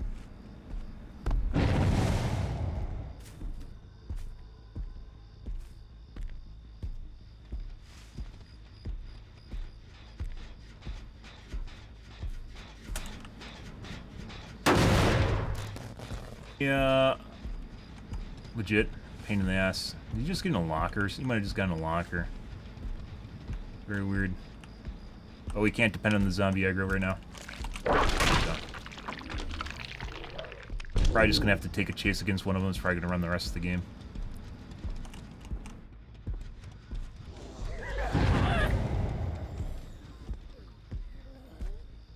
He's very fast. It's like 108, I'd say. Yeah. Another speed hacker. Got a W key till the loop closes, guys. Fucked up. I don't know what he's doing here. Not sure what the whole purpose of that is, guys. He literally didn't play any of the windows. He's just running straight.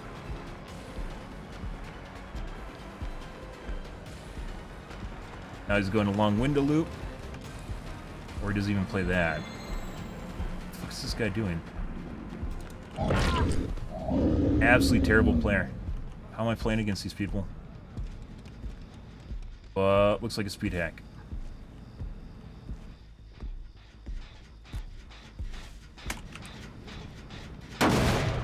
Fucking weird.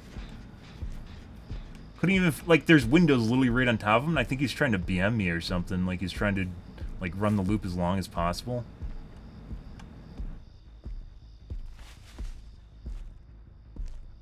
They ain't even working gens over here. I fully expected the Claudette to have worked that gen a bit, and she didn't.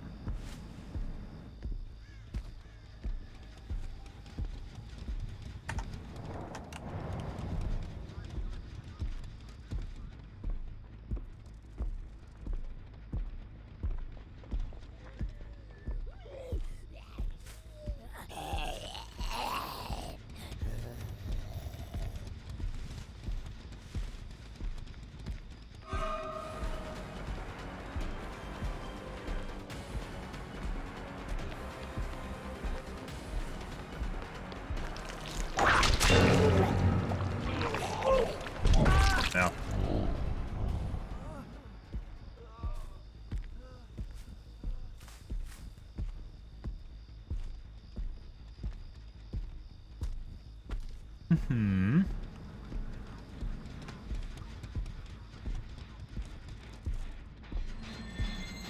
Claudette goes.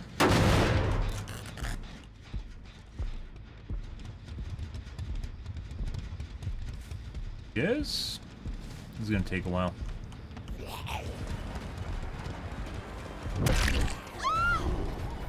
Or these guys just got really fucking bad. What the fuck's going on here? Stuttering?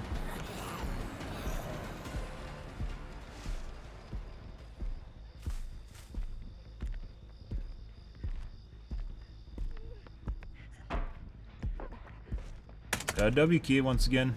This is why I don't like Haddonfield, guys. It's the only way you can play this is W keying. There's no anti-play here. It's just W key, that's it. It's the only way to play this loop till it closes. Fuck off, zombie.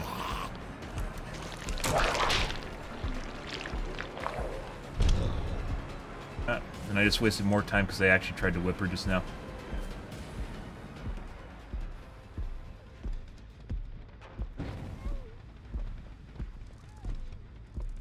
Lost chase.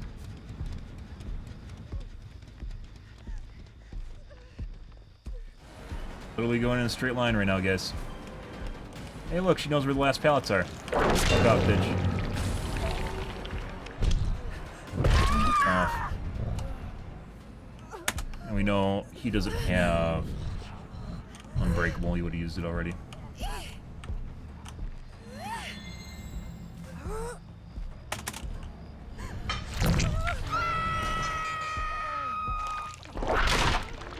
Now we wait for 4% in Deliverance.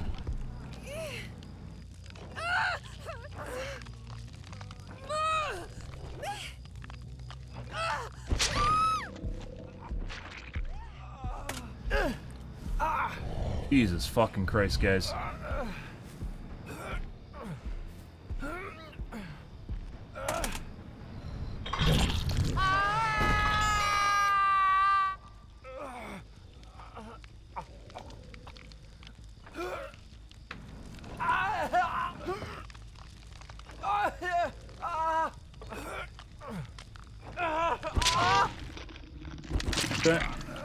Like, they weren't even working the... Like, what the fuck was this game?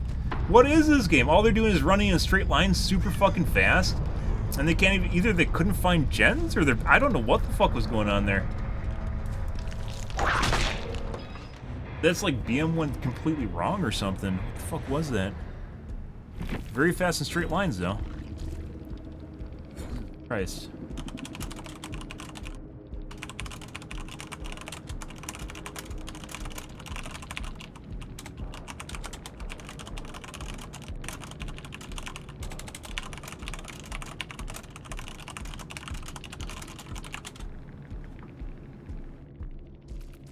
Obnoxious. Alright, first report is Dwight.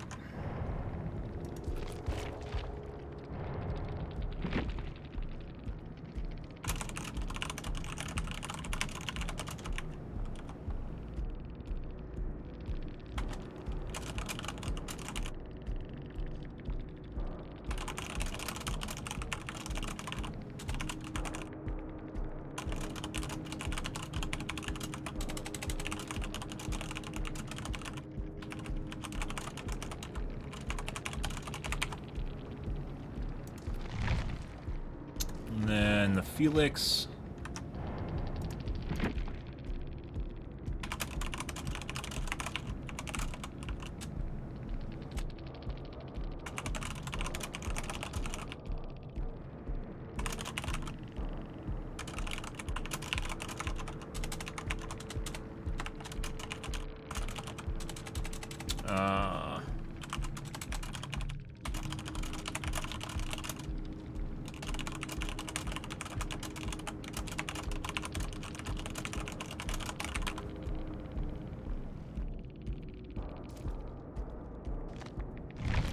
Claudette.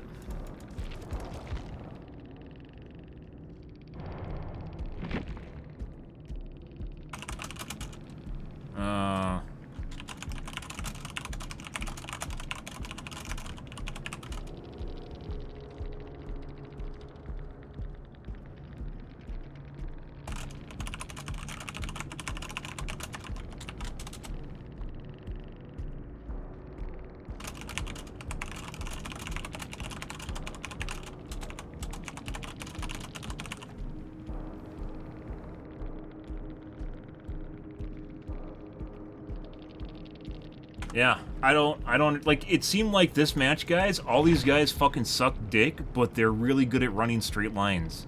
Like, they couldn't even find the gen, or they didn't know that they should be doing the gen in the corner there, despite all those plays those guys made early on, despite the fact we couldn't grab any of those guys. Couldn't mind game them, couldn't grab them. Like, those guys could not fucking do gens or knew how to close the game in any way, shape, or form. All they did was run in straight lines super fucking fast. And it wasn't like their fucking exhaustion perks. On par with their games tonight. I assume this is because the event's coming to an end right now, and there's just a lot of people that are trying to get on. They finish their points up, and that means we're running into more cheaters. Fucking obnoxious. Lots and lots. Okay, that's it for me tonight, guys. Lots and lots of cheating tonight. This is absurd. I attempted to actually get in... This doesn't feel targeted, though, by the way. That just felt like we just ran into cheaters. It didn't feel like there's people trying to fuck with me. Earlier games definitely felt like people trying to fuck with me. That just felt like we just ran into random cheaters. It's also late night. It's degenerate hours. Streaming past 1 to 2 is a mistake to begin with, and then I streamed it's almost 3, so... Yeah, let's actually take a look real quick here. Yeah, so Virginia is a server that I'm connected to right now. That's the AWS server that's NAE, which is basically my ping in game was about 70 ms. Check real quick here.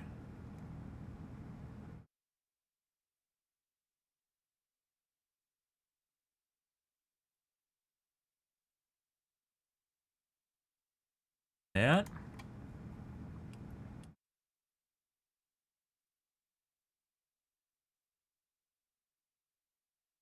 Rough time, guys. I know it's not stuff that you like to listen to all the time, just cheater, cheater, cheater, cheater, but that's basically our night tonight, so. Last night was alright. That's normal. Actually, is lower than normal? No, normal's like 39 for me.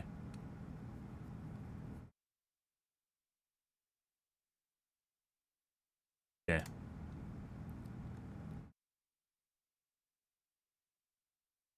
Yeah. Rough night. They're gonna happen, though.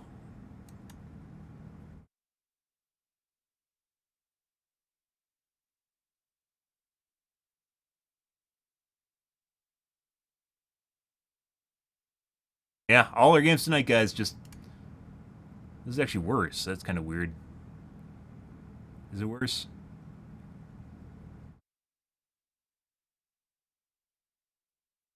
Yeah. This is actually worse. That's kind of weird. Because it shouldn't be. It should actually be better. Huh. Yeah.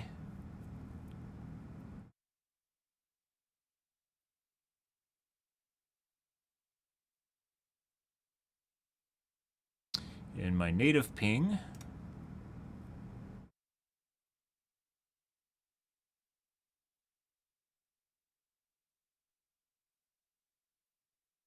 Pretty close to my native ping.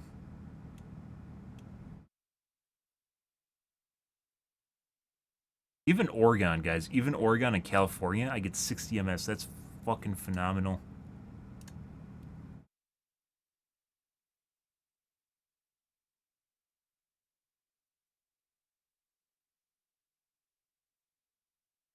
Oregon is where the AWS server is, by the way.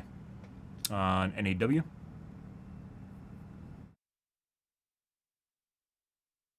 bit worse. That's not bad.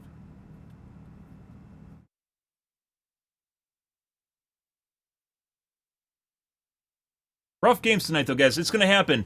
Tonight was probably one of the worst cheater nights we've had probably in a month, I would say. Friday was pretty bad, but it wasn't this bad. This was pretty horrid tonight. It felt like we were literally going against people that are cheating that had no idea how to play the game like that last game. That's pretty absurd. And all they can do is basically just do long window loops, and that's it. And Dwight literally did a long window loop until it closed, and then did a short window loop until it closed. Like, literally couldn't run loops at all. All he was doing is just running the window. And that's it, until it closed. And then he just ran out of options and went down. Like, Jesus Christ. Oh my god, guys. Unbelievable. Okay. I'm out here for this evening, guys. Tomorrow will be more Dead by Daylight, so you guys have that to look forward to or not to look forward to. Maybe it's my stream name. I think it has a lot to do with being there's only 2 days left for the event, and people are grinding harder than normal. Let me actually check real quick. Sweats are grinding harder than normal, and sweaty players usually means cheaters. Not always, but you don't get casuals that cheat. Casuals generally don't go out of their way to cheat because they either think they're going to get caught right away, that they have no idea how to cheat, or that they don't care. Basically, the big one is they aren't motivated and they don't care enough to cheat. It's usually like the ultra-hardcore players during degenerate hours, which are especially prone to that. Predisposition to cheat. Sweat degenerates are predisposition to cheat and or vulnerable to the cheat bug, i.e. they're open to the idea of serotonin and dopamine by any means necessary. Let's see. What do our stats look like? You'd assume the majority of players were on the weekend, though, but maybe we're just getting more ultra sweats tonight.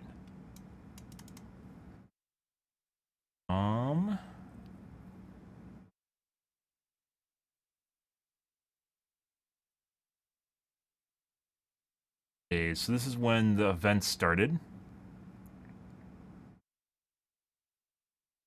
And was it last week on Tuesday was when I think it was Tuesday, was the patch notes or the dev update? Maybe it was Wednesday. And you can see an uptick basically at the beginning, then there's a lull in the center here, and then there's an uptick towards the end too, even though we're in the middle of the week right now. Generally there should be an uptick on the weekend, right? Or like a graph type? No. Like a Bitcoin graph or a economic market graph.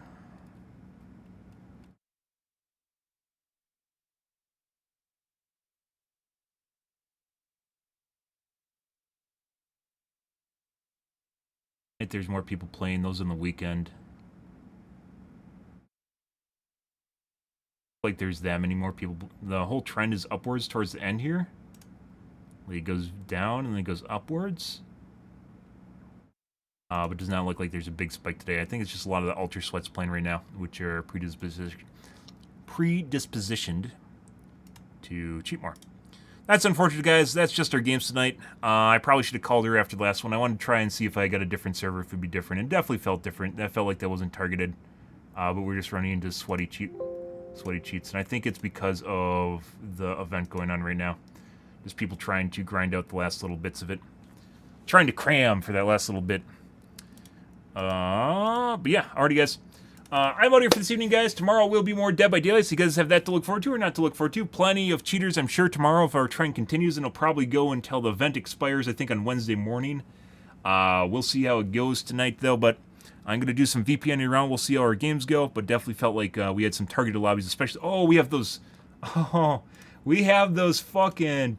those highlights to make. The I'm Not Trying lobby. Oh, yeah. Oh, we had... we had those games at the beginning. Oh, buddy. Oh, yes, please. Yeah, the... Edit a button to dump. We aren't trying. If we were trying, you'd be sorry. Because people make you do them because of... I got... Yeah, this like set the precedent for the night where we just like shit all over like an Ultra Swift. And then we just got a bunch of cheaters after that point. It's like they put out a hit on me or something. God. can only imagine what happened if I had a thing where you'd have to make me drink water every time I said that. Like you pushed a button. Jesus Christ. Let's break our cup doors. Oh my god. Look at the highlighted message, guys. Did you see the highlighted message in my super slow chat, guys? There's a highlighted message there. Yeah, am I right? Oh my god, guys, there's a highlighted message. Someone just got zombied.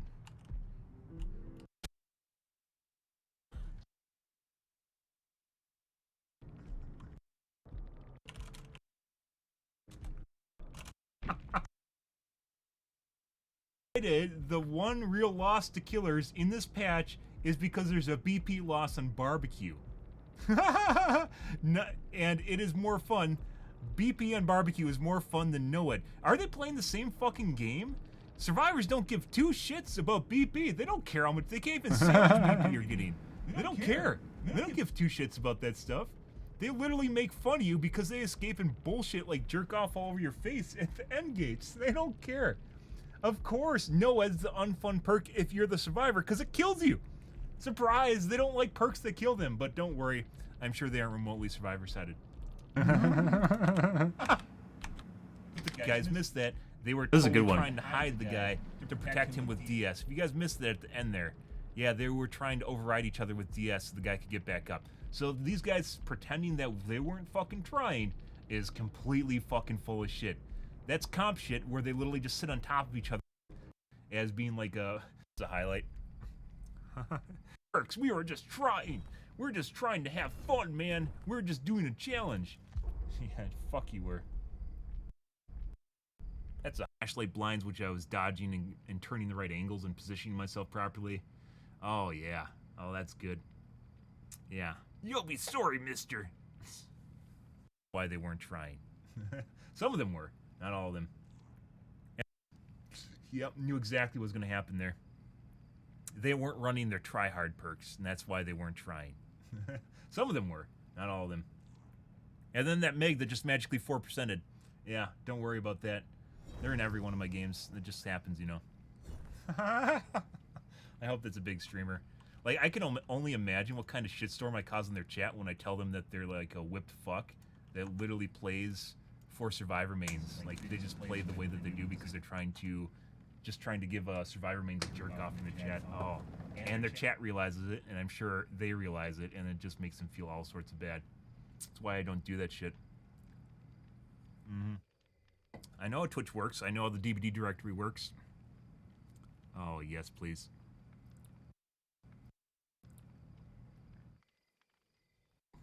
Now, pretend, haha, haha, we weren't trying, haha. It's like the fallback excuse when everything goes wrong, haha. Yeah, literally like a fucking superhero villain. Team Rocket blasting off again, guys. Good stuff.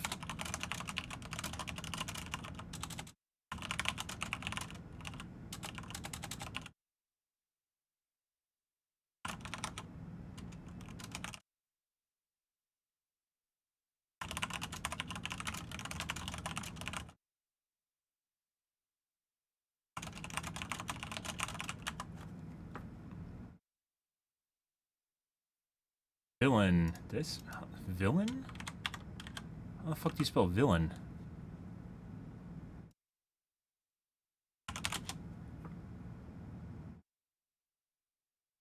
I spell it right. A-I-N. Why the fuck did Google not correct this? This is super easy.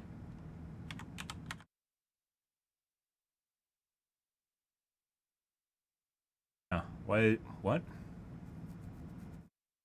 Yeah. Like, my A and the I were just turned around.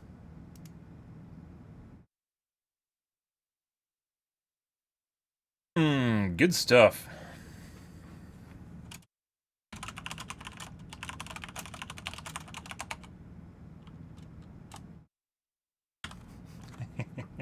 I'm pretty sure that was a big streamer. I'm very, very certain that was a big streamer. I don't know who it was, though. Because they weren't using a Twitch name, and I asked them for their Twitch name, and then they just changed the subject. Uh-huh. I had to change out my batteries.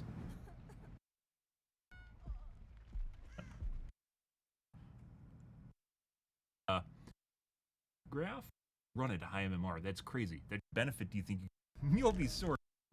I don't fucking know. And if you run Undying, it blows up in a minute. Literally no value, or they just pound through it if they're a good, high MMR squad. You'll be sorry, mister. Okay, I'm off for this one, too. I feel like there's gonna be a karma thing where now I'm just gonna try we're gonna play against like a fucking cheater squad that's gonna try and shit on me because of the last match. We did, actually. After this, we did. We just started running a cheater squad after cheater squad after cheater squad, and this is actually one of them. Like, am I actually, no, this wasn't. This was just a gen squad. Because I shit on a bully squad? I think that's the way that it works, but it works that way with people. Uh-huh.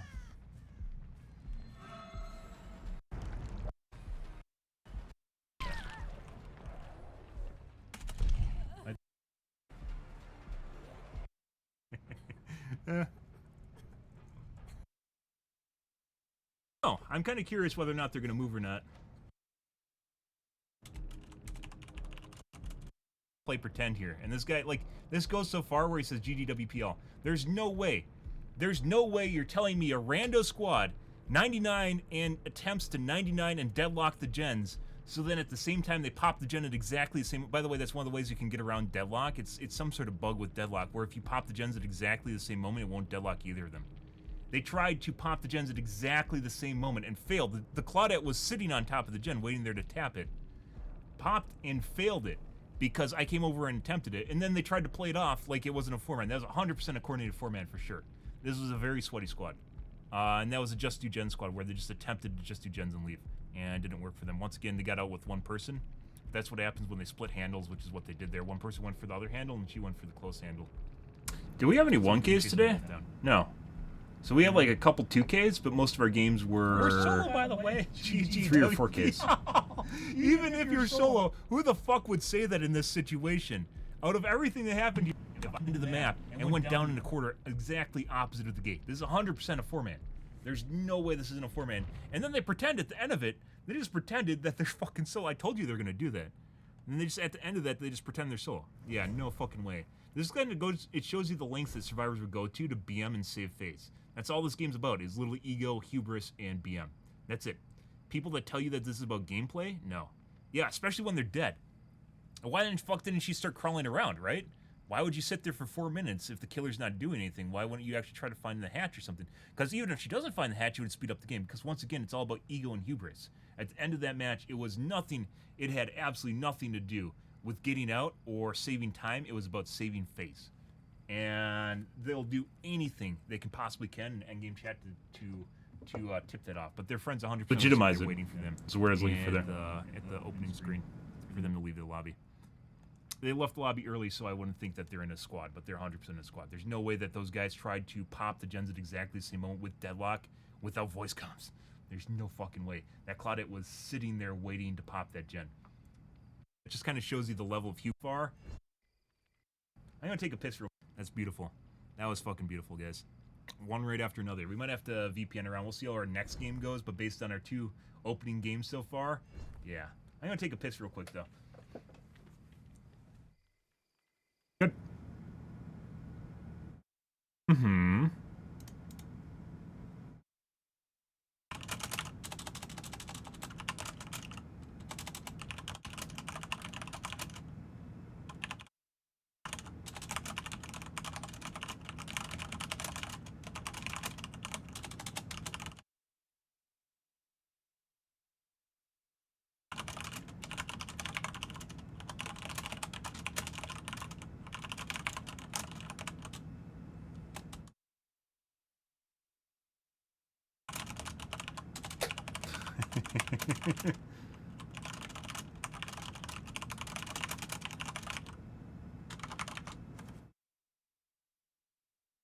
Yeah.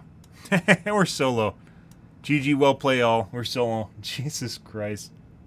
So, I guess our earlier games for tonight were fucking hilarious to the point, like, I mean, you guys really have to watch those games. The first one was absolutely hilarious. Mainly the shit that they dumped in chat at the end of that, after they completely fucked the pooch.